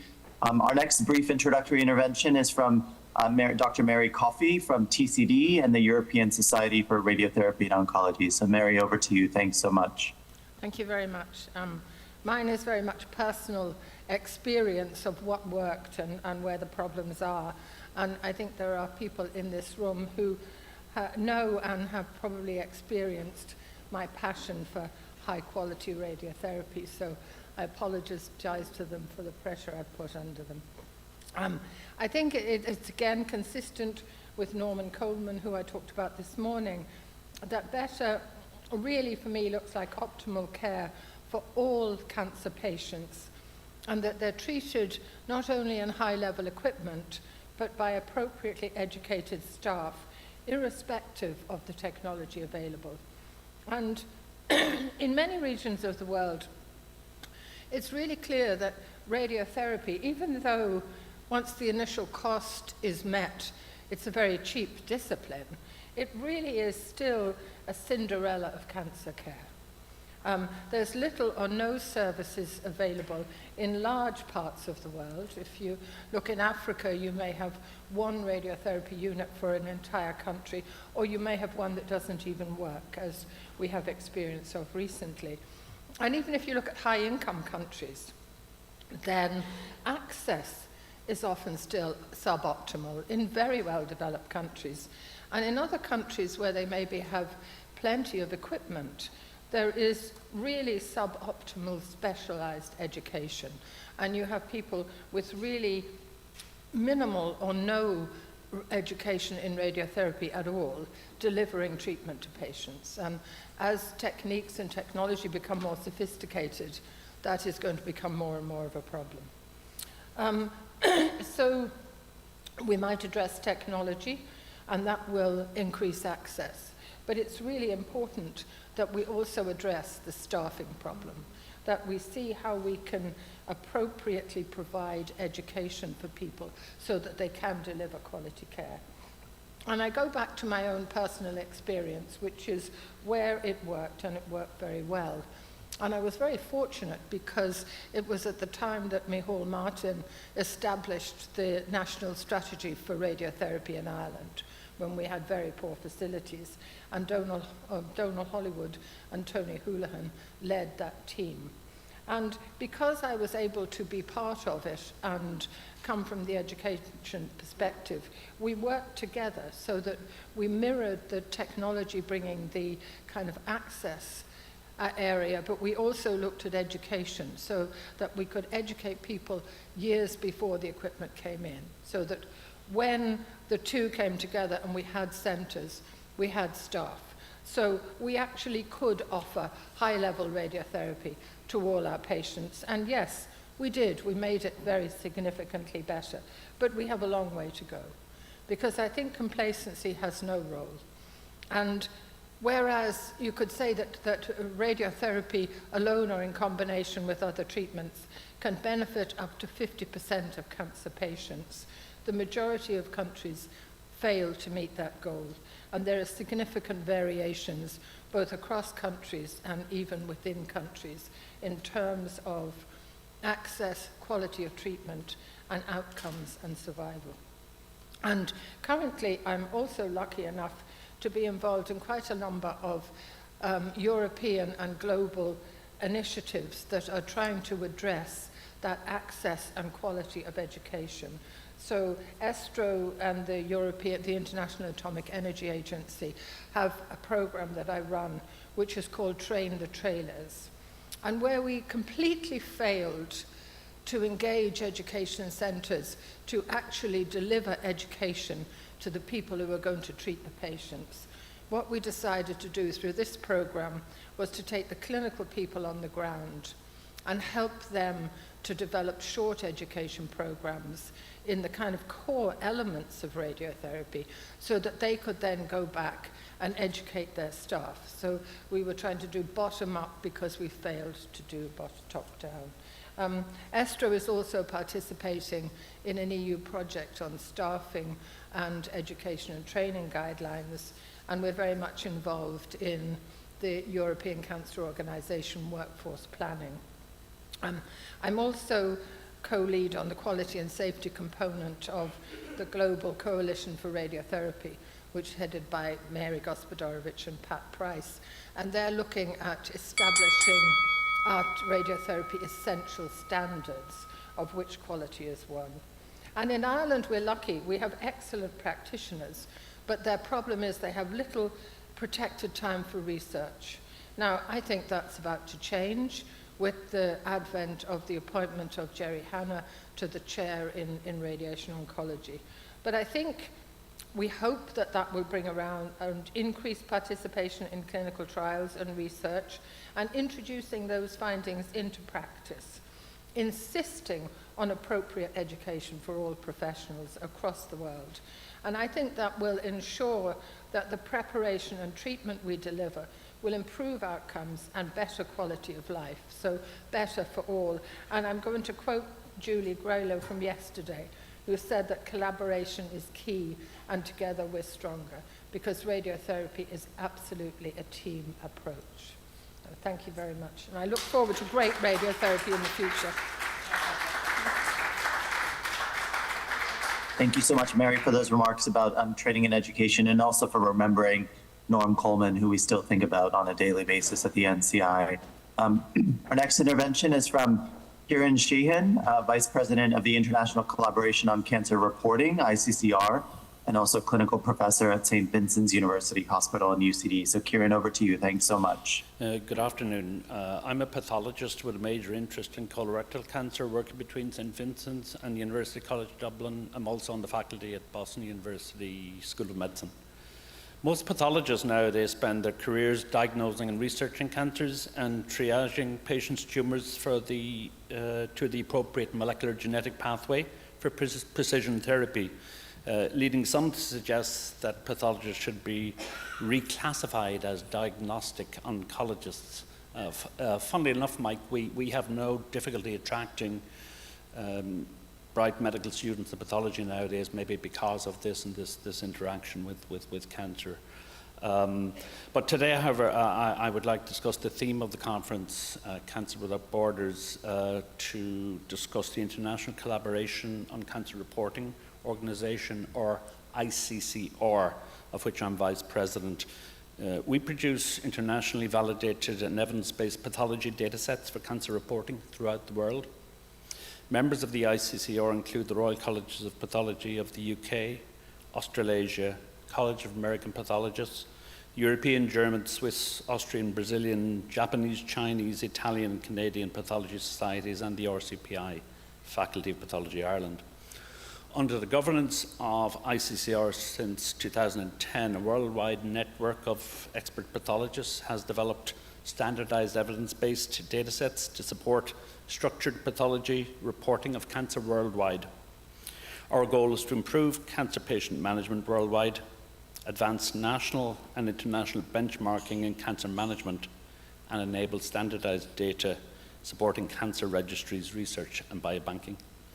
The ICCR recognises that a coordinated effort on cancer pathology reporting offers synergies and has far-reaching benefits for members.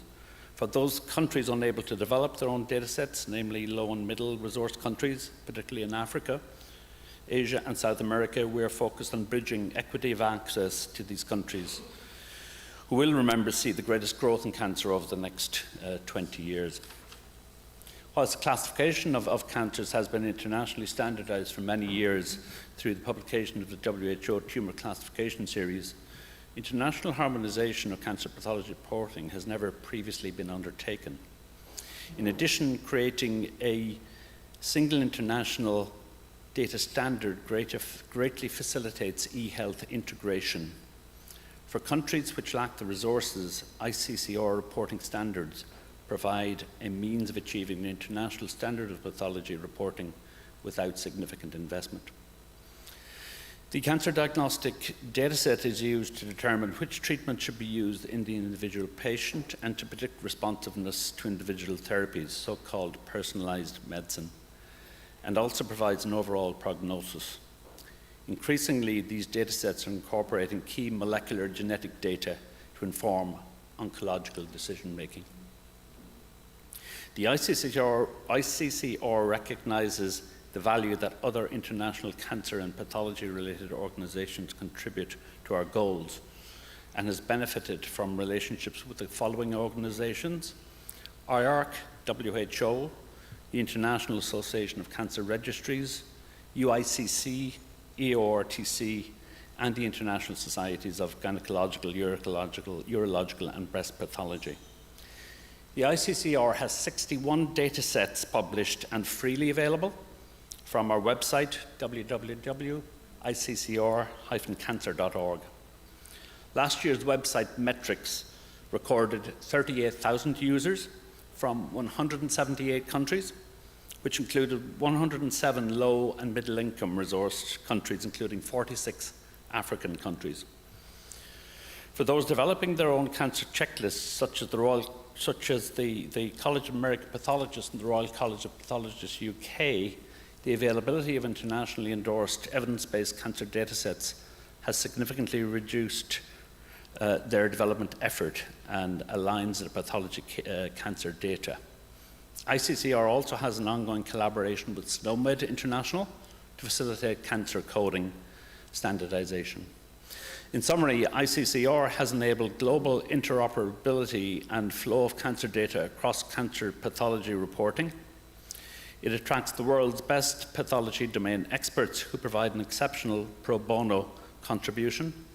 Its current 4 work streams include 1, data development, 2, education, 3, structured reporting allowing e-health integration, and 4, I'll wait for the bell here,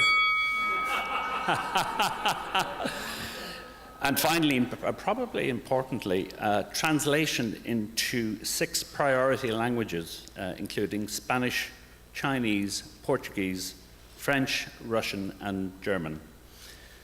ICCR runs on a small budget out of its head office in Sydney and is reliant on fees from international member organisations. We're hoping that future funding will come from A, licensing the datasets, and B, philanthropic sources. Thank you. Thank you, Kieran, for summarizing in just a few minutes the important work of the ICCR. Our final intervention before we proceed to the roundtable this morning is from another friend and colleague from U.S. government, Dr. Catherine Young, who I know has joined us virtually from the White House Office of Science and Technology Policy. So Catherine, nice to see you, and thanks so much for joining. Thank you so much, Satish, and many thanks for this opportunity to be here with you today, and good afternoon to everyone. It is an honor to speak today at this joint Euro-American Forum on Cancer, and as Satish mentioned, I am here from the White House as the Assistant Director for the Biden Cancer Moonshot, really representing a national and global commitment of the United States to ultimately end cancer as we know it. I love the title of our session today, What Does Better Look Like, and How Do We Make It Better for All, which I think is really a rallying call for each of us, because Better in the context of cancer means transforming the way that we think about and approach this disease, from screening, early detection, treatment, to survivorship and patient support. And that is exactly what the Biden Cancer Moonshot and U.S. administration has set out to achieve. In February of 2022, as many of you know, the President and First Lady reignited the Cancer Moonshot, and it came with it 2 new goals. The first is to cut today's age-adjusted cancer death rate from cancer by at least 50% in the next 25 years. And the second is to improve the experience of patients and their caregivers living with and surviving cancer.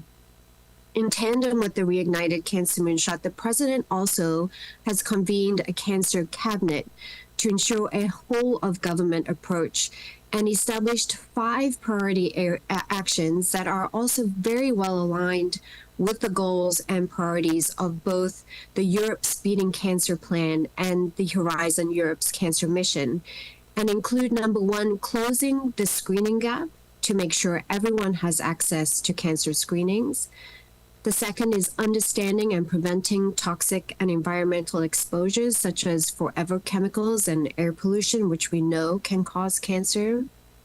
The third is decreasing the impact of preventable cancers and prevent more cancers before they start. So doing things like reducing tobacco use, making sure everyone has access to healthy food, and getting more people vaccinated against HPV. The fourth is bringing cutting-edge research through the pipeline to patients and communities so that all families benefit from breakthrough advances. And lastly, but certainly not least, supporting patients and caregivers by helping them navigate the many decisions associated with a diagnosis, providing patients easy access to their health information, and driving action to lowering drug costs. And just last year, the National Cancer Institute released the National Cancer Plan, a long-term vision that will enable the Cancer Moonshot to achieve the President's goals by eliminating roadblocks to cancer research collaboration and provide a focus so that we are all working together to achieve the fastest possible results. Much of the success of the Cancer Moonshot has been built on global scientific and research collaboration, many of which have been with our EU partners. And to date, the initial Moonshot has supported more than 70 programs and consortia and more than 250 research projects that have really changed the landscape of what is possible in cancer research today and has led to significant scientific advances that benefit all patients. And that is why, as the Cancer Moonshot continues to broaden our scope, our international focus is on equity and collaboration. Because access to the best care, as we heard from before, and the latest treatments is not equally available to all. Part of our mission is to democratize access to quality care, which requires international cooperation to share knowledge, streamline regulatory pathways, and synchronize approval processes across countries. And we are incredibly grateful for the advancements that have been made and continue to be made in these areas. Better also means focusing on the patient. As we advance scientifically, we must ensure that our healthcare systems are compassionate and patient-centered. This means supporting not just the physical aspects of the disease, but also the psychological, social, and economic impacts of cancer on patients and their families. Programs like Patient Navigation, which are expanding under the Biden Cancer Moonshot, help guide and support patients through the complexity of cancer care. And as of the beginning of this year, and thanks to the leadership of the President and First Lady, Patient Navigation is now a covered service for over half of all Americans. And finally, we know that better requires partnerships and collaborations because we cannot do it alone. Since its reignition, the Cancer Moonshot has announced more than 70 new programs, policies, and resources to address these 5 priority actions. More than 155 private companies, nonprofits, academic institutions, and patient groups have also stepped up with new actions and collaborations. The examples of the progress that has been made in regards to the expert working groups established between the EU and US around lung and pediatric cancers also illustrate the power of these types of collaborations that will surely impact many around the world. And to this end, we look forward to continuing our steadfast partnership with the EU and working together to end cancer as we know it. Thank you, and Satish, back over to you. Thanks so much, Catherine, and thanks to all our panelists for these really important introductory remarks. I think there were some very important themes and common themes, actually, that were shared across all of our speakers, and look forward to exploring those further in the roundtable discussion.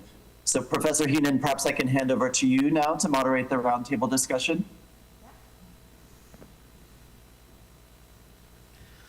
Okay, thank you. A lot of food for thought, but I would like to say I am aware, as my children will say, read the room, mother. It's Friday afternoon, and as much as this is a salubrious place, it's quite sore in your bottom, that chair. So I don't want you all to start thinking about when you're leaving. I want you to start thinking about how we will end and upbeat and come away with something that's important to all of us, at least one thing that we've learned from each other, collaborated, made connections. And wow, that was Mark really gave me the best task, because that's quite a wide-ranging range of contributions and how we make sense of it, and how we make sense of it on a Friday afternoon. For me, the words that I heard that were important, that I thought we might want to discuss, the themes, were, of course, partnership and collaboration. And you might say, well, you would say that, wouldn't you? Because partnership is motherhood and apple pie, isn't it? Who would argue against it? And yet would you? Because when we talked to the clinicians across this island, they talked about time-consuming, expensive, maybe not worth the effort, in truth. So I think it is important that we interrogate some of these things that we take as wonderful ideas and buzzwords and say, is it really possible? Are you given the space to do this within your clinical practice, or does it just look like more work? And more work that actually is probably quite thankless in some cases. So we'll talk about partnership, about outcomes, and of course quality. The quality of the service, the quality of what is provided to individuals. Education. Of course, education and training are important. How do we improve them? How do we embed them? Agency, and that's one of my favourite words. I rarely write an article now without the word agency in it, because I just think it's a great word. And I think we should like words. Words are important, aren't they? If you're reading something in the Sunday Business Post, and I've written, it probably says agency and sophistry, because they're my favourite words. And I'll move on to 2 new words by next week. But it is important to think about that word agency, and I was so glad to hear you talking about it. Because when we talk to service users, they will say, yes, Deirdre, you listen, you come, you listen, but you don't hear. Because someone from your organisation or another organisation trots up the path 3 months later and asks us exactly the same questions. So I think we've got to interrogate again these kinds of ideas. Technology, collaboration, data, of course the importance of data, how we share data, reporting of data, access to data, measurement. How do we measure? What do we measure? We have a saying in social policy that we measure what we value and we value what we measure. And many people feel that they are not valued in our current measurement systems and actually completely missed out, thinking particularly of carers and the role of informal carers who seem to be lost in many conversations. But I'll cut to the chase. This is about what better looks like, and we've heard from our speakers, so I think, Mark, it might be useful, if you're okay with it, to get contributions from the floor. Some questions from the floor, and again, I will say to you, keep it short. We don't want a lecture, not a monologue on a Friday afternoon, or I will be saying from up here, and I've got a little bell, cut to the chase, what's your question, and do you want to put it to someone who made a particular contribution? And in case those people who made a contribution think they can nod off in the audience, you can, of course, ask any of them to respond to what you heard from them. So over to you. Thank you, and I'll try and keep it brief. I suppose I heard a couple of things: data sharing, prevention, equity and access, and workforce. So do we maybe constitute those as wicked problems, grand challenges, and put a programme of funding around those separately, as opposed to, you know, we have a lung cancer focus, we have a children's focus going forward in the EU. Perhaps we need to put a target of a programme just looking at those elements. Just a thought. Okay, does anyone on the panel, first of all, want to answer that? I suppose really what we're talking about is governing, is about priorities. How do we, in what we've talked about in a relatively short space of time, identify priorities that we can all sign up to? I think workforce, sorry, I'm Mike Morrissey, I'm Richard Sullivan. I think workforce just is an issue that we really need to deal with. I think, as well as the data that's been provided, anecdotally, there's something wrong with our system as well. Yeah. I think talking to colleagues, you know, it's a different health system than it was pre-COVID. And it's a different attitude. So we have the data that shows us, like we showed in the European Cancer Organization on a European study, 4 out of 10 with burnout, 3 out of 10 with signs of clinical depression. So that data is there, but I think there's also there's the attitude data. There's the attitude certainly in the UK, where we used to be proud to work for the NHS. That is changing, and obviously the whole thing in terms of clapping the NHS during COVID has now gone to berating the NHS because people are going out on strike. So I think we have an attitude problem as well as an actual workforce problem. So I think we need to look at how do we actually solve that, because otherwise I think it's going to be very difficult to deliver the workforce that we require to deal with the various challenges that we face. Yeah, that is an important point. Also, I suppose what we know from COVID is the demonisation of people, that it was once impossible to think that we would be demonising GPs. You know, they're lazy, they're money orientated, they don't want to work, you know, you can't get through to them, they're impossible to access. Yeah, well, we both spoke at the general practice meeting there in Belfast recently, and that's exactly, we were talking to them. I couldn't actually believe the depth of, you know, some of the stories they told us about some of the insults they got, etc. It was quite scary, to be perfectly honest. Yeah, and I mean, that's a huge change from the person who was the pillar of the community not so long ago. Well, and it's interesting on this topic that although there are unique differences across countries, but some of these data, it's the same pressures in terms of the workforce that is really a global impact. And so it's interesting to think from a prioritization or how you intervene. Some things are, at least in the US, it is the administrative burden and the paperwork and the time away from taking care of patients that is a huge source of stress and dissatisfaction. So as you implement your electronic health record, I just want to say, please do it in a way that makes the lives of the clinicians better, because then maybe the #1 source of burnout in the US when surveys are done is the EHR. Yeah. So you have an opportunity to create something better. And this is a very important, I think we're very concerned about the impact on all the domains we've talked about if we don't have the workforce. And as you mentioned, Michael, across all the domains of healthcare, which is really challenging. Yeah. Yep, I would totally agree. I mean, you know, there was a case in Sweden when they were bringing in the EHRs where the clinicians had to do double entry. And it's just like, nobody's going to do that. It's completely crazy. Yeah. And I think, you know, patients do not get the service if the people are, if their clinicians are sick and overworked and underappreciated. It just doesn't work for us. And there's kind of a black humor meme going around in France at the moment with the Olympics coming up that saying, you know, I hope you don't need a dermatologist because it's going to take you 15 months to get a dermatologist. So, you know, this is absolute serious, totally impacts. And I know in the UK the two week referral is now 5 weeks, 6 weeks plus for melanoma certainly. So this is absolutely needs to be sorted. 61 days. Yep, 61 days. Jonathan, sorry. I want to know how we might increase accountability in that middle section where it's not the Minister for Health and it's not the GPs or the nurses at the end or the medical experts, but that bit in the middle where we're just not getting traction. I have interviewed health experts for the past decade, and this electronic health records has been we heard a rumor today it's coming this year. I keep hearing about it. We keep hearing about patient data registries.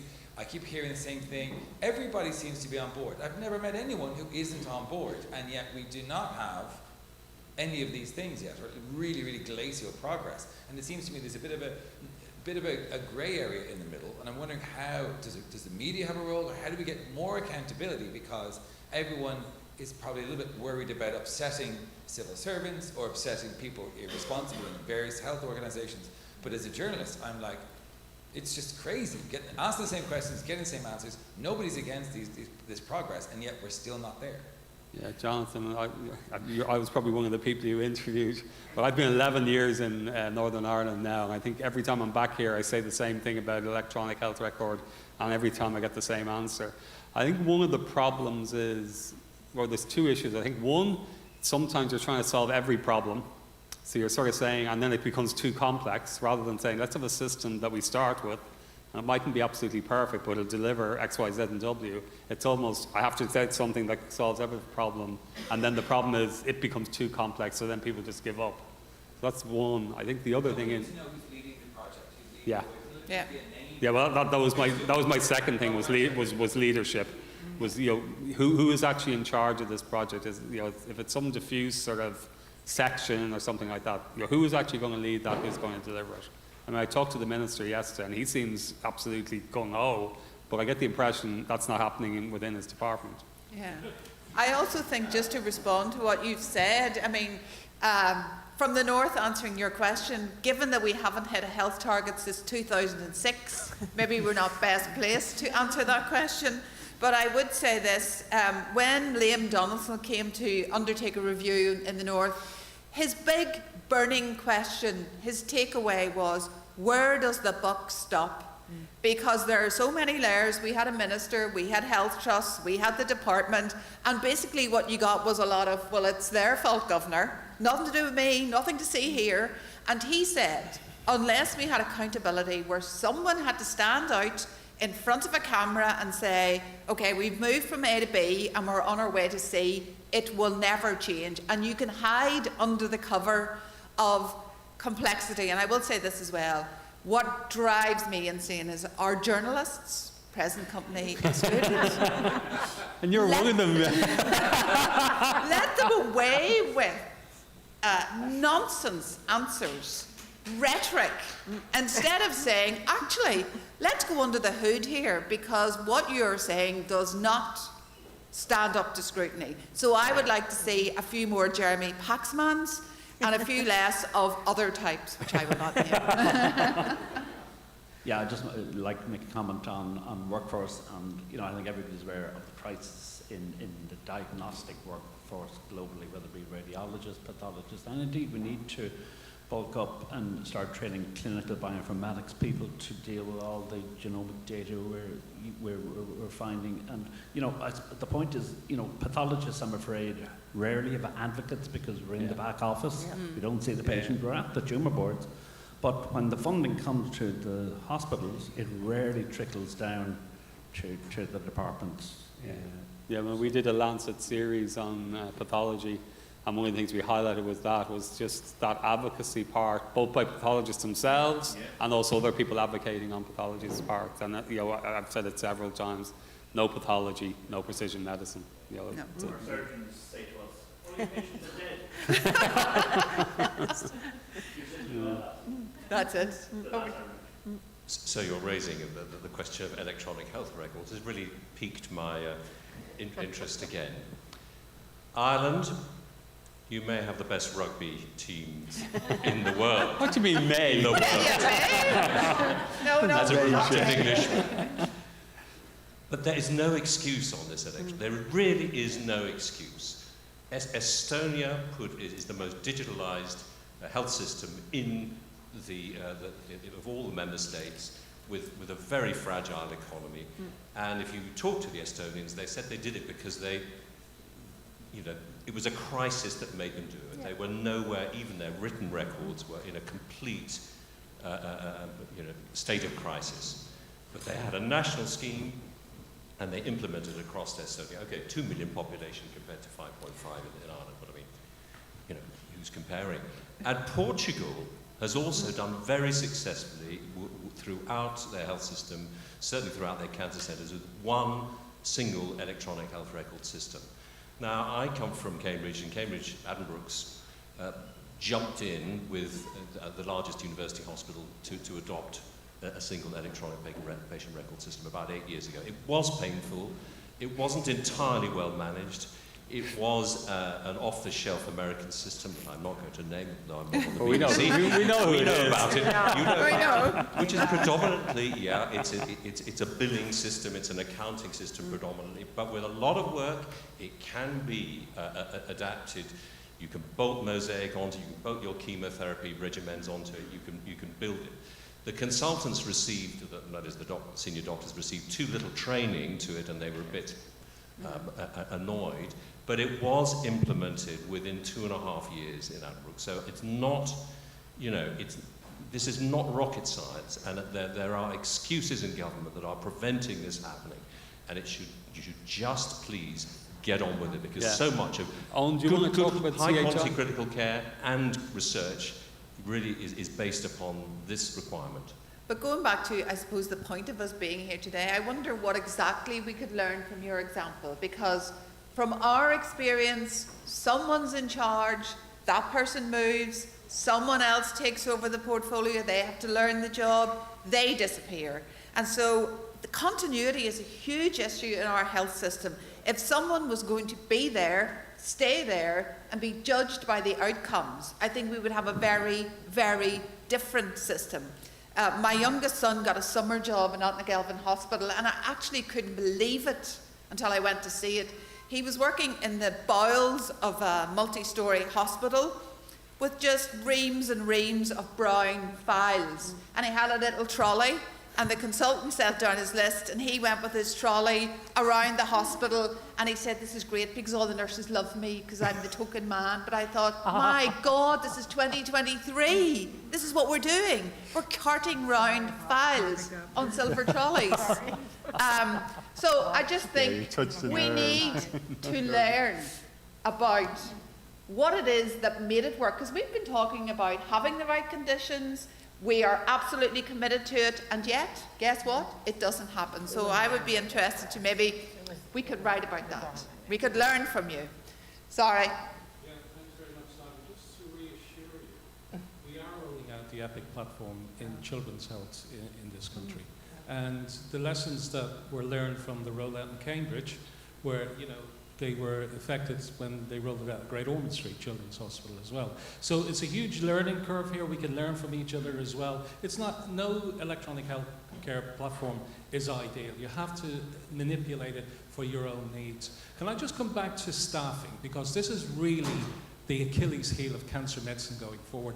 Lynn mentioned a few things there as well. How do we train cancer healthcare workers? We need to start training them in an interdisciplinary fashion, giving them ownership as well as the patient about the cancer journey.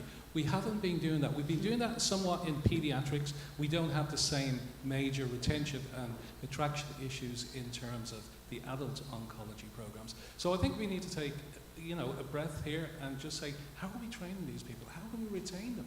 And how can we attract more people into cancer medicine? Because there's more and more leaving cancer medicine now.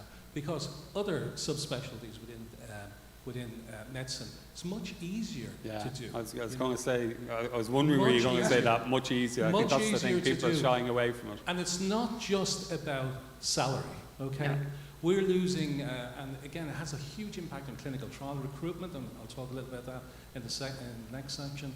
So we're losing our pharmacists from hospital-based practice to the high street to sell condoms and cosmetics. And we can't get clinical trials open. It's unbelievable. We have to start thinking about our policy makers and bringing them into the equation to change the system we're working in. I think it is also important to say, as educators, we have to understand as well that the world has changed. The students that I teach, if the job isn't what they think it's going to be, too much bureaucracy, not enough doing what I was trained to do, too many hours, not enough flexibility, they will leave and they will go somewhere else. Because the idea of saying, oh no, that's your job, there is no such thing as a job for life anymore. It's a lifetime of jobs. All their friends do it, they leave, they do something else. And there is moral injury for people who cannot do what they were trained to do. In the old days, and I really sound old, you would have just stuck it out. Now they will say, no, actually, we're off to do, just as you say, sell whatever it is, do something else, because life is short, and I'm online and all my friends are having a great time. So I think we have to be aware of that cultural change as well, about if it isn't up to what you think it is going to be, then people will vote with their feet and go. Yeah, and can I also put in that we're also bleeding researchers.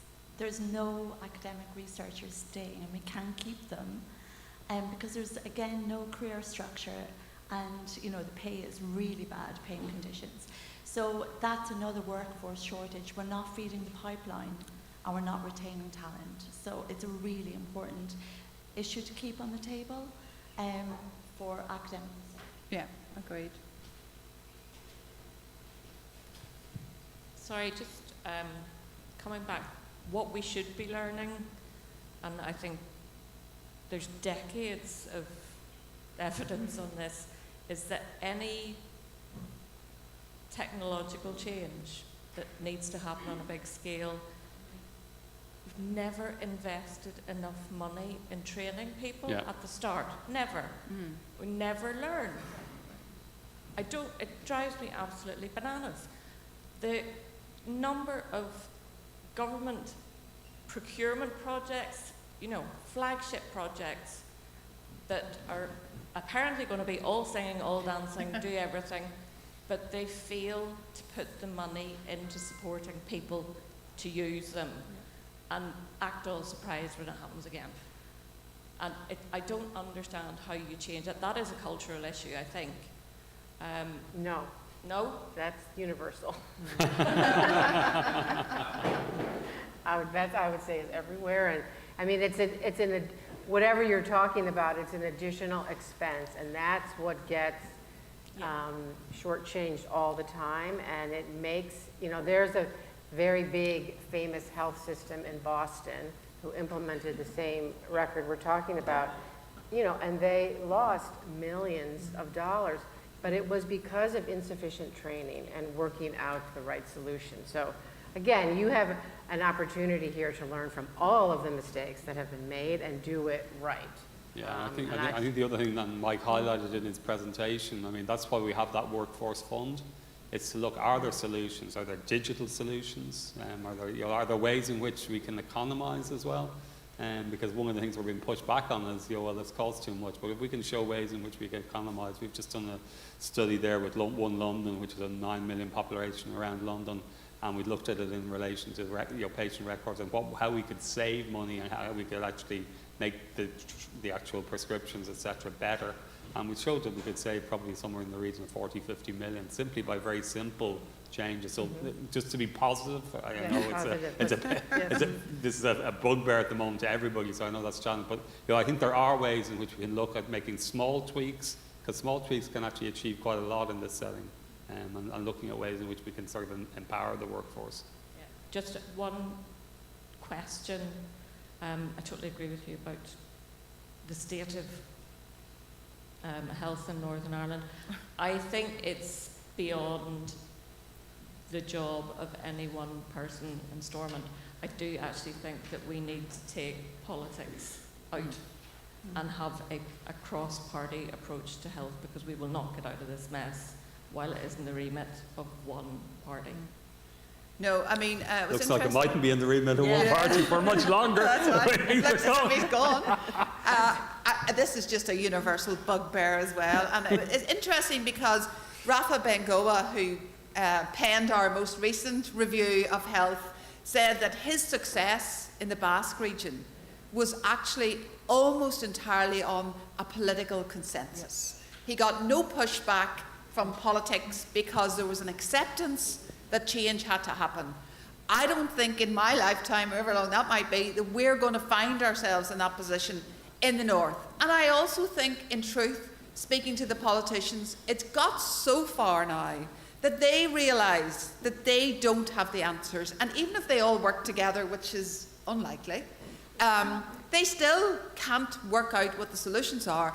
I think it's long past time that we said, and even though I'm anti-Quango, we actually need a new Quango, an arm's length body akin to NHS England, that you can't take the health out of politics because half of our budget is spent on health, but you can remove politicians from operational decisions and allow them to rubber stamp the strategies and cut the ribbons, and sorry to be disparaging, but that's all they've done for the past 12 weeks. We've had motion after motion after motion in our Assembly, not one piece of legislation. We couldn't get a minister to walk down the corridor to the launch of a children's waiting list report, but 5 of them turned up to the opening of a distillery. You draw your own conclusions. Sorry, don't start me in a rant. Yeah, I just want to go back to education, and I like your idea of saying at European level we must educate people. And I have spent 40 years trying to say, why do we feel it is unnecessary to educate people who are going to deliver high doses of radiation to patients every day? And across Europe, in so many countries, and Estonia may have a wonderful electronic patient record, but I spent 2 years working with them trying to implement some basic radiotherapy education.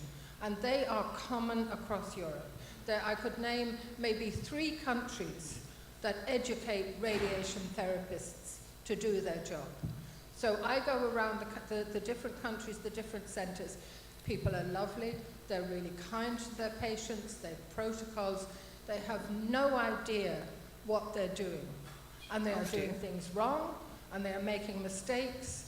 And as I say, I have spent 40 years, and I could say it probably is an 80% failure rate, because it is not considered important. So I have very strong feelings about that, as you probably get.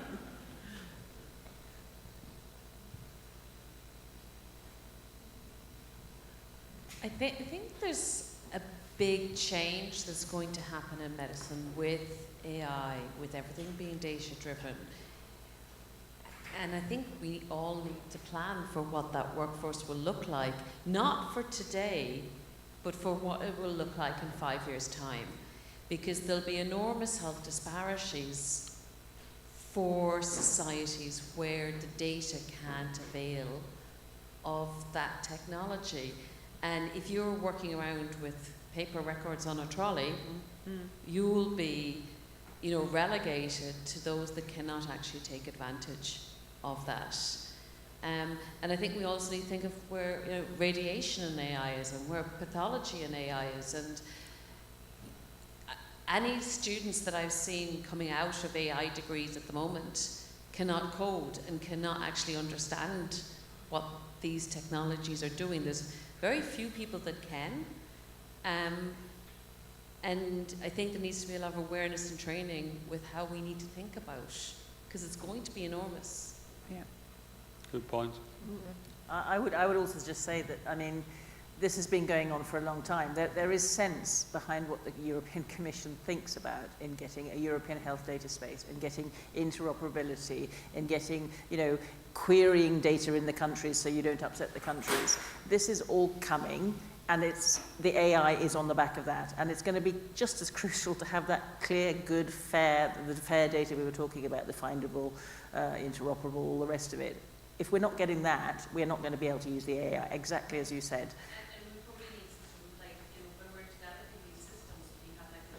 Yep. We need to have a maturity model for workforce training that's like on that cancer pulse and go there. We just had our ASCO Board of Directors retreat in March, and the whole 3 days was focused on AI and really about how we can support oncologists in sort of understanding what the new technology is, how to understand obviously the pitfalls, but it is necessary in terms of now, as you say, training all of us. I mean, there is guidelines now that are utilizing AI, and I think in the end, you know, it still is us, the clinicians, that are going to also say what is truth, what is fact, because the way some of these, you know, systems work is collecting information that's not always factual. And so it is understanding how to utilize it, but then we are the honest brokers of that information,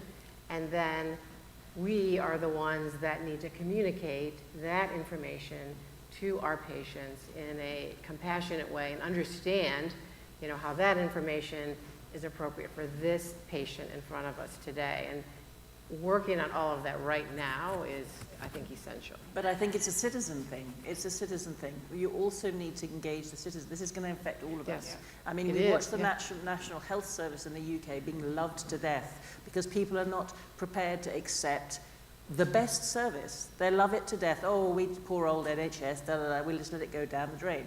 And this is a massive problem. So you have to get citizens engaged. This is all about the agency again. Yeah. You know, when people get angry enough that they can't get their blood results easily, when other countries can, when people get angry about, you know, the sharing between the hospital. I mean, I've had to take CD from floor 1 up to floor 6, you know, because for the MRI, it's totally ridiculous. But people have to get angry enough, but you have to educate them and give them agency to actually say, this is what we want out of our system. It needs to be the best system that we can get, and we're going to put our weight behind it. I agree, but I think for people to get angry, what they find is a very unresponsive system. So they're one voice up against what feels like a brick wall. We did some work with care homes in COVID, and they were saying, you know, when we weren't happy with the level of care, we counted 10 agencies in the north, including the Human Rights Commission, the Older Persons Commission, the Trust, the department, that they were sent to. And actually in the end, people said, look, Mum died, Dad passed away, my family said, you've got to let it go. And that's what people's honest response and experience of a system is. And so if that's how you feel, and also I suppose, I look back in the good old days when students used to protest about everything. I don't know what you would get our students out to protest about, because the whole nature of higher education has changed, and the public. When our expert policy people come to Northern Ireland, the one thing that they will always comment on is the level of apathy around appalling outcomes. I don't know what the answer is. I don't know why it exists. But we accept 8-year waiting lists, 9-year waiting lists, urology inquiry, rheumatology inquiry, Muckamore Abbey, Dunmore Manor, the list is long. I don't have the answer. You need gilets jaunes. Is there anybody online? Sorry? Is there anybody online? No, just in terms of the online contribution. Oh, they're all gone, are they? Yeah. But this session was better, how to make things better. Yeah. So I think it is good to talk about the real things that are impeding better, which is, I think that was a really great dialogue and conversation. And we are up here both, I'm just reflecting on not the good old days, and we are involved with melanoma. And when I think back to the bad old days, and we had no effective therapies, and so I also, we're having these challenging conversations because you want to implement all these amazing advances, and just to make sure that we end better on a positive note. I didn't think in my professional lifetime that I would see these kinds of advances for patients with advanced cancer that even has metastasized to the brain, and much more teamwork, much more multidisciplinary care, and the voice of the patient and the patient at the center. It is very different today, and I think all the things that we talked about have at its core making it better for the patients and a different experience. And I just think it is so different from when we began. And you just think about even the toxicity profile of our current treatments to the past, or in the area of radiation therapy, how much more precise and shorter the courses are and fewer toxicities. All of these, collaborations are the result of, this great progress. Oh, I absolutely agree. And in terms of making things better, I think if you look back to the paternalistic system we had that said the expert knows best, I do think most people have accepted the idea of expert by experience, but I think we have to keep pushing, empowering people. And I loved your reference to, why can't I have access to my data? Why would that be a threat to anyone? And if it's done properly, why couldn't you? But that is, to me, that's why things are done better, is because we are asking the questions, and the right questions. And the only way you know how to ask the right questions, to my mind, is multidisciplinary working, where even in the north we were supposed to have MDTs rolled out across the piece, but where they have rolled out, they have been hugely successful. But what is still surprising is people saying, when we're interviewing them, I didn't know what a social worker actually did. I wasn't really sure what an occupational therapist did. I know the title, but I haven't a clue what they do, and it's only by working together you understand that we are all cogs in a wheel, and it seems to be a no-brainer that that's what we want to do, and it's how we encourage that and make it normalized.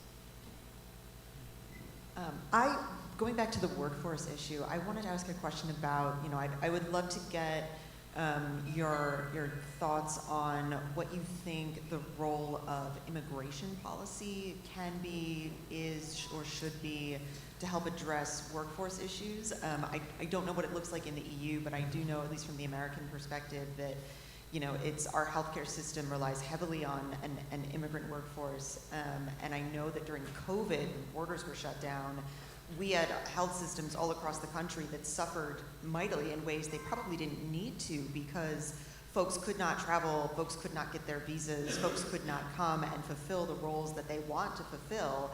And so I don't think that that's a silver bullet by any means of the imagination, but would just be interested in your thoughts on what sort of role that might be able to play in addressing some of the workforce issue.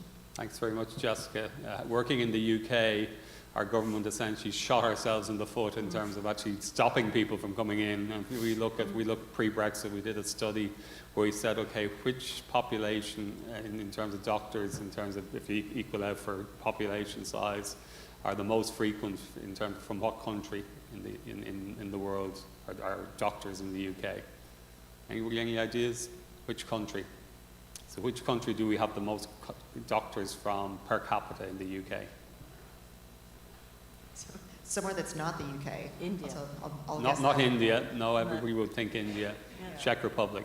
Okay. So what we argued was that if we bring in Brexit, and unfortunately we did, that will have an impact in relation to our workforce. Yeah. And it has had a significant impact in relation to our workforce. It's made it less attractive for researchers to come to the UK because of the situation in relation to immigration. So it's been a disaster, to be perfectly frank.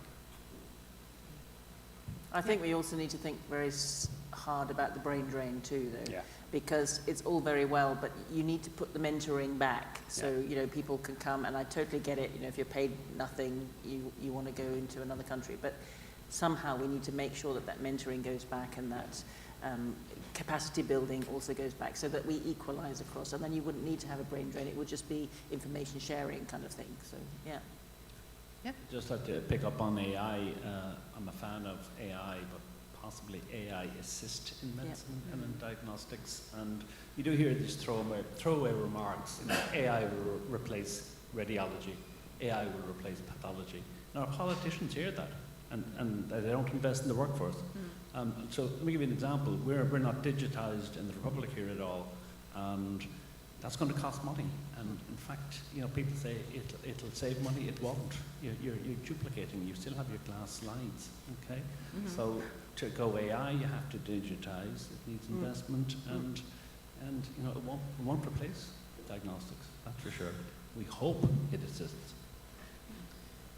Yeah, because most of the data is retrospective that actually shows the impact of AI. There's still a very few prospective randomized studies that actually show the value, and we need that to be able to help us. I mean, it's very complex. The BRAF mutation in colon cancer is quite different from BRAF in melanoma. Yeah. Yeah. Yeah.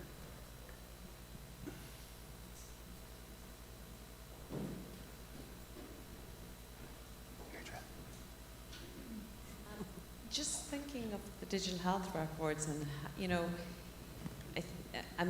having been living on both sides of the Atlantic, I see such a difference between, you know, how sharing and access to your records was brought in by the 21st Century Cures Act, but there wasn't a whole load of, you know, people on the streets clamoring for that. But then why is that such a requirement here? It's a hard question. I think there are cultural differences. There are differences in terms of access to information so that people understand. I mean, how do you know what you need until someone tells you in many ways? Yes, I'm just wondering what lobbying went in the US in order to get the 21st Century Cures Act in. Julie, do you want to comment?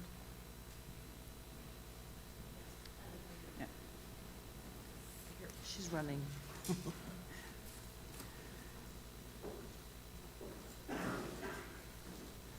Well, the 21st Century Cures Act is very, very broad, but to address the patient access to data, is that what you're really asking about? Yeah, and sharing data. And the data sharing?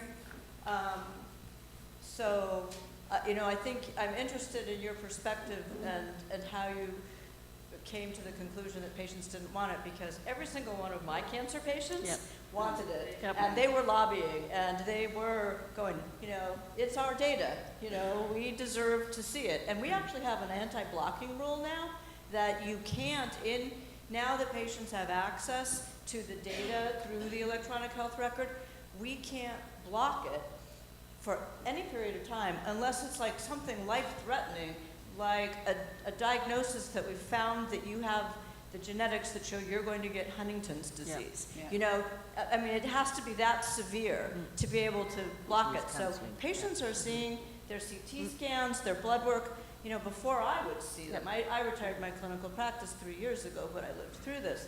So, you know, most of the patients feel that what they wanted was the right to be able to see it real time. Not all of them chose to do that. Many of them did choose to wait until their doctor appointment because they didn't want to see a little abnormality that scared them, you know, and they weren't going to talk to their doctor for a day or two. But others really feel empowered by it and then come equipped to have a better discussion. As far as the data sharing piece of it, and this is, you know, Lynn's point about, you know, the 21st Century Cures Act forced us all to have electronic health records in a very short period of time that were supposed to give us a lot back, this whole learning. And it would be continuous learning, we'd get feedback, et cetera. And the way they were developed with multiple competing systems, they didn't talk to each other. They were complicated, difficult to use. You know, my own institution used one at first and then decided to go in entirely different directions. We had to be totally retrained in everything we did. And we were still not getting the information back. So I think the premise was right, and we all bought into it. And we actually said, we hate paper charts. Like, and we lose them. And it's ridiculous that we're doing paper charts. I mean, we all bought into the premise. It was the execution that was flawed and that we're now really catching up on. And I hope as you introduce an EPIC, you know, I mean, you do have to personalize it. And yet when we all personalize it, then we don't talk to each other as well. And so, you know, we have to agree on data elements, which the pathologists have done fairly well, except for I can't get the genomics back out. That's a problem, and we have to figure that one out. So anyway, that's much longer than you probably wanted. No, thank you very much. And actually, I think that's a great note to finish on. As I said at the start, to read the room, I think it's coffee time. But thank you all for being so engaged, and we will end on the positive note of the power of collaboration. Thank you.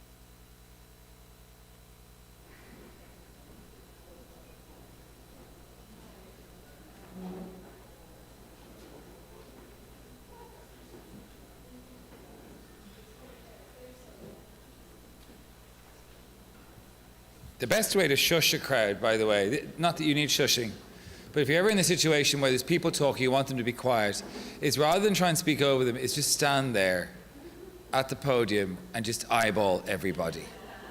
That's my experience. If I look fuzzy to you, that's because you've left your pink glasses on one of the tables outside. Oh, they've been found, have they? Okay, excellent. Great. Listen, great to get back early, and we'll get through it because we still have quite a bit to go through, but we are on the home stretch, and it's kind of sad to leave research at the end because research is so central to everything, but it has to go somewhere. So this session is how can research make a difference? And for this session, please welcome to the stage co-chairs Professor Donald Brennan, Research Lead at the National Cancer Control Programme, and Professor Josephine Hegarty, who's Professor of Nursing at University College Cork. I'll hand over to you. Thank you.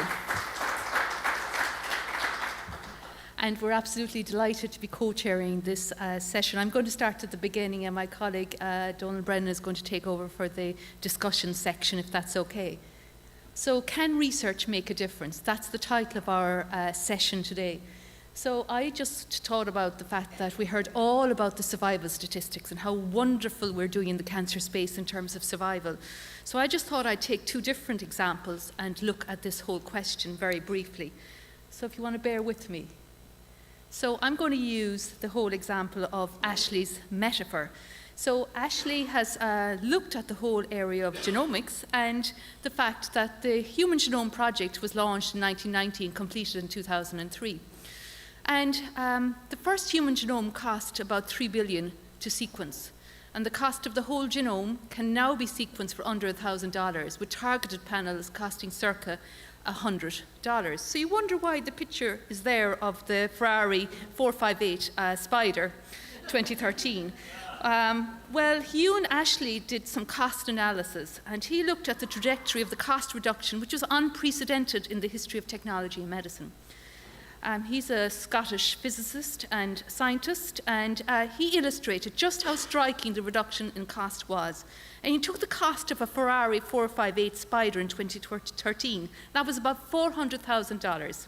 If the price of this Ferrari mirrored the price reduction of human genome sequencing, the car would currently cost 5 cents and would soon be 1 cent.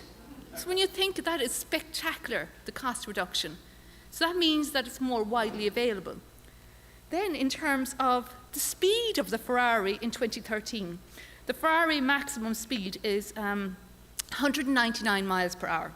If the increase in the car's top speed mirrored the increase in the speed to deliver genomic results, the Ferrari would go 32 million miles an hour, according to his paper. It's now possible not just to sequence the genome, but to return a diagnosis within one nursing shift in some instances. Ashley said, and further noted, that this was a major achievement for the genomics community and worthy of a gold medal. However, access to genomics isn't universal, and we still have difficulties. So we just need to be aware that we're making huge strides, but how can we make it universally available where it's needed? So my second example is where I'm going to turn to the whole area of COVID-19. And I thought Tony Houlihan would be still here. Can I go to the next slide, please? It's just not moving, if you don't mind. Yeah, there it is. So COVID-19, a really very important time in our history. And we know a typical vaccine to be developed, it takes about 5 to 10 years, and sometimes longer. Yet, we know that there was a huge amount of background work done in terms of messenger RNA vaccines pre-COVID. So there's a lot of knowledge out there. But COVID-19 hit us, and we started locking up, and we started keeping people at home. So then there was Operation Warp Speed, was a collaboration between the US Department of Defense and the US Department of Health and Human Services. And the program awarded $10 billion to 6 companies. Pfizer didn't take any funding, as far as I'm aware, from that. Other global funding initiatives were launched concurrently. And Pfizer and BioNTech would succeed in 9 months through one of the most ambitious vaccine development programs in history, shattering previous records which existed for and that was for 4 years vaccine development in the mumps in the 1960s. We have a similar story with Moderna, messenger RNA. So what does that tell us? That tells us if we work together and we put a lot of money into it, we can get success. We can yield success. So I'm ending here, and this is the V formation for flying or sometimes migrating birds. So why do they fly in a V formation? First, it conserves their energy. And the science behind it is each bird flies slightly above the bird in front of them, resulting in a reduction of wind resistance. The bird takes turns in taking that leadership role. So we rotate leadership. So the front leader falls back when they get tired. In this way, the geese can fly a long time before they need to rest. The authors in a Nature article said that pelicans that fly alone beat their wings much more frequently and have a higher heart rate than those who fly in formation. So it follows that birds that fly in formation glide often and reduce energy expenditure. And the second benefit of V formation is that it's easy to keep track of all the birds in the group. Flying in formation assists in communication and coordination. So V formation for migrating birds saves energy. It helps them fly much further and thus achieve greater distance. So I'm not suggesting that we all fly in V formation as we head out of this meeting, but the message is that together we are much stronger. We go further and we do better. So in line with the message of this conference is, together we are stronger and we're better and we're faster. Now we're going to look at exemplars from the research community that shows how research can make a difference. And we're going to have 4 5-minute interventions followed by a discussion session chaired by my colleague, Professor Brennan. So we're going to start with our keynote speaker, Damien Bennett. I'm jumping forward. Our keynote speaker, who's Paul Brennan, Branch Head Genomic Epidemiology, International Agency for Research on Cancer from Lyon in France. And he's going to speak to us about new causes of cancer, international collaboration delivers. And we look forward to hearing about that. Over to you, Paul. Thank you.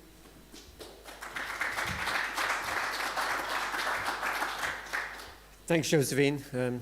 Thanks to Mark and Liam for the invitation to be here. Thanks to all of you for staying until the final session.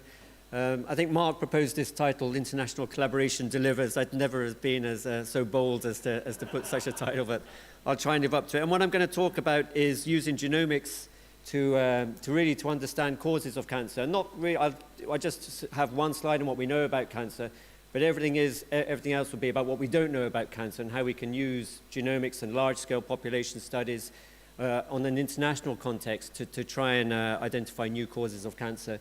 So this is from the UK. This is a CRUK panel, and this has been done for many other high-income countries. It's been done for Ireland. You get pretty much the same result everywhere. About 35–40% of the cancer burden can be explained by known risk factors. Tobacco is up there, explaining almost half of it. That circle is getting lower because the tobacco burden is getting lower as quitting increases, and obesity and so on is there as well. And we have alcohol, UV light, various dietary components, etc. Now, one thing is that all of these were under the spotlight over 40 years ago when Sir Richard Doll and Sir Richard Peto wrote their book on the causes of cancer.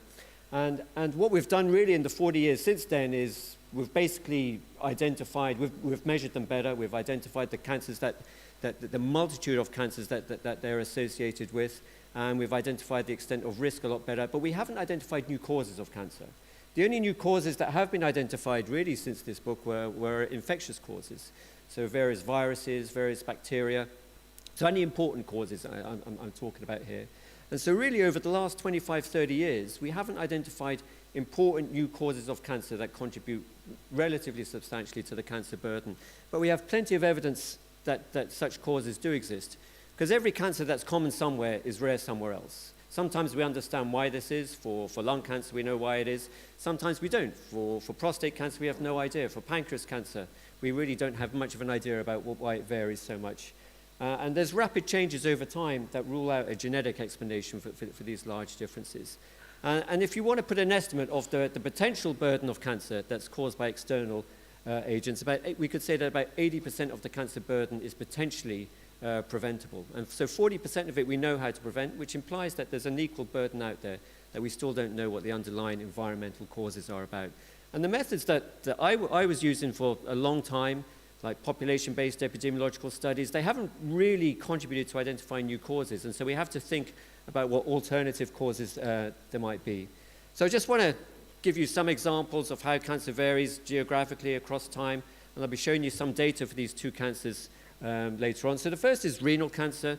Stephen Chanak talked a little bit about this yesterday. And my first collaboration with the NCI and Stephen Chanak happened over 20 years ago, where we launched a study of renal cancer in Central Europe to try and understand this really high rate that you see in countries like the Czech Republic, the Baltic countries, where you see rates that are often 3 times higher than you see elsewhere in Europe. And these can't be explained by the known risk factors like smoking and obesity. And 20 years later, we've done a lot of work in these countries. We still don't, using those epidemiological studies, we still haven't cracked it.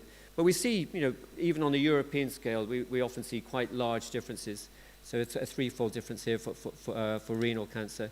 And here's another one now that's gaining a lot of attention, and that's this increase a relatively rapid increase in colorectal cancer, especially in young ages. So here, aged less than 39, in pretty much all high-income countries, we're seeing this rapid increase in colorectal cancer, especially since around the mid-90s. We see it in the age 40 to 49. Recent SEER data from the US that was just published a month or two ago showed that now in the 50s that it's increasing.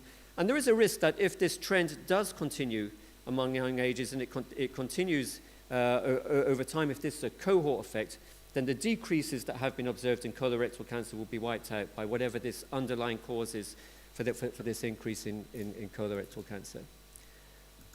So I'm going to explain, it's Friday afternoon. I'm going to just go back to a little bit of genomics because it is important to understand what comes after. But basically, we do need new approaches to identify potential new causes of cancer. And one new approach really has been brought about by the revolutionary speed at which we can do whole genome sequencing of tumors, and the basic recognition that different causes of cancer often have their own pattern of mutations that they leave on the tumor. So if we just think about our genome, it's a 3 billion code. Luckily, it's made up of just 4 letters with the A, T, C's, and G's. And in its simplest sense, there's only 6 possible ways that these 4 different bases can change. So C can change to A, it can change to a G, or it can change to a T, and a T can change to an A, a C, or a G. And we know that some carcinogens are more likely to cause one of these changes than another change. So, for example, smoking tends to, in lung tumors, tends to primarily cause C to A changes, whereas UV light tends to primarily cause C to T changes. So you have this signature that's linked to the specific carcinogen. Now, just having these 6 changes isn't sensitive enough, well, it's not specific enough for the multitude of potential carcinogens that are out there. And one of the nice breakthroughs that came around with colleagues from the Sanger Institute was to look at the base immediately before and immediately after each of these 6 changes. And for each of these changes, that gives you 16 possible different ways in which a C can change to an A, and for the other 5 as well. And 16 by 6 is 96, and you end up with these 96 bars. These are the 96 different ways in which these bases can change.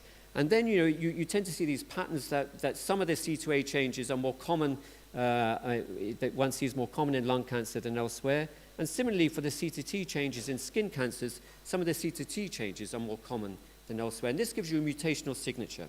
So it's a lot more specific than just looking at the 6 base pairs. And when you look across all the whole genome sequence data that is available, you start to see a lot of different mutational signatures that are present in tumors. There's over 80 that have now been identified. Some of them we know they're caused by UV light, some of them caused by aristolochic acid, that's mainly T2A changes, by aflatoxin, this contaminant that one sees in parts of Africa and Asia.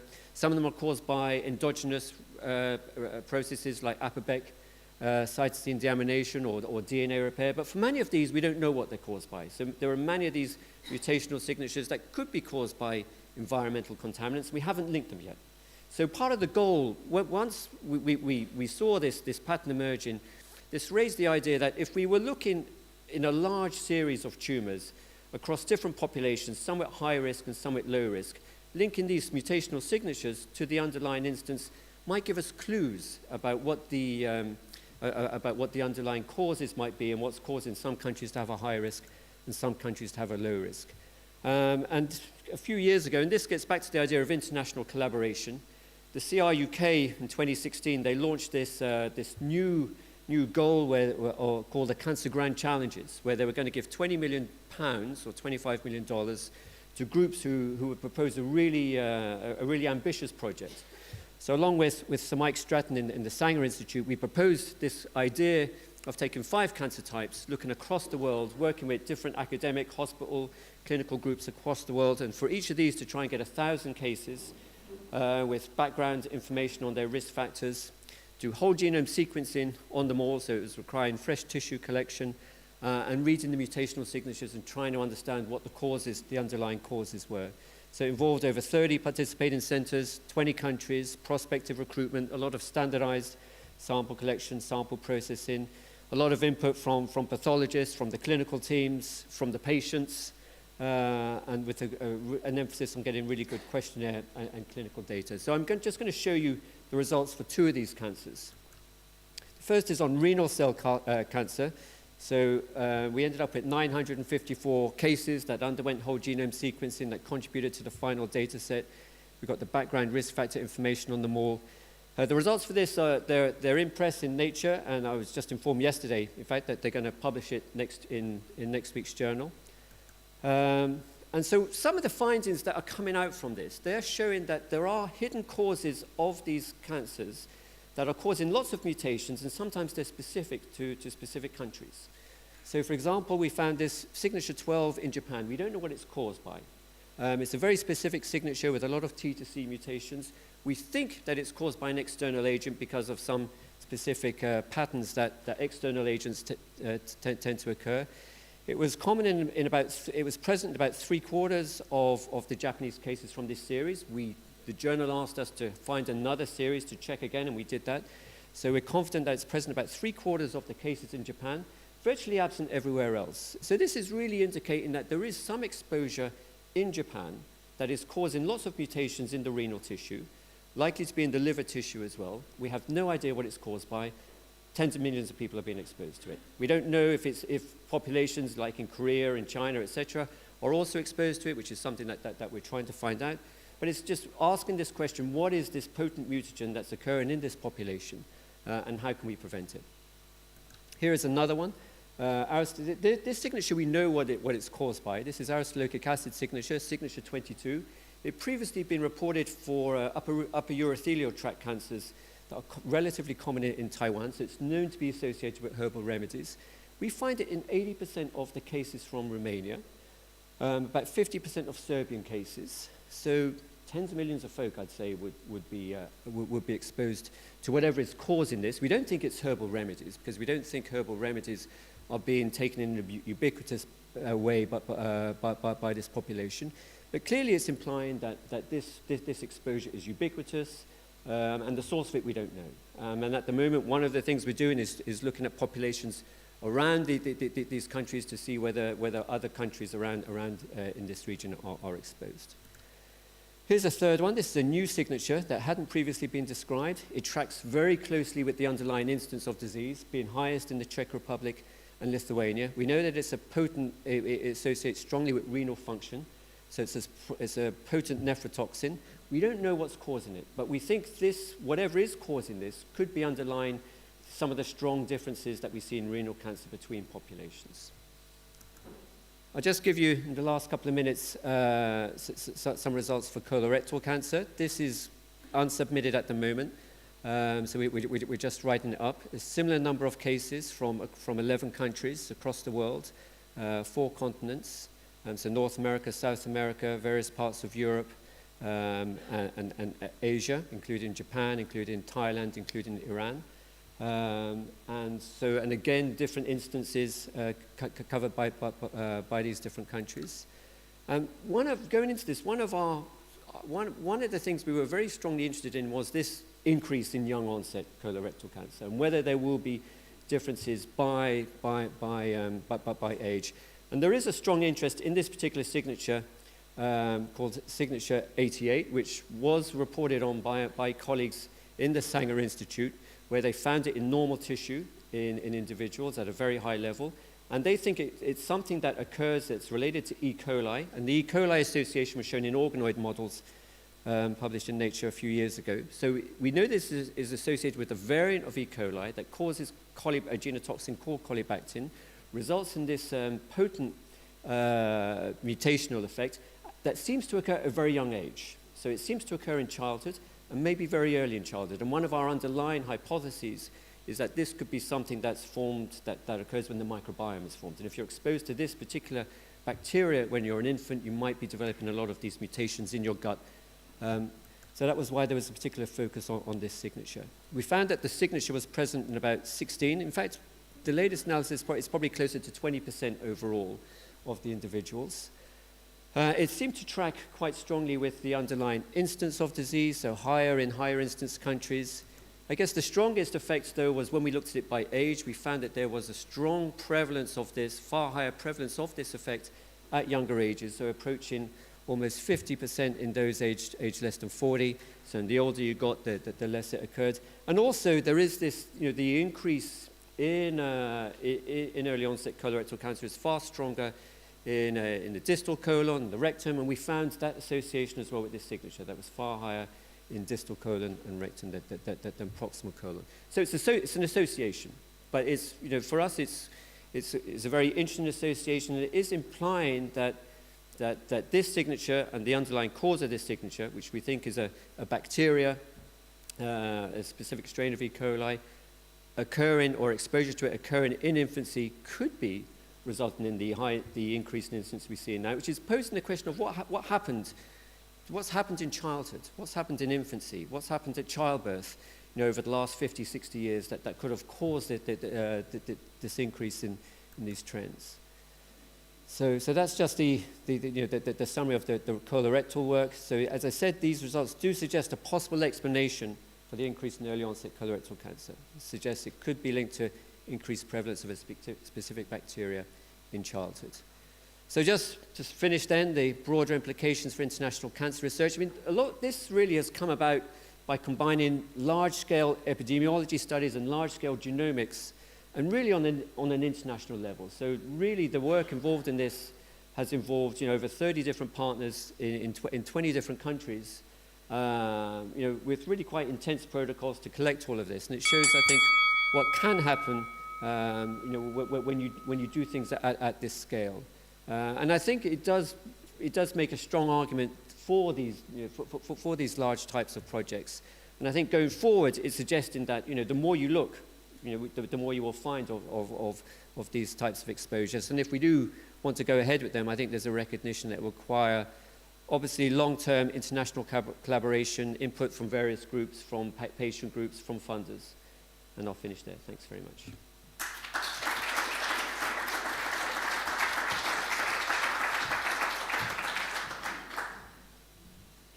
Thank you very much. That was an excellent talk, and it was very interesting to hear about mutational signatures, and looking forward to your Nature paper. We're moving swiftly on, and we're going to look at two speakers together, and Damien Bennett, who's the Director of Northern Ireland Cancer Registry, and Deirdre Murray, who's the Director of the National Cancer Registry of Ireland. And they're going to speak to us about the crucial importance of cancer registries on the island of Ireland. Over to you, Deirdre, and thank you. Thanks very much, Josephine. And I've spotted another trend. We were also given our title by Liam and Mark. So anyway, so thank you very much for everyone for the opportunity to talk. And I suppose that the island of Ireland is indeed very privileged. Yeah, there we go. To have population-based registries established north and south around the same time, over 30 years ago. And really that is kudos to the policymakers in those days who did make decisions and establish the registries. And since then, the cancer registries have enjoyed the trust of cancer patients and families, cancer researchers, policymakers and health service providers. And both of the registries, north and south, would have collaborations with our academic partners around the island of Ireland. And this data, our data, has underpinned the various cancer strategies. There have been 3 in the south of Ireland, and as we've heard earlier, 1 in the north. And as I always say, well, the cancer registries are never the first word in cancer control, but we do have what we say is the final word. because we collect the data on incidence, mortality and survival, which are really the three major parameters or metrics when you're talking about have you got a cancer on the run. You want to see the incidence falling, mortality falling and survival improving, and that's what the registry has. And why is this? Well, it's because we're in every town, village and in the south parish pump really in Ireland, and this is probably a little graphic illustration of why things are a bit more, shall we say, dispersed in the south than they are in the north.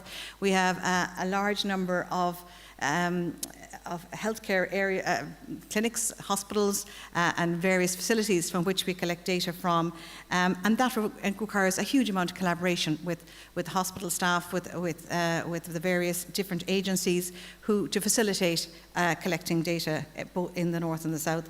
And this was that.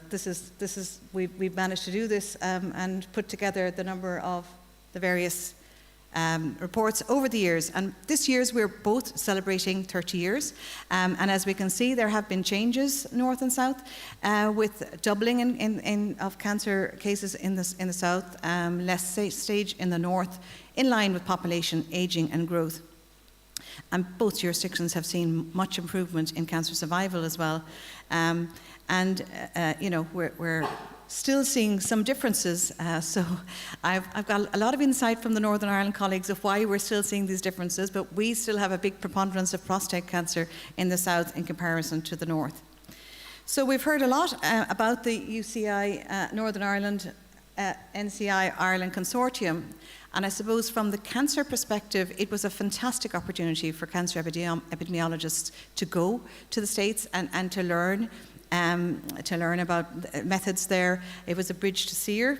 There was a huge impact in terms of the reports that North and South brought out. We had a number of research reports, a number of research projects, but I think also it kind of gave the American optimism and verve, yes, can do attitude a little bit to Ireland, where we're maybe lagging a little bit on that before this consortium happened.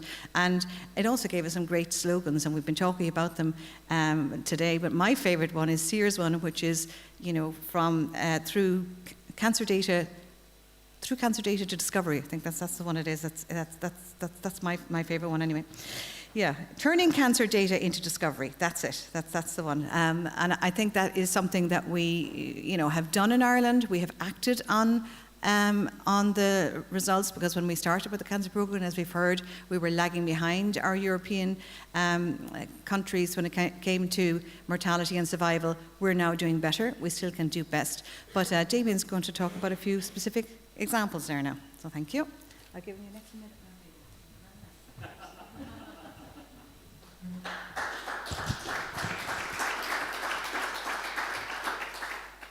Thanks very much, Deirdre, and thanks for the opportunity for us both to present together. Really appreciate it. As Deirdre mentioned, we have population-based cancer registries, so that means that we're collecting all data on all people with cancer, and allows us then to make some comparisons. So two we'll look at here is for lung cancer and cervical cancer. We're looking here at data from the beginning of the registries, both set up in '94, so data up to 2020, and we're looking at age standardised incidence rates. And again, we're correcting for differences in age profiles of the population and in numbers in the population. And we can see on the left-hand side there for males with the south there in green and the north in blue, they track very, very closely to one another, almost exactly on top of one another, a gradual reduction over time. And it's great to have the lung cancer talks, because it explains why we're getting at historical tobacco trends. Obviously, were much earlier in males than females, so it was great to get that tutorial earlier on. But the difference there on the right as well, and I think Isabel has already shown this, so it's great that our data matches and doesn't conflict. But you can see that over time, from the beginning of the registries, you know, the blue and the green line track exactly on top of one another, but you'll see that difference there about 2010 onwards. There's a divergence there with rates, we'd say, substantially lower now in the Republic in terms of age standardised incidence rates for females. And does that suggest that there was earlier or more effective implementation of tobacco control? We know, we've heard already about the smoking ban that's been celebrated here today, but there was a lot of work that's gone on in the decades even before that about tobacco control. And is there a group potentially in the north that we're potentially missing out on? So it's something we certainly need to consider.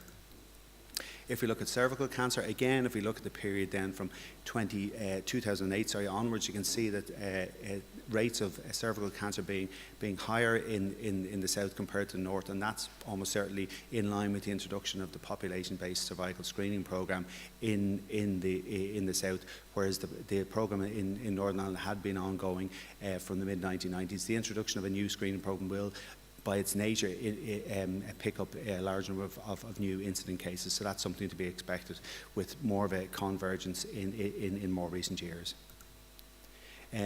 Just to mention some work which we've done north and south on COVID impact, we'd like to think that the registries, both north and south, produced early effective evidence on the impact of COVID on cancer care. In the north, we found not only did cases drop in the COVID period in 2020 by 13%, compared to the pre-pandemic period, but we also then looked across the entire patient pathway. We found an increased proportion coming via emergency departments, an increased proportion being diagnosed, reduced proportion being diagnosed pathologically, so reduced tissue samples being taken, an increased proportion at late stage, reduced proportion early stage, and reduced proportions getting surgery and radiotherapy, and probably most worrying, an increased proportion getting no treatment for that cohort. And then finally then onto survival, a significant reduction in 1-year survival found overall, and that was driven by the likes of lung, head and neck and esophageal cancers. So again, what we'd say, back to what Deirdre said about being the last word, a lot of people had ideas and theories and hypotheses about what was happening during COVID. We would like to say that your cancer registries can actually answer that question to tell you what's happening across the entire patient pathway. Looking on to 2021, what we're finding again is that this is a year for recovery. We looked at 6 cancer types, and we found that most of these experienced a rebound or recovery. Colorectal, 17% increase compared to pre-pandemic, but then down to only 2% increase for lung. And we would have expected a rebound for most cancers, or certainly like to see that. Big difference here in terms of, again, between tumours, colorectal, breast and stomach having no significant difference in treatment and survival compared to pre-pandemic. Colorectal having similar stage, with breast and stomach, as might be expected, increase in early stage. But the big outlier again here we're highlighting is in lung cancer, because we're finding that the deficits found in 2020, they're still there for the 2021 cohort, and significantly increased proportion at late stage disease. It was 42% late stage.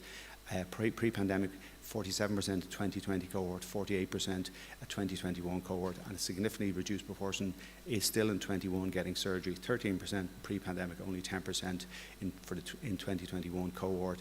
And then in terms of survival, we're still seeing that significantly lower survival. Pre-pandemic, 41% of lung cancer patients were surviving to 1 year. For the 2021 cohort, that is at 37%, so still significantly less, so something we need to monitor. We've also then looked at pathologically diagnosed cases, and this allows us to get more recent data. And just a quick word about these.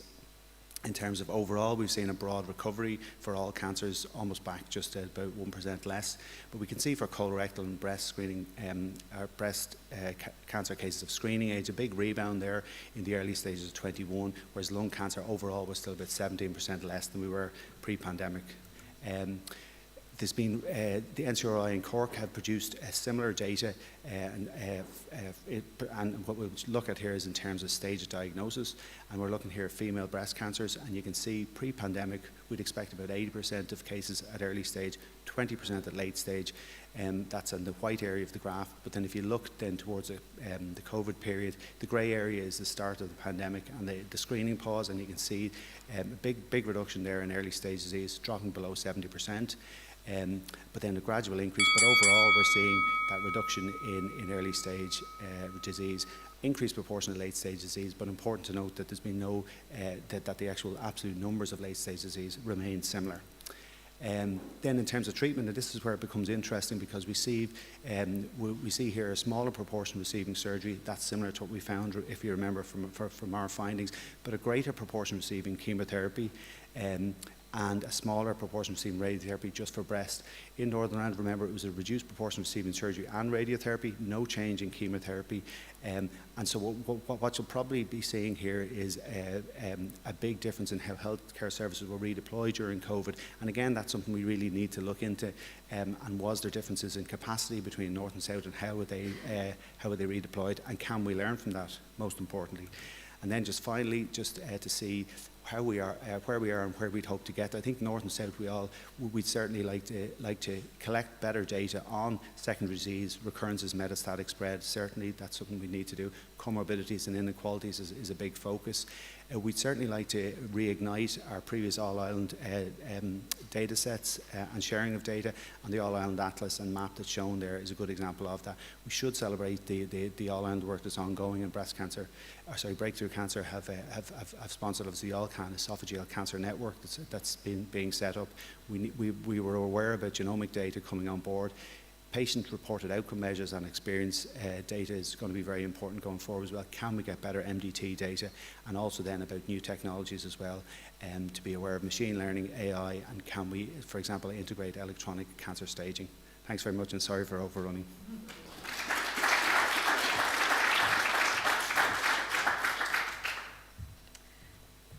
Thank you very much, Damien and Deirdre. Fantastic to hear the benefits of collaboration across registries and the access to SEER data, and important to study the impact of COVID, so thank you for that.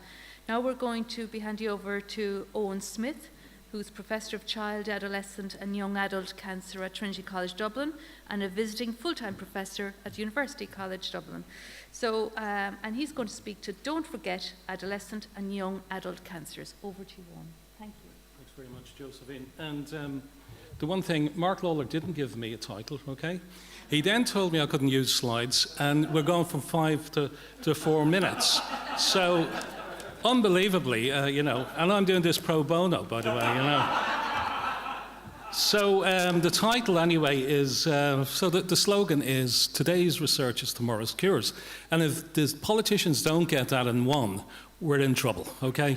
We're in trouble, so we need more funding. So the title, anyway, is Act Local and Think Global. There was misinformation given by Aidan yesterday in relation to the population of Ireland. You know, it's not something like 10 million. It will be in about 40 years' time. But at the minute, in the Republic of Ireland, we're talking around 5.2, 5.3 million. So that means that there's a small cohort of the cancer burden happens in children and adolescent young adults up to the age of 26, around 2%, okay? So the National Children's Cancer Service in this country went through a radical change about 23 years ago. We collapsed 4 centres, one in Galway, one in Cork, and 2 in Dublin, into one centre in Crumlin in Dublin. And this really led the way in terms of, you know, capturing everything in relation to how we treat children up to the age of 16.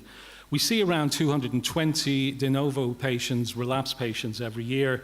And at the moment, and since 2001, 2002, all diagnostics and treatment planning for children up to the age of 16 happens in Crumlin. We can't do that because of the landmass on our own, and we have to share care with 16 centres around the country. If you look at the landmass and the population of Ireland, it's really skewed and it's very difficult. So, and this is done by robust evidence-based supportive clinical trials. And the majority, as we heard earlier on from me, of the trials we do, around 65% of our children are on a clinical trial, predominantly phase 3 clinical trials, but we want to actually increase phase 1 and phase 2 going forward. Pediatric clinical trials, then, you cannot do it on your own because of the numbers are small, so it has to be global, it has to be international. And then over the last number of years, then, we've been actively supporting clinical trial recruitment both in Europe and across the world. I'm a leukemologist, so the 3 phase 3 trials I've been involved in the last number of years have been My Child, Altogether, and Intivan 21. These trials are actually pan-global. They involve Europe, they involve South America, they involve Australia, and they involve France as well. France is always important to get them into clinical trials. They're not easy to get the French participating in clinical trials. So we're in a good position in terms of children, but what about adolescent young adults? As you know, this is a group of patients that have been forgotten about for a lot of years in the past, and it was only during the last the National Cancer Strategy that they had the vision to invite myself and a number of other people onto the panel to address this whole area. So that particular cancer clinical trial or cancer national strategy came out in 2017, and they recognise adolescents for the first time in this country as a unique cancer population.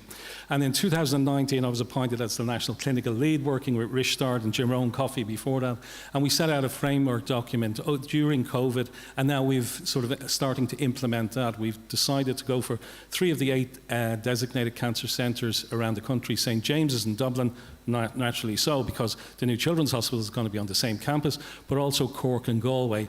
And we've started to put a workforce together around the adolescent young adult programme, really motivated, fantastic people who want just to deal with adolescent young adults. They don't want to deal with children or the older patients. And so this particular group of individuals now have set up fantastic MDTs, MDMs we call them, involving not just the stuff about diagnosis and what treatment pathway they're going to be on, but looking at them as a holistic entity in terms of their cancer journey.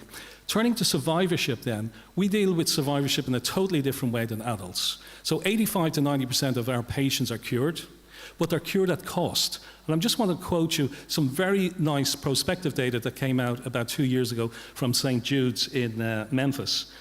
98% of children who survive at least 10 years will develop a chronic disease, with 67% having a condition that is serious or disabling and life-threatening.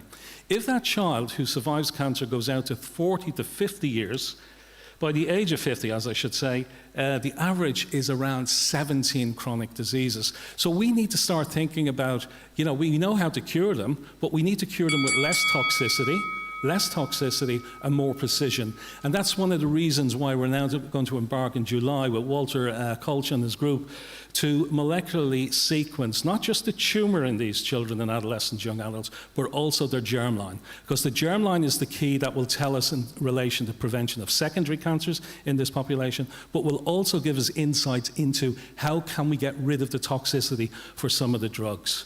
I would like to, Mairead O'Driscoll's not here, but Mairead gave us cluster funding for children, but also for adolescents, for something like 4 million, the cluster funding was, but it also gives us a role in Northern Ireland as well. So we'd be able to recruit patients in Northern Ireland into these trials, which is a massive, signal out there for us to really work as a unit going forward. That's all I have to say. Thank you.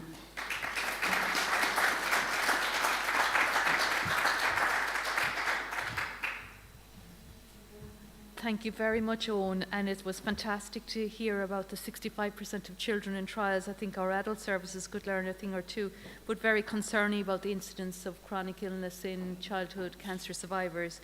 So now we're going to move over to Orla Dolan, and she's the CEO of Breakthrough Cancer Research, and she's going to speak about making more survivors through research. I'm looking forward to that, Orla. Thank you.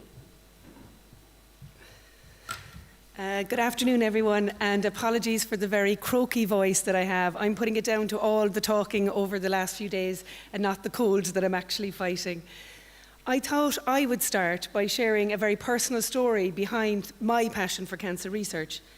Back in 2010, my father, Jerry O'Sullivan, was diagnosed with cancer, and while we were very familiar with the disease, he was a renowned esophageal surgeon and a researcher, it was still a kick in the gut for us. The word we didn't want to hear, cancer. And we thought, this is the worst day. But it wasn't, because that came 2 years later when they brought us into a family room and sat us down in a quiet space and told us that everything they'd tried had stopped working. There was nothing left to try. And in that moment, we were powerless to change that. For me, quite simply, that is the day that research takes away. It's the day that research makes a difference. Breakthrough Cancer Research is a research funder, and we're focused on lower survival cancers. But as a charity, we operate in this very privileged place in the middle between patients and families and fundraisers and the researchers, doctors and surgeons and nurses on the front line. We're entrusted with the support of one group to invest in the best ideas of the other. And for us, that's enabled us to support over 165 researchers throughout the island of Ireland and beyond. Charities play a vital role in cancer research. Here in Ireland, we account for 20% of cancer research investment in the country. And we're thrilled to see the EU recognising the role of charities more. So in Horizon Miss 2024, looking for charities to partner in the support of pragmatic trials. We need more of this. For us, leveraging our own investment through state research schemes and other partnerships allows us to boost the investment that we could make. And it allows us, in our situation, to boost our investment then more than a third annually. And charities also have a huge role in advancing the patient voice, bringing the lived experience of people with cancer into cancer research at all stages. But then how do we actually, at Breakthrough, try and make the difference? We try to meet the unmet needs, find and fill the gaps. Our current research strategy prioritizes 7 low survival cancers: brain, esophageal, lung, liver, gastric, pancreatic, and ovarian. These 7 are responsible for nearly half of all deaths, and so 80% of our research funding is targeting them. But we can't just seek innovation at the bench. We also must see it in ourselves, developing funding programs and models to create the impetus for bigger collaborations to a common goal. So in 2022, we launched our first All-Ireland Cancer Research Network grant programme in esophageal cancer. After mapping all of the clinicians, researchers, patient groups and relevant agencies across the whole island, we brought them together and had them all present to each other. We then together identified the challenges, the opportunities and the obstacles. We then narrowed our focus on what were the opportunities where research could be the difference. And finally, we put money on the table, inviting the potential network groups to apply for these funds with their plans to then double survival in 20 years. That led us to having All-Can Esophageal, an All-Ireland North and South research network bringing in together 2 health agencies, or 2 health systems, 2 registries, 5 universities, and with research programs working on the largest Barrett's esophagus research platform now in the world. And pancreatic cancer is the next cancer for this funding call. But we must also then remain agile, changing our funding programs to meet the moment, like our fellowships that are now going after postdoctoral researchers to stem all those departures, or moving and conducting clinical trials in other EU countries when they're stalling here, because we need to accelerate the pace of those. And let's also make the case that we need to focus on implementation. I think Julie Grayla said it this morning, in many cases we already have the evidence, but we need to act upon it. If you were offered a drug that would increase survival by 10 to 20%, you would all be scrambling to access it. And yet we know, for example, in cachexia, it's responsible for 20% of cancer deaths, and it can be reversed. But here in Ireland, there's only 1 dietitian for every 4,500 patients. So we must work together to make the case for the changes the research and evidence has already got for us. Where are the places we should already be working? So I just want to end by telling you a story about 2 individuals who back in December of 2017 chose to share their story. They both had stage 4 cancer at the time. Dermot had colorectal and Anne had ovarian cancer. And they took what they had been told was really precious time. Anne referred to her being in the departure lounge. They knew they were on borrowed time, and they took that precious time and they gave it to go out and advocate for people to support cancer research. And they took that time away from their families to do it. And they said, we're not going to benefit, but we want other families to be spared. And when we turned into the new year, we got the very sad news that Dermot had passed away, and a little bit earlier than had been expected, and I attended his funeral and mourned with his family. 2 days later, I sat in my office, and Anne called us to say she'd been put on something new just before Christmas. She'd been for a scan, and they couldn't find any trace of her cancer, and she's still alive with us today. The ending of that story was changed by research that probably had started 20 years ago, but that's the difference it can make. So thank you for your attention.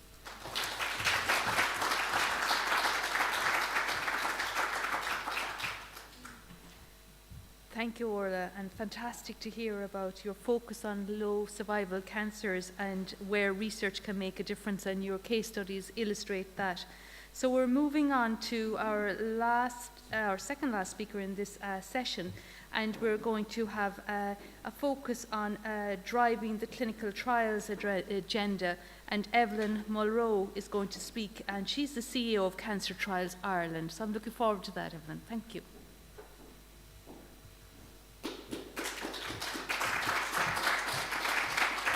Hi. I'm alive and I'm here. I'm very happy to be here. Some of you know I 4 months ago was diagnosed with cancer and went through surgery. So this is the first event that I've been back, and that's not why I'm here. I'm not here as a patient advocate. I'm here as the CEO of Cancer Trials Ireland. And I suppose the reason I have these photographs up is to remind a lot of people in the room why we're here. I spent a lot of time yesterday listening to the events online and this morning listening online. And the roadshow that was, you know, Mark Lawler and Liam and Kieran and a gang of us and Bill DeHoot and NCI that happened since, I suppose, we started out in about 2017. Richard Wilson's there, one of the professors. He's since moved to Glasgow. One of the professors from Queen's, where we started to talk about clinical trials on an all-island basis and took that MOU from the dusty cupboard it lay in the Department of Health and drove the agenda to get the US to sign, the NCI US to sign that MOU again with the Irish government on both sides of the border. And the reason that was so important for Cancer Trials Ireland is we would not be here without the very first MOU with Paddy Johnson. And you heard all about Paddy yesterday from Mark. But when he drove the politicians after the Good Friday Agreement to sign up to cancer on an all-island basis and to sign up to the relationship with NCI, that created a pot, a fund for us to get our very first grant from the Health Research Board, and I'm very proud to say we still get that today, and it's part of our raison d'etre, and that's why it was always very important to me that we ensure that MOU was signed. And it was a proud moment sitting on my own in Cancer Trials Ireland, dialing in 2021, and Mark was sitting in, dialing in from somewhere else, and the next thing you know, we see our ministers at the time, Robin Swan and Stephen Donnelly, sign that MOU live on camera, and that meant so much, and that brought us to the development of AICRI and Liam's work and the steering group's work to be here today, all of which was enabled through the support of the community. And there, you heard from Orla there now, we've got, you know, Claire's in the audience from the Irish Cancer Society. You know, government funding is very good and it's great to receive, but we don't get enough of it. But what's really, really good, and this is a sales pitch today, this isn't about telling everybody how everything is terrible in Ireland, it's not. We have the most amazing philanthropy. You know, the Irish Cancer Society give 1 million a year to Cancer Trials Ireland to do what we do. Alongside the Health Research Board, which is 20% of our funding, and the rest comes from all the global collaborations we have in clinical trials from across the world. So the reason we can do all that is because our clinicians, our oncologists, our radiation oncologists, our surgeons have trained on a global level, and they're Irish. And they bring back their friends when they come back to Ireland. They bring back those networks, and we have been able to run a lot of those international trials in Ireland as a result of that. In Cancer Trials Ireland, we have 35,000 people. So I'm just going to, this is kind of our strategy in the organisation. You'll see just on the left, the very first, there's a little diagram where you see all the sites on the right that we work with. And on the left, all those international collaborative groups that we work with, from ANZ up in Australia to HECAM in Spain, to ENGOT, which we work very closely on. Guinea and Donal is involved in some of our trials within the Guinea. Jerushka, who you heard from earlier today, leads our lung cancer group. Professor Seamus O'Reilly is our clinical lead and is very involved in breast cancer in the Breast International Group. We have tentacles all over the world. All over Europe, all over, and it's not just tentacles. About half of the money that comes into our organisation that employs the 60 people in Cancer Trials Ireland and funds the trials and actually funds millions that go out to the sites to run the trials, that comes through pharma who are working with our international groups, but it also comes through governments. So that's really important. And I think, I'm just going to go to the next slide. It's not moving on. But this is all I want to say today. This is what we have to get right. I put off my test that I got, where I got diagnosed with cancer, by 2 weeks to go to this conference, to ESMO. There's a lesson in that for all of you, okay? All of you, 1 and 2, don't put it off. But I went to this conference to talk about the challenge for us to run National Cancer Institute trials in Irish hospitals, and both in the south and in the north. The challenges around GDPR, our interpretation of GDPR, but one of the key things for today, this is the good news story, we are an NCI site. Ireland is an NCI site. We're the only country in Europe that is registered as an NCI site. So we can run those US trials, but we have to get the regulatory relationships right, and we have to get GDPR right. Oh, and I know this is probably, we'd like to talk about this in the question time later on, but that was my key message today. I'm just checking I have nothing else. And I always like to show where the money comes from in the organisation. That's what, and the importance of philanthropy, the importance of government support. But as a board and a leader, I report into that board. Our focus this year is to challenge Stephen Donnelly, Micheál Martin, the Taoiseach Simon Harris, and really said Leo Varadkar, to look at GDPR. We were able to do this around adoption in Ireland, around TUSLA. We were able to change the ridiculous situation where people received redacted information because they didn't want to share information. We have to look in that way because it's going to save lives. GDPR is not saving lives in cancer research right now. And that's the reality. You can dress it up whatever way you want, but that's what's happening. So that's my message. Great to be back. Thank you very much.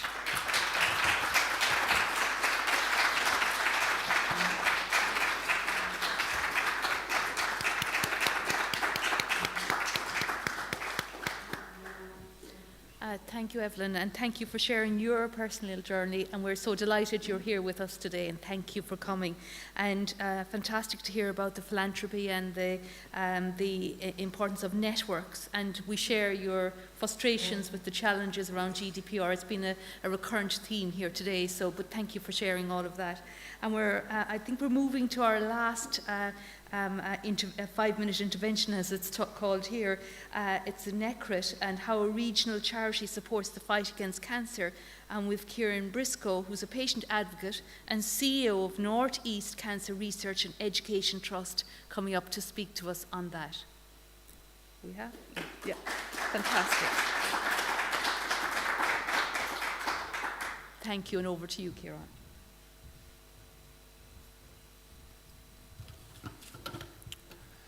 Good afternoon, everyone. I am Kieran Briscoe, the CEO of the North East Cancer Research and Education Trust, or also known as NECRIT, which is a regional cancer charity based in Our Lady of Lourdes Hospital, Drogheda. NECRIT was established about more than 10 years ago by Professor Brian Hennessy and advanced nurse practitioner Elizabeth Summersby.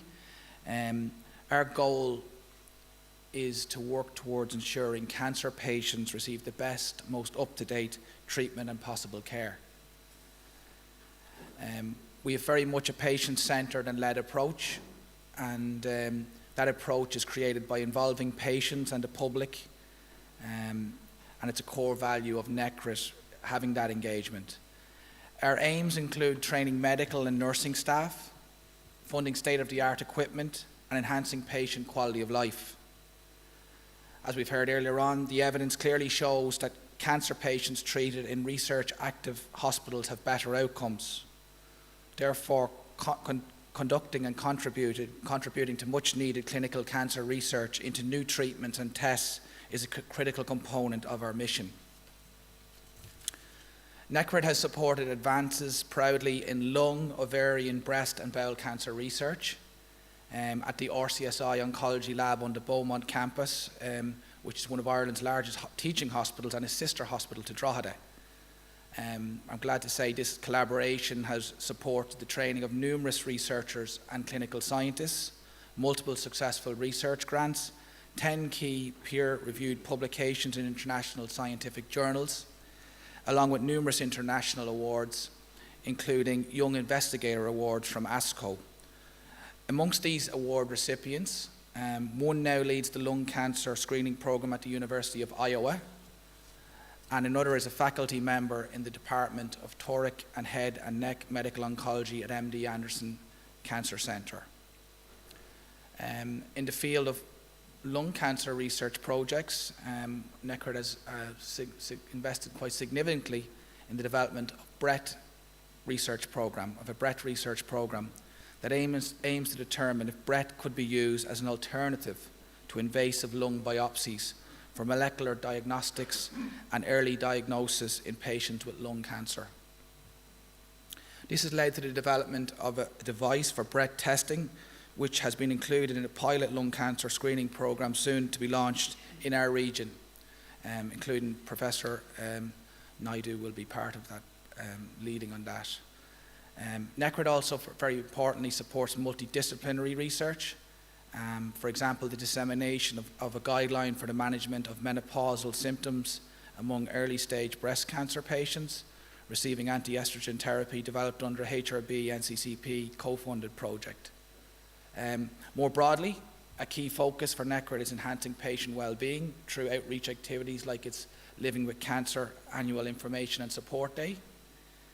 This event, very importantly, allows people impacted by cancer, along with their friends and families, to learn about the latest developments in research, treatment and care.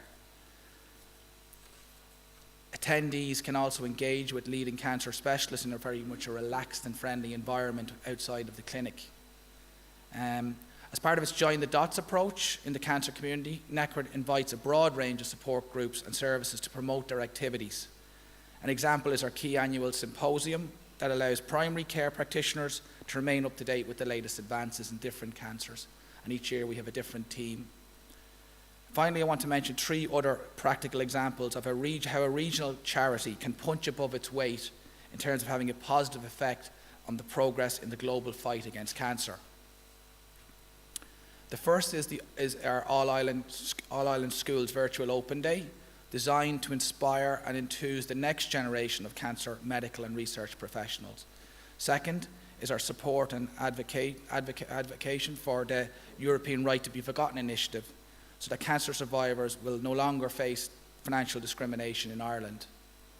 The third was as part of an ACRI delegation where we recently presented to the US Congressional Cancer Caucus in Washington, D.C. earlier this year. I have to say we're very proud of our work, but much more remains to be done. Looking to the future, collaboration and partnership will continue to be a key focus for us. We are committed to supporting the Irish and European agenda and contributing to President Biden's vision and strategy to end cancer as we know it. By working together, we can and we will address the challenges of our lifetime, that is cancer. Thank you very much.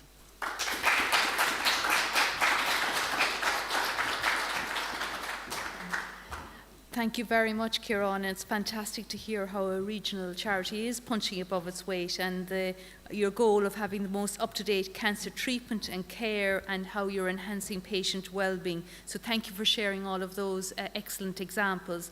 And we're moving to our next phase now, which is a roundtable discussion, and Professor Paul Brennan is going to chair this particular, or Donal Brennan, I'll give you another name.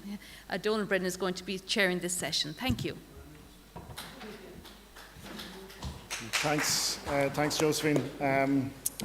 And Josephine, congratulations on a unique achievement. You actually kept Owen Smith at the time, which is a remarkable achievement. You deserve a Nobel Prize in advocacy and negotiation. Bring it on, Donald. Bring it on. I thought that, but I actually threatened that I'd have a Graham Norton chair and I'd just make him disappear if he spoke too long. So I'm Donal Brennan. I'm a gynaecologist in UCD in the Mater, and I also work in the NCCP, leading out the National Cancer Research Group, some of the members of whom are here with us today. And I suppose to start off the conversation, I was leaving the house early this morning and my 14-year-old daughter said, "What are you doing today?" And I said, "I'm going to do this sort of thing." And she said, "Well, you're more like Donnacha O'Callaghan than Claire Byrne." And I said, "Thanks a million."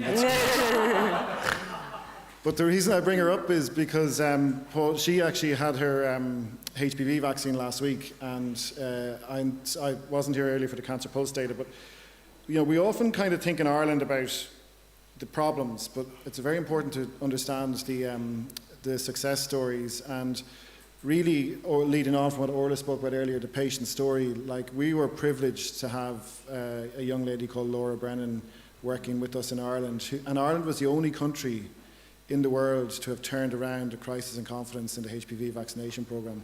And I would do a lot of work with Japan, who have a current vaccination rate of 0.01%. In a very well established, funded healthcare system, their vaccination rate is virtually zero.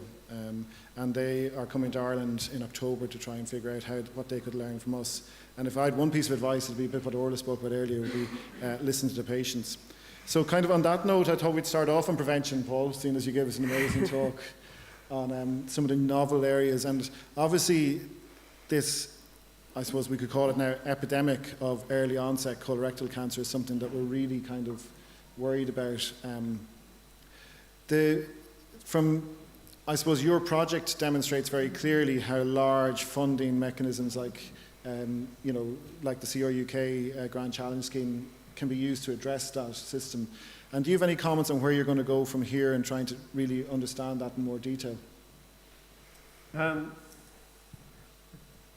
I think part of the work is due to funders like CRUK and the NCI realising, you know, the importance of these large-scale projects and bringing folk from different sectors and different collaborations together. And, you know, we're talking with them about how to continue this. And I think they are open to making this even more international. And they are really open about this idea of bringing population-based research with, you know, the high-throughput genomics labs like the Sanger, etc., bringing them together.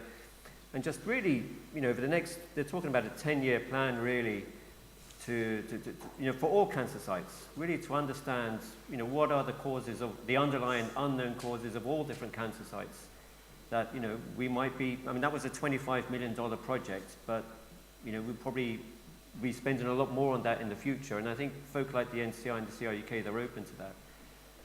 And it does require collaboration with groups, with hospitals, with clinics in all of these different countries that need to, you know, they need to find the time to recruit the patients and describe the study to the patients and get the ethical approval and go through all of the process of shipping samples and shipping data and sharing that and etc. So it takes a heap amount of work with, you know, national groups as well. And so, you know, making the case for that and making the case for this sort of study, I think, will help generate some enthusiasm for, you know, for this sort of thing to become normal and not an exception. Yeah, and I think, you know, that is a big issue, is actually trying to emphasize that workload that's involved in recruiting patients. Owen, you've, unfortunately, it hurts me to say how successful you've been. You just need to it's really difficult, actually. Well, we'll get on to that. I'm a Liverpool supporter, so that's even worse. It's happening, guys. I share your pain, Donald. I share your pain. But Owen, obviously, I suppose one of the things you spoke about in Ireland, and it was interesting listening to Deirdre earlier, like 107 data input centres in Ireland for the National Cancer Research Institute Research Registry. When you think about it, a country this size, it's almost like implausible. I'm sure there may not be 107 people contributing to some of the largest databases in Scandinavia, which we know are probably some of the best in the world. But you centralise stuff. You know what my feelings are on centralisation and how difficult it is to do in the adult setting. But you know, Paul's study shows very clearly if you amalgamate experts in population epidemiology, you can get results really quickly. You've shown very clearly that by amalgamating paediatric and now adolescent oncology services, you can actually not only cure these kids, but put 65% of patients on studies, which is phenomenal. Like, how do you feel about that? And how do you feel that can be translated? Because I was told not to show slides, I could have shown you a slide from Oxford's, from Charles Stiller. After we started the 2003 ALL trial, which is the commonest cancer in children and adolescents, 10 years after that trial started, Ireland was on top of the league of outcomes for acute lymphoblastic leukemia. So, as you say, concentrating all of that expertise into one area and knowing that the people who are dealing with these patients know exactly what they're doing is really important. What was difficult, Donald, was getting the 4 cancer centres together to agree and getting also the Department of Health at the time. It predates our current people in the Department of Health. That was difficult because even within my own sort of sphere of hematology and pediatric oncology, some of the individuals I was dealing with were basing their practice around eminence base, not evidence base. So to get everybody onto clinical trials then was a huge step forward. We got there, and everybody is on clinical trials. And I'll just come back to, if I may, that was working incredibly well until quite recently, until this animal in the room came in called GDPR. Oh, we're coming on to that, don't worry. Okay, so let me just finish, and you can talk to them. So the Altogether protocol, which is the protocol now, goes across 15 countries in Europe, a 250 million population base. We're going to be recruiting 1,500 patients into this trial every year. I began with a couple of people in the UK, then we got other people across the European Union about 8 years ago. We only started to recruit patients into this trial 2 weeks ago. The first patient into the trial happened 3 years ago, and the reason, the bottleneck, is GDPR and all of the detritus that comes We're going to come on to that in 2 seconds, I promise, because once we open that, there's no going back. So let's just, just hold on to it for a second. Now, just easy, tiger. Orla, I suppose one of the things that comes out is a country of this size, right? We have 5.2 million people. We have some amazing cancer charities, and from Kieran's point of view, we have a phenomenal, like Kieran's one of many amazing CEOs of cancer support centres around the country that do an enormous amount of unseen work, and I think are a complete untapped resource actually from a research perspective. But if we talk about centralisation of clinical ideas and services, do we need to think about coming together and agreeing on specific research themes that we as a country of 5.2 million people should go after properly? Or do we continue this idea of these little silos which produce occasional episodes of excellence but really don't push it at the level that Paul has just told us, where if you get 25 million to top class researchers, it's quite likely that money will be translated into multiples of that and you'll get good outcomes. Whilst if we have all these continuous smaller projects, are we just running into trouble? I don't know the answer, and I know we've had this discussion before. Yeah, I mean, we've challenged ourselves to change our own model in that, we keep talking about the fact that we want our healthcare system to be research oriented, so we do have to build capacity in research and research expertise. And a lot of that comes from funding it down at all levels. But if you are going to try and make these big step changes, you have to take on programs at a much, much bigger level. And that's not just what can be done here, although when we were talking about Allcan, you're looking for unique things that we can deliver, that by creating a Barrett's registry that's the biggest one in the world, you are now able to do more powerful research on that. But we also have to constantly look outside. So if we're talking about pancreatic as being our next one, it is very likely that we will have partners outside of the island of Ireland. We just wouldn't have the volume of cases here to do it. So, I suppose the challenge can be when you're raising your money, we're 100% funded by generosity. So you're talking to a population who's giving you money. A lot of the time there can be, we want to see that stay here, even very, very local, and you have to educate people who are supporting that research to see the vision as well so that you can take that forward. And do you think as a sector, not just breakthrough cancer research, but the charity sector in general, does there need to be a kind of a coming together to try and agree on some principles about what we're going to do going forward? Absolutely, but I think those priorities should be set on the country basis, as like where, obviously lung cancer has come up, right, across the day. It is, the #1 cause of death for men and women. It's this huge cancer burden. So lung cancer is obviously one we're taking on. It's a one that we have to take on in some way as a country, right? So you're looking at the priorities and then you're trying to bring the charities in behind you. But charities do work together. I mean, there's a thing called the Irish Cancer Prevention Network. It's the Irish Cancer Society, ourselves, Mary Keating, and the NCCP formed that together so that we could all work on common themes, that we would all share the same messaging, that when we're taking on programs, we're rowing in behind them together. So when we're doing that, whether it's a campaign just fundraising or in something more public health oriented, the public welcome when we work together. They want to see more of it. So I think you can also look to other models like Precision Oncology Ireland, where you had 6 charities coming together under a big programme. And coming into a big programme like that, we were all a little bit worried about how we maintain our ability to still fundraise because we have to maintain our own identity and the thing that makes us unique, but at the same time come together to a bigger purpose. And it went much better than we could have imagined. So there are success stories, we just need more of them. I think that's maybe one of the real successes of Precision Oncology Ireland is the fact that it has come together well. 14-year-old. Evelyn, before we start on this GDPR thing, right? 85% of patients worldwide who go on clinical trials are white and Caucasian. We have a massive problem with diversity on clinical trials. You know, and that's not unique to Ireland, that's a worldwide phenomenon. And it's actually a big issue in the clinic because Paul has shown very nicely the Japanese data. We have shown repeatedly internationally that Japanese patients with ovarian cancer have a completely different response to Taxol than Caucasian patients, particularly if you give it weekly.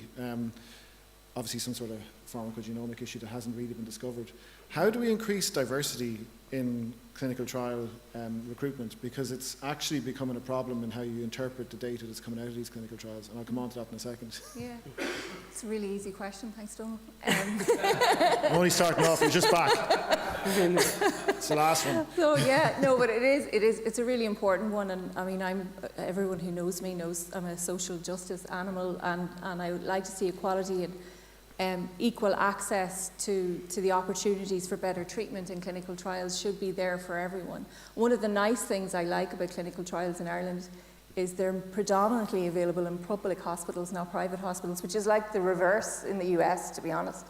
You look at a private hospital in the US and 50% of patients are on clinical trials, and there's only 5 to 6% within the public arena. So we're kind of on the flip side of that. Very often you see private patients being referred to public hospitals to get on a clinical trial. But within that, we have a population of people who don't have English as their first language, who have varying degrees of wanting to engage. You know, we've stories where, you know, women can't attend a clinic without their husband with them because of their particular, culture. And all of these things lead to difficulties when you're in that position where you're consenting a patient onto a clinical trial, because it's informed consent and the patient must understand that. So if you're Cancer Trials Ireland, right, and you're running these trials on a shoestring, I mean, we have 100 trials, half of them are academic studies, so they're really about the patient. They're very often, some of them aren't funded by pharma, some of them are funded through philanthropy, and we have really good examples of people going out raising money for us to run a particular trial in a particular disease area, and you can't afford to translate the material, or which means you can't afford to consent the patient to the trial, and that's wrong. So there's something we have to do about that, but we also have to do a lot about when you're doing that. I heard the minister yesterday, Minister Donnelly, talk about fixing clinical trials infrastructure, and the key thing is electronic health registries, and I totally agree. I sat in the e-health board for the HSE. I resigned from it because I was fed up, because we're not getting there. It's just excuses, but that is not going to fix clinical trials infrastructure. It's people. We need more people. We need more doctors, we need more nurses, we need more pharmacists. It's people, and we need a strategy around that. And in order to be able to bring the more diverse community into our clinical trials, we have to ensure we have the people there to do it. So the Health Research Board and all of the others that we work with are asking us to look at that. And you saw our income. It's 20% of what we need to run at the moment in Cancer Trials Ireland comes from the Health Research Board. We get nothing from the HSE within our central office.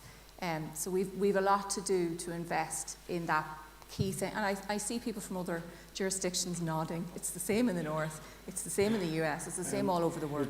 Come to that question. There's a question now in common. Just on then question down here. Have we got mics for questions? Do you want to, is it the same in pediatrics, or have you become if you're putting 65% of patients on trial, are you increasing diversity? Yeah, I believe so. In terms of when you talk about diversity, you're talking about? Well, I'm not going, whether you talk about members of minority communities in Ireland, native minority communities, like members of the travelling community and things like that. Absolutely. So everybody comes in. So the other thing is we don't have a private-public divide in paediatrics either. all Yeah, children. to be honest, I don't think the private-public divide is the issue here. I think it's more... No, I'll just come getting back that to off what the I think, table. yeah. But everybody, every child, whether they're from the travelling community, whatever, Ukrainian, so a lot of our new patients are Ukrainian who come into the country. So the doors are open to everybody, so there's no impairment to that. We'll just take a comment from the audience and then we'll come to you, Orly. Okay. Yes, thank you. So if we are talking about diversity, I would like fully support that idea of academic or independent trial. This is a basic to gain more diversity and reach the data which are not available from the clinical trials sponsored by pharma. And this is what we have in Europe, but only in a part of Europe. Because when we compare Central Eastern Europe, percentage of non-commercial trial is still very low. And in France, in UK, maybe in Netherlands, so it's about 40%. So we can get this data, but we cannot get this data because majority of the governments in some parts of Europe are not very interested in that. In Poland, we founded 5 years ago medical research agency, and they founded during these 5 years only more than 250 trials, which are academic trials. It means how much is it needed, and all are related to the area which straightly respond to the questions which we cannot get from the commercial trial. But also we need more transborder trials, which can be financed in the different countries according to the same protocol, and we can get this data. This is first point. But second point, that we haven't any partners in our part of Europe because smaller countries like Lithuania, Estonia, Latvia, they haven't any agency which can finance this trial. So even if we propose them, then we can organize CRO, etc., but they haven't any interest because they haven't any resources also. Because this is the responsibility of the government also to fund such infrastructure for clinical trials, because it increases the normal care for the patients as well, and also decrease the inequality. So this is very important, which we should strongly support through Europe, that independent trials should be supported by the government, by EU, etc. Just 1 second. Orla, did you want to say something? Yeah, I was just adding into the comment about the workforce, because that's come up as a shortage all the time. And we have our own experience of having opened trials in Ireland and taken a huge amount of time and then actually moved them to Denmark and other countries, because, and come across the situation where the struggle here is people have huge clinical loads, they don't have time to sit down and talk about the work beforehand. You're going over there, they have much less caseload, they have the time, it's more inbuilt into the system. And if you're going to take on bringing in underserved communities, you need to have more time to speak to the patients and all that. So to me, you can't solve one without the other. Look at Jerushka. Now, She's protected time, you know. Yeah. That's 1 second, I would just come on. Sorry. Yes, don't go. Thank you very much. And Jerushka's next, because I'm sure Mark's been talking loads, so go ahead there. Thank you very much. If I may just be allowed 2 quick points. First of all, I want to really reinforce what Professor Buczkowski said about the infrastructure for clinical trials. As we know in the UK, there's a fairly good system going for that, but we know as I go around Europe, you mentioned the Baltic states, there's no infrastructure at all. So pharma contact consultants, doctors directly, pay them directly, they have to employ the research nurses directly. There's no core funding, there is no underlying research. So I would totally support the proposition of whether it's government, whether it's a mixture of government or charitable support, really building up the infrastructure, research nurses, the statisticians, etc., for clinical trials to build up your numbers of clinical trials in the whole island of Ireland. But second point, I'm really going to betray the fact that I'm not a scientist at all, but I loved hearing, Paul, your work on genomics and epidemiology through the Sanger, etc. And I'm just wondering, I think you mentioned to do with colorectal cancer, there was a little hint that you were actually looking at it from the other side as well as the possible, hypothesizing some of the possible effects that might affect these patchy things in, shall we say, the Czech Republic, etc., Lithuania. And I mean, is there not, and I may be totally absurd here, but saying, I mean, there are 2 other big missions within the EU on healthy soils and healthy oceans. And is it not possible, you know, the healthy soil is all about over-nutrients and et cetera, contamination. Same with the oceans too. Can we approach the thing the other way around to do the kind of matching and do in-depth studies of what's going on with the nature of our soils, where our food is generated, the whole process, and thinking about the function too then of the gut and the kidney, and just you're really sort of, you know, addressing it from both sides of the equation. I may be totally off the wall, but anyway. No, you're on the ball. I think it's particularly relevant for the kidney work, where you show that, you know, the population in southeastern Europe, you know, Serbia, Romania. Now we've seen, I didn't show data, but we see the same thing in Bulgaria, where you have tens of millions of folk, most of them have this pattern of mutations in their kidneys, which is indicating that it's something completely ubiquitous. You know, and I don't know what they will do in those countries, but if, you know, most people are obviously being exposed to a potent nephrotoxin, a mutagen, and it must somehow be coming in the food chain. You know, and it's, you know, whether it's wheat or whether it's something in the soil or some, you know, I don't know. We've actually, you know, I asked one of my colleagues to take a tour around the countries and visit a lot of butchers, and we've got a load of samples of sheep kidneys and livers and cow kidney and liver and so on, and you know, which is they're all delicacies in France. So you know, and we were able to get them. We bring them back to the Sanger. The Sanger has them. So we're going to see if it's in the animals. So I think we do need to somehow get this broad approach that, you know, I think part of the message was that we've done great in looking at things that are easy to measure, like alcohol and sunlight and tobacco, but there probably are heaps of other things, and you know, could be, and it's the tough stuff that, you know, it's difficult to measure. And now we're showing that these might be, I mean, a lot of the signals are coming out that these might be ubiquitous exposures in the environment. How we measure them, I don't quite know, but we need to bring these other groups on board. Jerushka, Denmark. We're going to have 3 more questions, and then we're going to spend a little bit of time on GDPR. Thanks, Donal. I just wanted to come back to your question about diversity in clinical trials and maybe how to address that. So I think 2 things. First of all, I think the clinical landscape of clinical trials has changed. Now we are seeing that the vast majority of clinical trials are led by pharmaceutical companies, and particularly the role of academic studies, I think, is evolving. And we are seeing younger PIs not necessarily wanting to be old-fashioned clinical trialists. The field is evolving into data scientists, into AI, into these kinds of things. So I think, you know, for those who are mentoring the young to be researchers, we need to be cognizant of this and to make sure that we're mentoring them appropriately, so that if there is somebody who wants to do a clinical trial, we send them to the right place, they can do modern studies. And as I mentioned in the lung session earlier, I think we need to try to do clinical trials a little bit better in a more modern fashion, which means pragmatic clinical trials that actually serve a patient. Opening a clinical trial that has a broader eligibility portfolio, ECOG performance status 2, allowing patients with brain metastases. These things are hangovers from pharmaceutical company studies that really don't have a place in academic medicine or don't really serve patients. So I think we need to just refine exactly what trials we want to open and work with cooperative groups and others to try to open those trials, and that will address to some extent the diversity that will actually reach the population that we see in the clinic.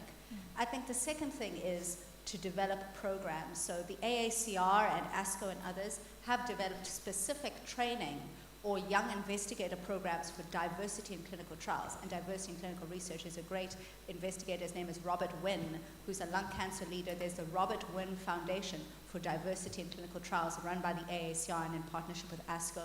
We should try to do something similar in Europe, or partner with our colleagues in the US to try to learn from that in smaller jurisdictions. I'm sure, Lynn, you have some thoughts on that maybe. Well, and the example of the Robert Wynn, who's Cancer Center Director and is a force, is training and giving opportunities for a more diverse workforce who are enrolling patients on clinical trials. And when the group recently met in California and brought all these investigators who had received grants to be funded, those that participated felt like, you know, they had met, you know, more people that looked like them, they met and able to network, and I think the impact of, you know, such a program is going to be long-standing, and I think having a more diverse workforce will improve enrollment of patients from a diverse background. Part of the program that ASCO has developed was, with the WIN program, is to get an opportunity for underrepresented in medicine physician interested in clinical trials assigned co-leader to a cooperative group study with the NCI. And when Jamie Von Rowan at ASCO reached out to each of the cooperative groups, they all said yes.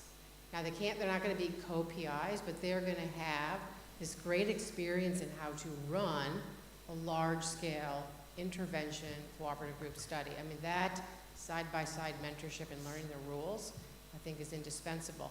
And the comment was made earlier today on the around workforce, but we are seeing so many trained in how to, you know, conduct of clinical research, understanding the, you know, GCP and all the rules, leaving academic medicine.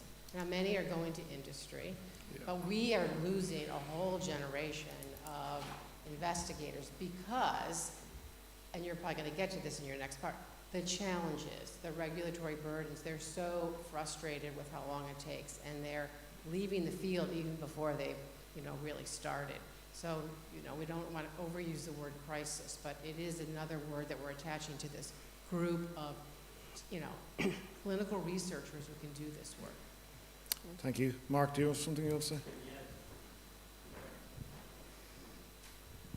Just two things. One was in relation to the charities and charities coming together. So Cancer Focus Northern Ireland and Richard Spratt, their CEO, has actually brought together all the cancer charities into one grouping. They still obviously exist independently, but I think as well as the sort of research and the funding, it's also policy. So in terms of influencing policy, it's a lot easier to do if you speak with one voice. Than there are 31 cancer charities in Northern Ireland, so speaking with 31 voices obviously is not going to be very effective to influence anybody in the government. And the second one was, I think Peter is being a little bit shy in relation to, we ran a Cancer Drug Discovery Forum, we ran an event in Krakow there last week, was it? I'm trying to remember, I think it was last week. But it really impressive what Poland are doing, both in terms of clinical trial infrastructure, clinical trials investigator-led, but also innovation, and really interesting. So it's a very interesting model that hopefully maybe you might even share with us when you're speaking in a while, is Beata. Okay, thanks, Mark. If you had one more charity, you'd have a charity for every county on the island, you'd be sorted. So I'm sure you've had multiple discussions about regulation, GDPR, and rather than in the next little while, we might be more solution-focused rather than highlight the problems. I suppose to give a synopsis of where we are clinically, historically in Ireland, the issue was around research ethics approval, and that's been addressed with the National Research Ethics Committee, which works very well. But we now have a huge problem in Ireland, and I think the big thing that maybe has been forgotten is we live in a phenomenally litigious society, and that level of litigation makes hospital boards and hospital CEOs phenomenally risk averse, and many of them without doubt see research in any form as being high risk, low reward. And that's the background to what a lot of the issues that you're going to talk about today is, because basically right now, as Owen said, we have the same issue. We have a study that we had ethics approval for 18 months. It took us 18 months to sign a contract with one hospital to open an international multi-centre academic clinical trial. What happens at the moment is when the ethics goes through, either for an interventional study or even now a translational study, a biobank, whatever, a contract was then be signed with the hospital. And what is happening is that has been outsourced to non-hospital legal teams in a private legal institution who have no interest in pushing this forward, and are more than happy to keep the clock running. Those of you, any of you that work with legal firms know exactly how this works. And the contract goes back and forth multiple times. Without drifting into hyperbole, there are literally patients dying while these contracts are going back and forth who could potentially have some benefit from an investigational agent. But as a result, the problems that we talk about GDPR are not just GDPR. The problems are actually around individual contracts that each hospital wants to sign with Cancer Trials Ireland or with another group. And then, on top of that, each DPO within the hospital having a different interpretation of GDPR. And as such, what we've done is we have taken that logjam or that problem that was at ethics and sorted it. And our KPIs from our National Research Ethics Committee are excellent with regards to meeting EU directives, with regards to giving an opinion within 60 days of submission. But we have this massive problem that Owen highlighted. I can tell you hundreds of stories, so can Evelyn. And that's where the issue lies. So I believe, and this may be a bit controversial, we actually live in Ireland at the moment, it's a research hostile environment, working within definitely the public hospital sector and also sometimes in the private hospital sector. And there is a huge issue around how you overcome that. So do you want to take over?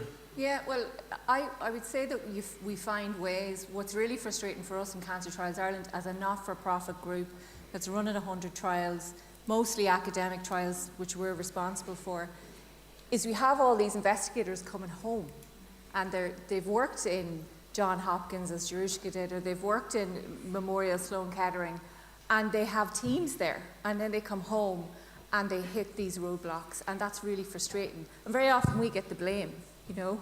It's like Cancer Trials Ireland are so slow. And what happens is it's the system around the contracting, as Donald said, it's around the interpretation of GDPR. And I had a chat with Owen about this earlier. It's not just the interpretation of an Irish hospital. There's different interpretations depending on the hospital and depending on who owns it. Our experience is the voluntary hospitals are kind of easier to run trials with, and as a result there are more trials happening in those hospitals at the moment. I can name them, but I won't. The HSE hospitals can be more difficult when it comes to this. And I think, you know, we're a small country, so we could do better, but we find ways to get things moving. And once we find those ways, it does happen, but it's a lot of navigation and it's a lot of extra resources that costs money. And at the end of the day, when you're not a clinician and you're not a clinical person, you hear about academic trials, you kind of go, well, what does that mean? That means a lot when you've got cancer and you're being offered the opportunity to get genome sequencing done, to get your family's tests done, to get access to nutritional therapy, physiotherapy, observational studies. You know, these are all the things that matters to people who have cancer. It's not just about getting access to a drug. We run those too, and so we run those kinds of trials that the pharma will never run, because we run trials to see if you need to continue on that high dose of whatever over the next 5 years because of the side effects. That's the kind of stuff that we do in academic groups. And that's important when you look at the state and the state's purse. The more trials you're running from an academic point of view, unfortunately they care about that, so it affects the public purse. What they should care about is you're enhancing patients' lives.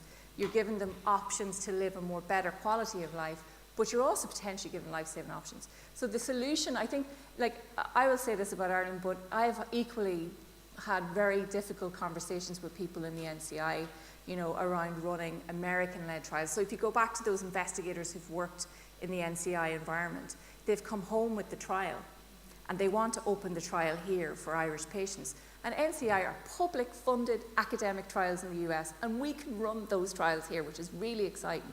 Really exciting. You can't do them in Denmark or England. You can do them here. We're another state as far as we're concerned. And there's hoops that we have to jump through with NCI that we can't always jump through. And we've one example of a rare ovarian cancer study that's just opened with Professor Karen Cadu. It took us about 3 years to get that off the ground. I'd love to just blame GDPR, but it wasn't. And I think at a political level, we have to take this out of the weeds. And I think at a political level, our ministers on both sides of the border and the director of NCI need to sit down on that one. Because there are things you can do at a political level to make life easier. So the litigious side that Donald talks about is irrelevant because you change that, you know, and I think that's something we should look at. I'm not sure you can change it. That's a different story. You can. Yeah, we can. Unfortunately, at a board level, haven't spoken, and maybe Owen, you can come in on this as well. I suppose, where do we go with this situation now where it's taken 18, 20 months to get from ethics to getting the first patient on trial? In certain diseases like platinum-resistant ovarian cancer, the trial's over. The trial's closed, and the patients have moved on. I know I'm a broken man, Donald. How to solve this problem, and this is what it should be. The only way we can solve it, right, is to go to the top. It's to go to the policymakers and make them make the changes. So we spoke about the heterogeneity of GDPR within Ireland and within different hospitals. It's unbelievable. And then when you look at GDPR in other European states, it's totally different. The same issues don't arise in certain countries across the European Union. So we have to bring this to the top, to the policymakers. It cannot just go through the NCCP because it won't be listened to. It has to go into Stephen Donnelly's inbox, basically, to do this. Okay. We need a small task force with heavily represented by advocates from this. For example, in that Altogether 2 trial I was talking about, 2.5 years delayed, it's also costly, Donald. 2 of those patients, if they were on trial, they would have got a free CAR-T, right? So our state has had to pay half a million for these CAR-Ts. It's unbelievable. It's so counterproductive. Go to the top, the policymakers, small task force with advocacy. Let's have that meeting. I agree. I'll come with you. Aileen.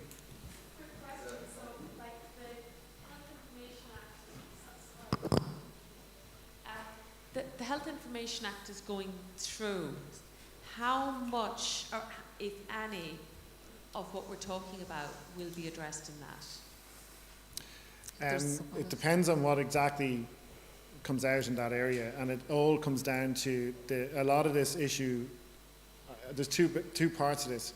The Health Information Act won't impact on GDPR, but it won't in the setting where you'll still have, from what we've been told by the Data Protection Commissioner, that correct me if I'm wrong here, each individual data protection officer has a right to their own opinion and the interpretation of that's what we've been told time and again, isn't that correct? That is absolutely true, and we've had that scenario in Children's Health Ireland where we had to replace one with another, and the other was more efficient about getting it through. So it's interpretation again. There's no SOP for this. Yeah, they're advising the CEO of the institution, which is the hospital. So it's not really the data protection officer's job to make a decision. They're just giving advice to the entity. But they're blockers. Yeah. And from what we've been told, Aileen, is that... No, I know this, but I'm just thinking, is there a way that if we wanted to advocate for something that could get stuck into the Health Information Act bill to maybe expedite whatever is needed? Is that possible? Yeah.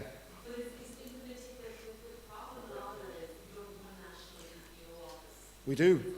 No, we have a data commissioner who has stated that data protection officers are independent, basically consultants who have their own right to interpret the GDPR European directive. There's a difference between ethics and data protection, and ethics have jumped away from that very quickly, I can tell you, and rightly so. The ethics committee used to assess DPOs, and they've stepped back from it because it's our DPIA's, data protection impact assessments. Ethics is really, I suppose, in my opinion, protecting the patient. Data protection, while it should be to protect the patient, is really been used to protect the institutions, and that's where the problem lies. And I think that's where the government have to come in and underwrite some of that. And that's a step above. I know Maurice O'Connor in the Department of Health is working on that health information bill, and I certainly had some conversations around clinical trials, like things like, you send a monitor out to do monitoring. So we have auditors that run out into all the hospitals and look at what happened on the trial and ensure that the doctor did everything they were supposed to do on the trial, gave the treatment, you know, all. So when you go into a particular hospital, you have to use paper files. And in some hospitals where there is an electronic health system, we can't use it because of GDPR. Because you can see beyond the details of the trial. You can see other, you know, instances that has happened to the patient. So as a result, the nurse has to go, or the team leader or whoever, print off the file on a printer and hand it to our monitors. I mean, that's what you're, you know, so that's again a practical thing that just extends the level of time and resources that go in to running clinical trials. So we've brought all that to the attention of the department.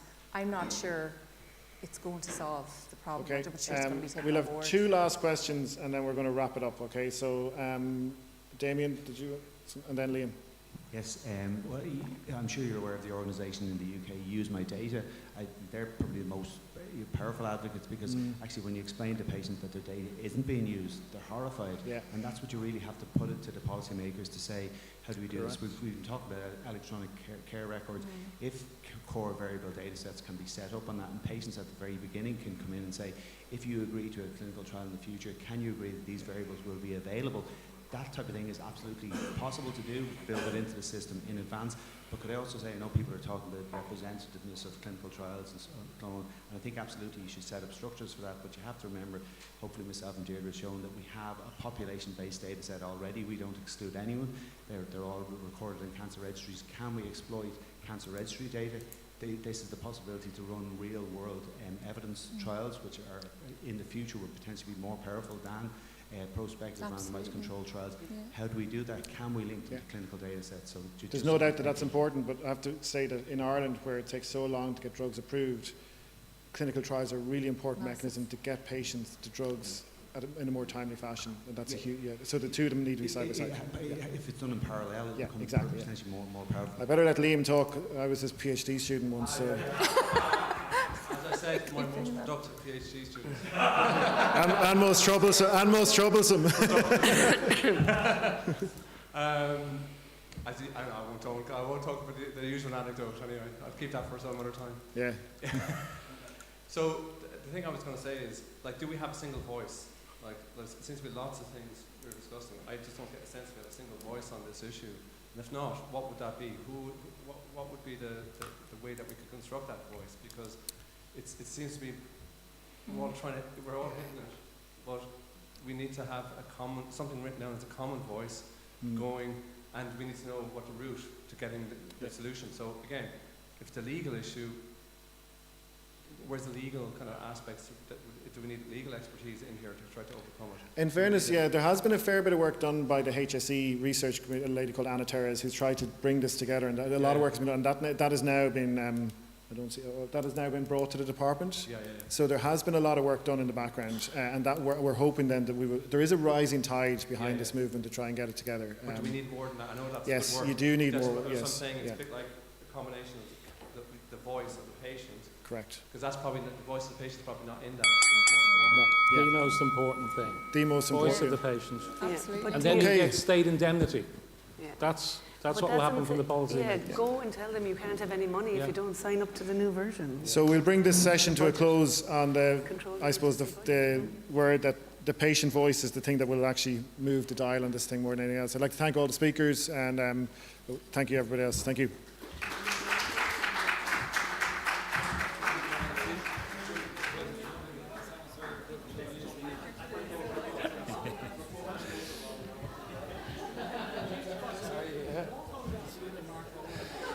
All right, folks. We're going to get some photographs and then we'll have some final comments.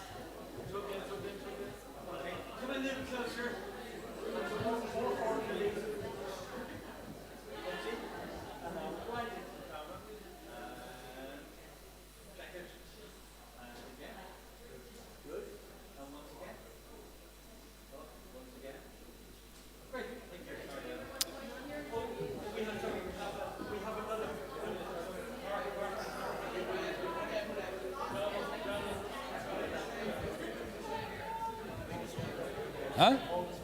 Yeah. There's always one more.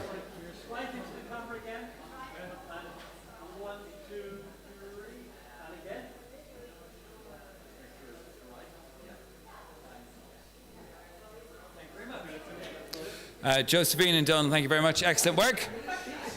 Okay, folks, we're just going to finish off in this final session. You've been so good. It's been quite the marathon, but so many interesting perspectives we've heard. We're going to finish off hearing one by one from 4 speakers on accelerating the momentum for cancer in Europe. We're going to start off with President of the ECO, Csaba Degli. Csaba.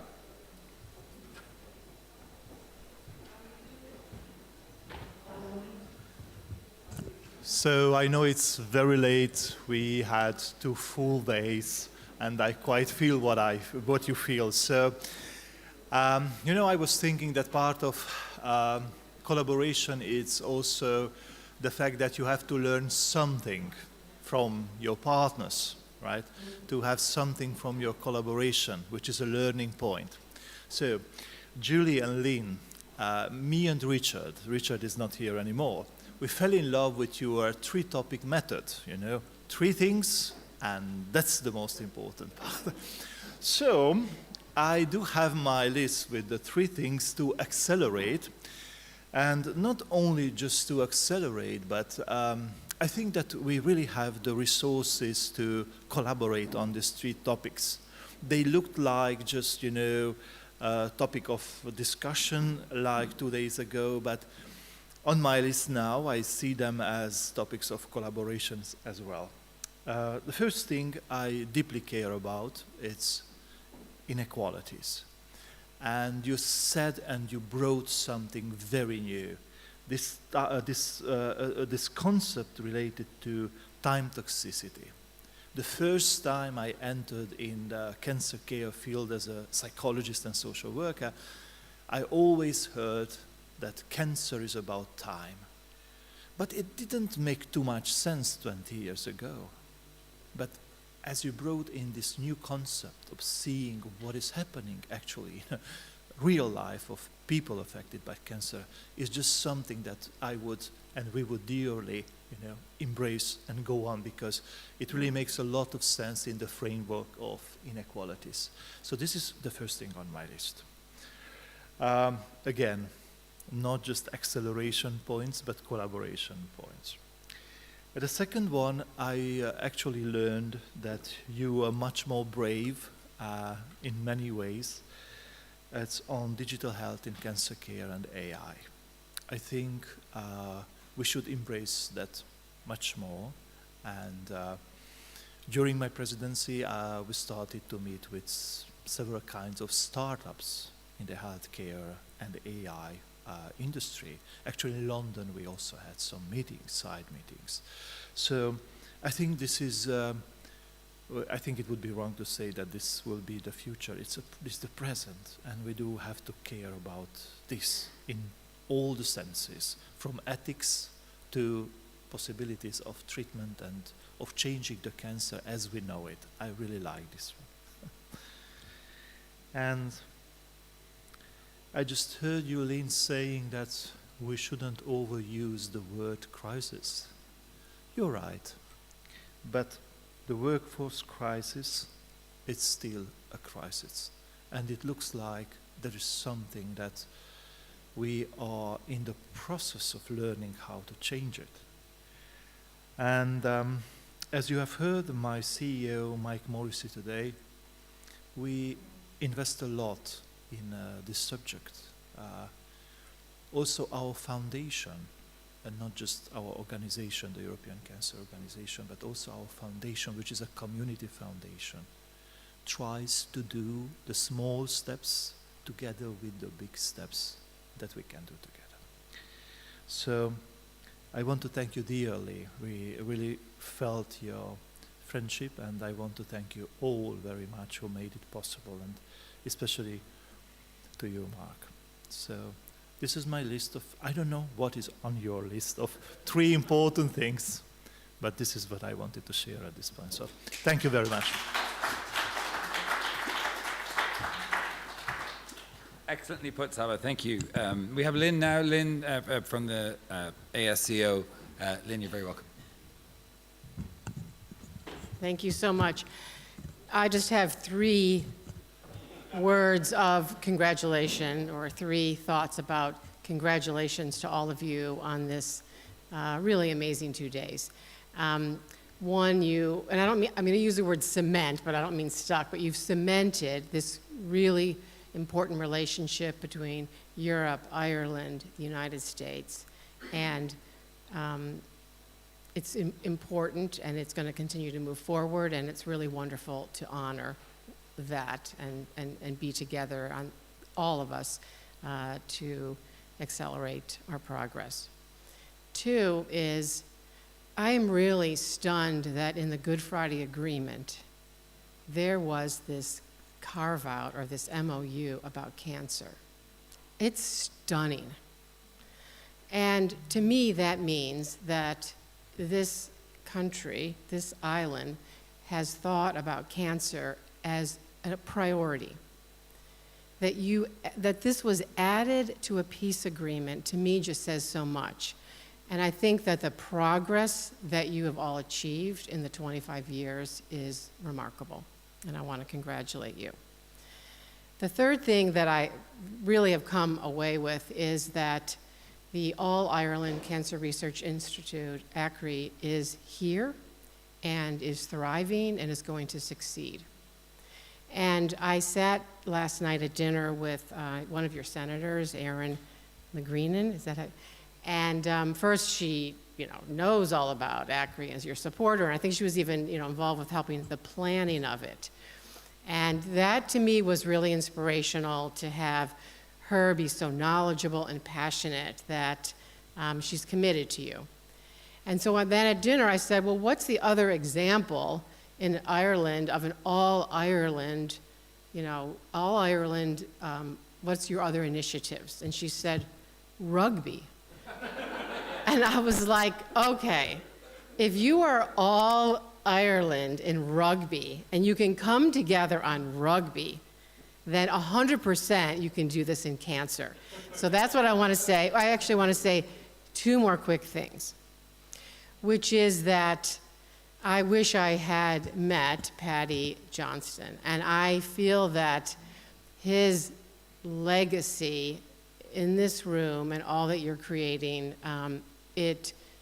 it's at the heart of all that you're doing.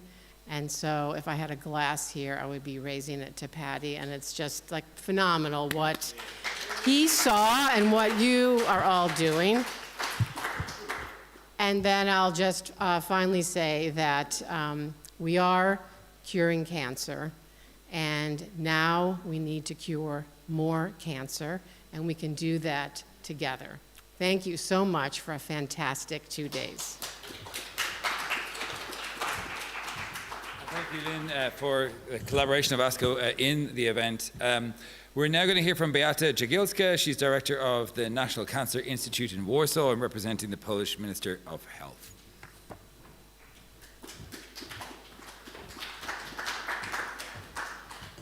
So thank you. It's late afternoon, but thank you for invitation, and I hope that we still can focus some attention to this, what we want to present. And because it's accelerating the momentum of cancer in Europe, unfortunately, Poland was one of the last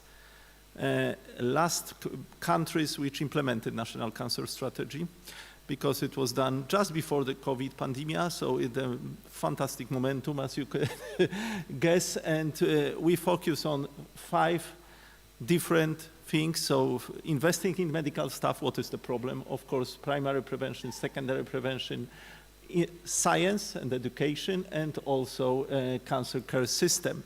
And we have several different points which were implemented and expected, and we have expected results short-term and long-term.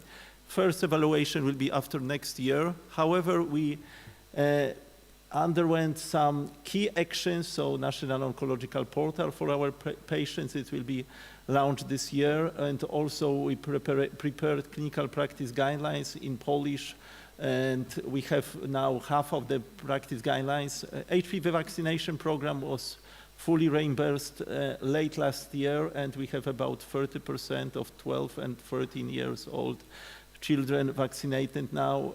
We implemented cancer units for breast and colorectal. Now we are waiting for lung cancer. We introduced the better system for pathological assessment and accreditation, and also internet account of the patients, and as well different type of the prevention. So we have different strategies starting from national cancer opening report, national oncological portal, which is now will be launched this year.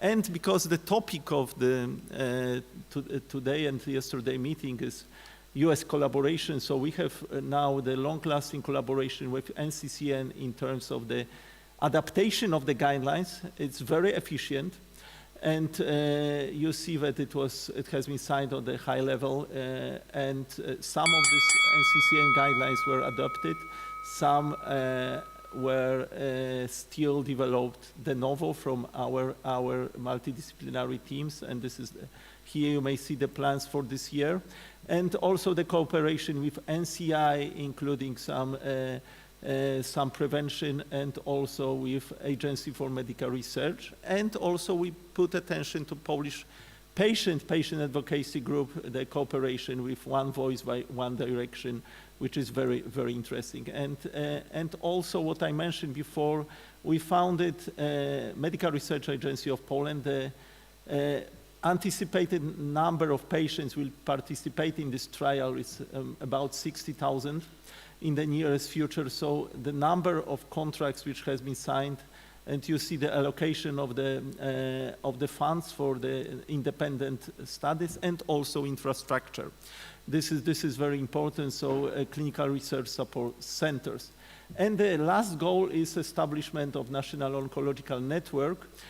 We as Institute are responsible for monitoring center, and we started, of course, not only with the guidelines, but also collection of the data and also the indicators of the quality of the healthcare, which is now our goal. So I will give the pointer and the slides changing for Professor Beata Jagielska.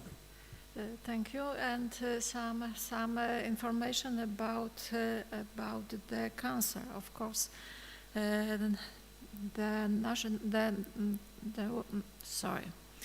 the World Health Organization recorded 20 million new cases in 2022. Prognosis for 2050 about 35 million per year, and in Poland it's over 170,000 cases diagnosis yearly, and probably cancer will be the first cause of death in few years. So National Oncology Network, the very important date, it was 2023. The Cancer Care Act was published, and from this point we started working intensively on implementation of our cancer plan. So this is our roadmap, mapping the National Oncology Network, monitoring, molecular diagnostic development, TNM reporting obligation central hotline, it will be Polish one central hotline, and guidelines and key recommendation. And very important that the launch of the National Oncology Network has been postponed to May 2025. It's true that European Beating Cancer Plan is very important, and also it's necessary to note that our cancer plan is very close to European Beating Cancer Plan, and we have the very similar assumption, like primary prevention, early detection, the highest quality of diagnosis and treatment guidelines, education, investment in medical staff, and improvement of organization of healthcare, research in oncology, quality of life of people suffering from and cured of cancer. So what is the practical rationale for implementation of the National Oncology Network? Of course, the number of cancer cases is true, but we observe that also COVID death, because we observe escalation of the number of the patients in advanced stages of oncological disease who required particularly intensive treatment as well as palliative and hospice care. So the implementation of the National Oncology Network for us is very important. It's one sentence, it's cooperation between different kind of level reference medical units, and it is the key for development of implementation of this national network.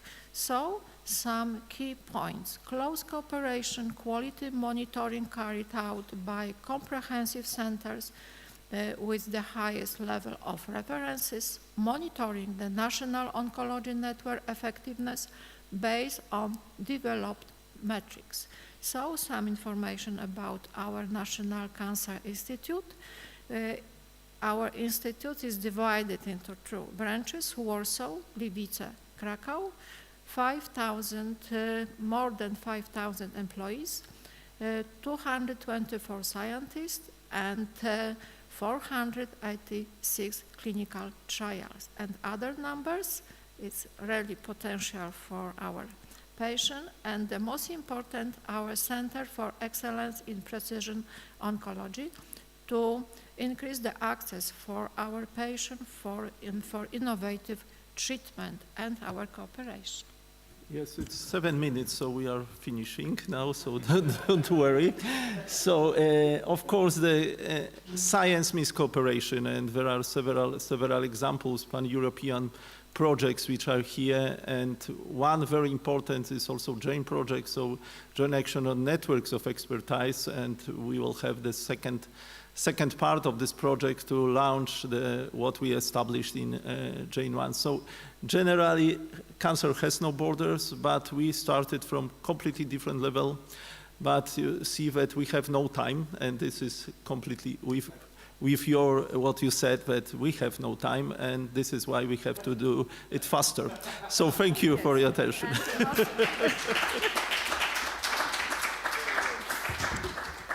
Apologies, Peter, I've forgotten that you were also co-presenting that piece. That's Professor Peter Rutowski of the Maria Sklodowska Curie Memorial Cancer Center, which is a bit of a mouthful to say at this time in the day. Right, it is time to close up, so please welcome back our co-chairs for the forum this past couple of days. A fantastic day it's been, and to reflect, please welcome Mark Lawler and Julie Grayla.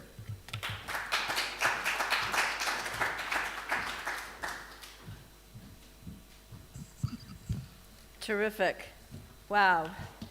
We've talked about a lot during these 2 days, but I also think we've achieved a lot. So this morning we talked about lung cancer, and we put the focus on lung cancer. And I think it's really an important cancer, and the time is right for lung cancer. While we've known about prevention, not in all cases, but in many cases, smoking, tobacco, for a long time, we have some really new information and ways to detect it early with screening, which we need to implement, and then the treatments and the diagnostics that go along with it. So I think we're really poised to make a huge dent in lung cancer. I was thrilled to hear about AI and deep learning and how that's going to help us with the screening, better radiomics, and also personalized risk scores. So then we spent a lot of time talking about what does better look like and how do we make it better for all. And I go back to, some vision statements. ASCO's vision statement that Dr. Schuchter introduced is a world where cancer is prevented or cured and every survivor is healthy. It's aspirational, but that's what we're trying to do. Be aspirational here. Shoot for the moon in some ways. The U.S. Moonshots goal is ending cancer as we know it. And that's going to be a 50% reduction in cancer mortality in 25 years and improving the experience of people living with and surviving cancer. And then the European Ground Shot has their own 70-35 vision, which it would be a 70% 10-year survival for all, from cancer for all European countries by 2035. So this is what success, this is what better looks like to all of us. We heard the patient viewpoint, want access to and control over their own data, and also to be included in all we're doing. We heard about research, but also policy, advocacy, communication, education. In the US, we hear frequently from our advocates, nothing about us without us. We heard it from the workforce, and we have major problems going on there. There really is a workforce crisis here, even if other areas are just critical, but less critical. You know, we need a workforce that's adequately staffed. We don't have that right now, and it's going to get worse. We need an educated workforce. I love the train the trainer idea. We need a healthy workforce. We've got to take care of all the things that are causing burnout. And we need an optimal workforce that's team-based and multidisciplinary. Again, Dr. Schuchter brought up, you know, her idea of better is an active, integrated learning healthcare system. So we also talked a lot, and a few speakers on the electronic health record, but we've got to use it to what it was intended for and its maximal advantage. And this whole need for the standardized data. This is why our pilot, the CancerLink pilot that Lynn talked about, really didn't succeed, because everybody was entering their data in different ways, and you couldn't pull it out and trust it, and you had to go in and scrub it all by hand. We need to be able to automate that and pull it out, and to have standardized pathology, but everything else too. And then, how do we get there? We need collaboration. We need to share our successes, but we also need to share our failures and not be afraid to talk about our failures. We need to learn from each other, which is what we're doing here, and we need to agree, at least, we don't need to agree on every priority, and it will be different depending on where we are, but we have to come up with the key that we're going to work on together. And then to end, how does research make a difference? It means everything in cancer. I mean, you can't show if you're making progress, or if an intervention works or is feasible, or if you even have a problem, if you don't know where you're starting from, if you don't have data and you're not comparing what's happening after you make an intervention. I mean, every single drug that's approved is based on research and new treatments. We had lots of categories of research that we talked about: epidemiologic research, health services research, clinical basic translational research using real-world data. And then implementation science is a critical and growing component of research that we need to pay attention to. So again, together stronger, collaboration is the key. Thanks.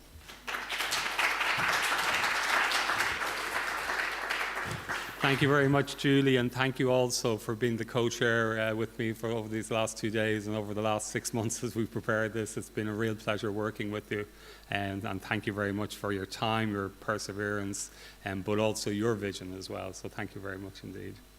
I'd like to ask my colleague to join me on the stage, my partner in crime. We're sometimes known as the Chuckle Brothers. That's a Northern Ireland joke. Because... I mean, is it? So hands across the border, There you go. together, Yeah. Well, forever.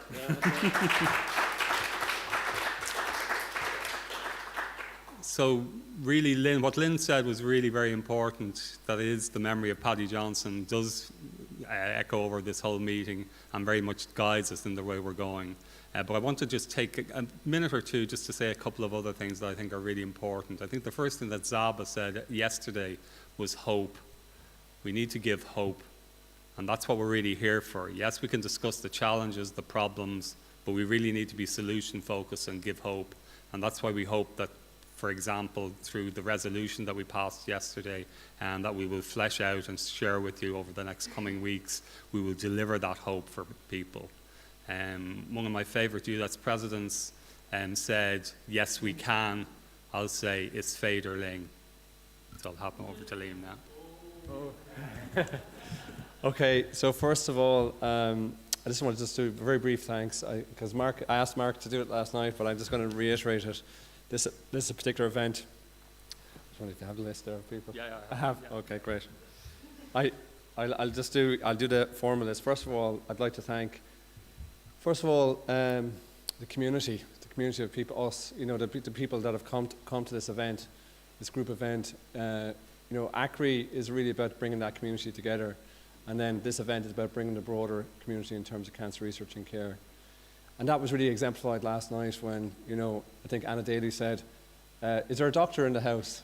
okay? And essentially a rugby team of doctors came up, and as Owen Smith said, she should have asked, is there any good doctors in Ireland?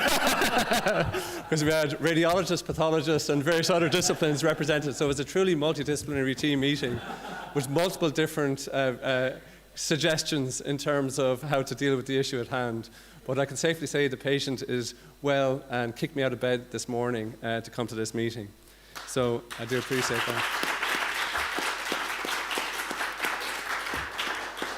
And so, in terms of, I want to really thank particularly Jonathan today for acting as MC, everybody who attended over the last 2 days, the participants in person and online, the OPW staff across three venues, the Mansion House, Dublin Castle and Farmley. Again, I don't think any of us ever had those 3 venues for any particular one event. It's totally unprecedented, again, that word, but it is in this case. And a special note to Georgina, who manages the Farmley estate. She's very protective about it, as you should be, and hopefully we've respected that. I'd really like to thank the caterers, Brambles, the AV team, Milestone. They've done a fantastic job. Thanks, guys. The volunteers from UCD, a lot of them from my lab and our man's lab, and as I say to them, you put it as a line in your CV. You know, I try to sell it. I try to sell it to them as something of benefit. But you know, they're really ambassadors, and they also have this opportunity to see world leaders in the cancer research and care space. But I do appreciate it. Richard and Fanny from European Cancer Organization for their really extremely professional organizational support. The artist Vincent Devine, a very good friend of mine. Photographer Justin McInnes, I think he's probably about several thousand photographs. Hopefully, I said to him, hopefully I have 2 or 3 good ones, but yeah, the right light. All of our sponsors and partners, but I particularly like to thank Mark, a very good colleague, Kieran Briscoe. Like, Kieran is often behind the scenes, but as I said, has been a kind of a critical driving force behind ACRI, and he really pushed me at the early phases of ACRI. I'd also like to thank Chantal Halley.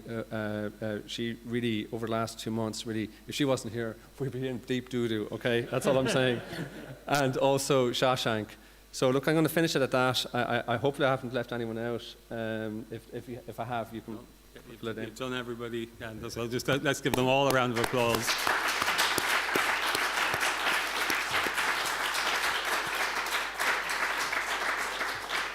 I think what we've witnessed today is the power of collaboration and us all coming together so that we can actually confront cancer head on. I'm just going to end with a quote that really Paddy used to use, because I think we need to be ambitious, we need to be determined, we need to be persistent, but also we need to dream no small dreams, for they stir not the hearts of men or women. Thank you very much. May you safely go home.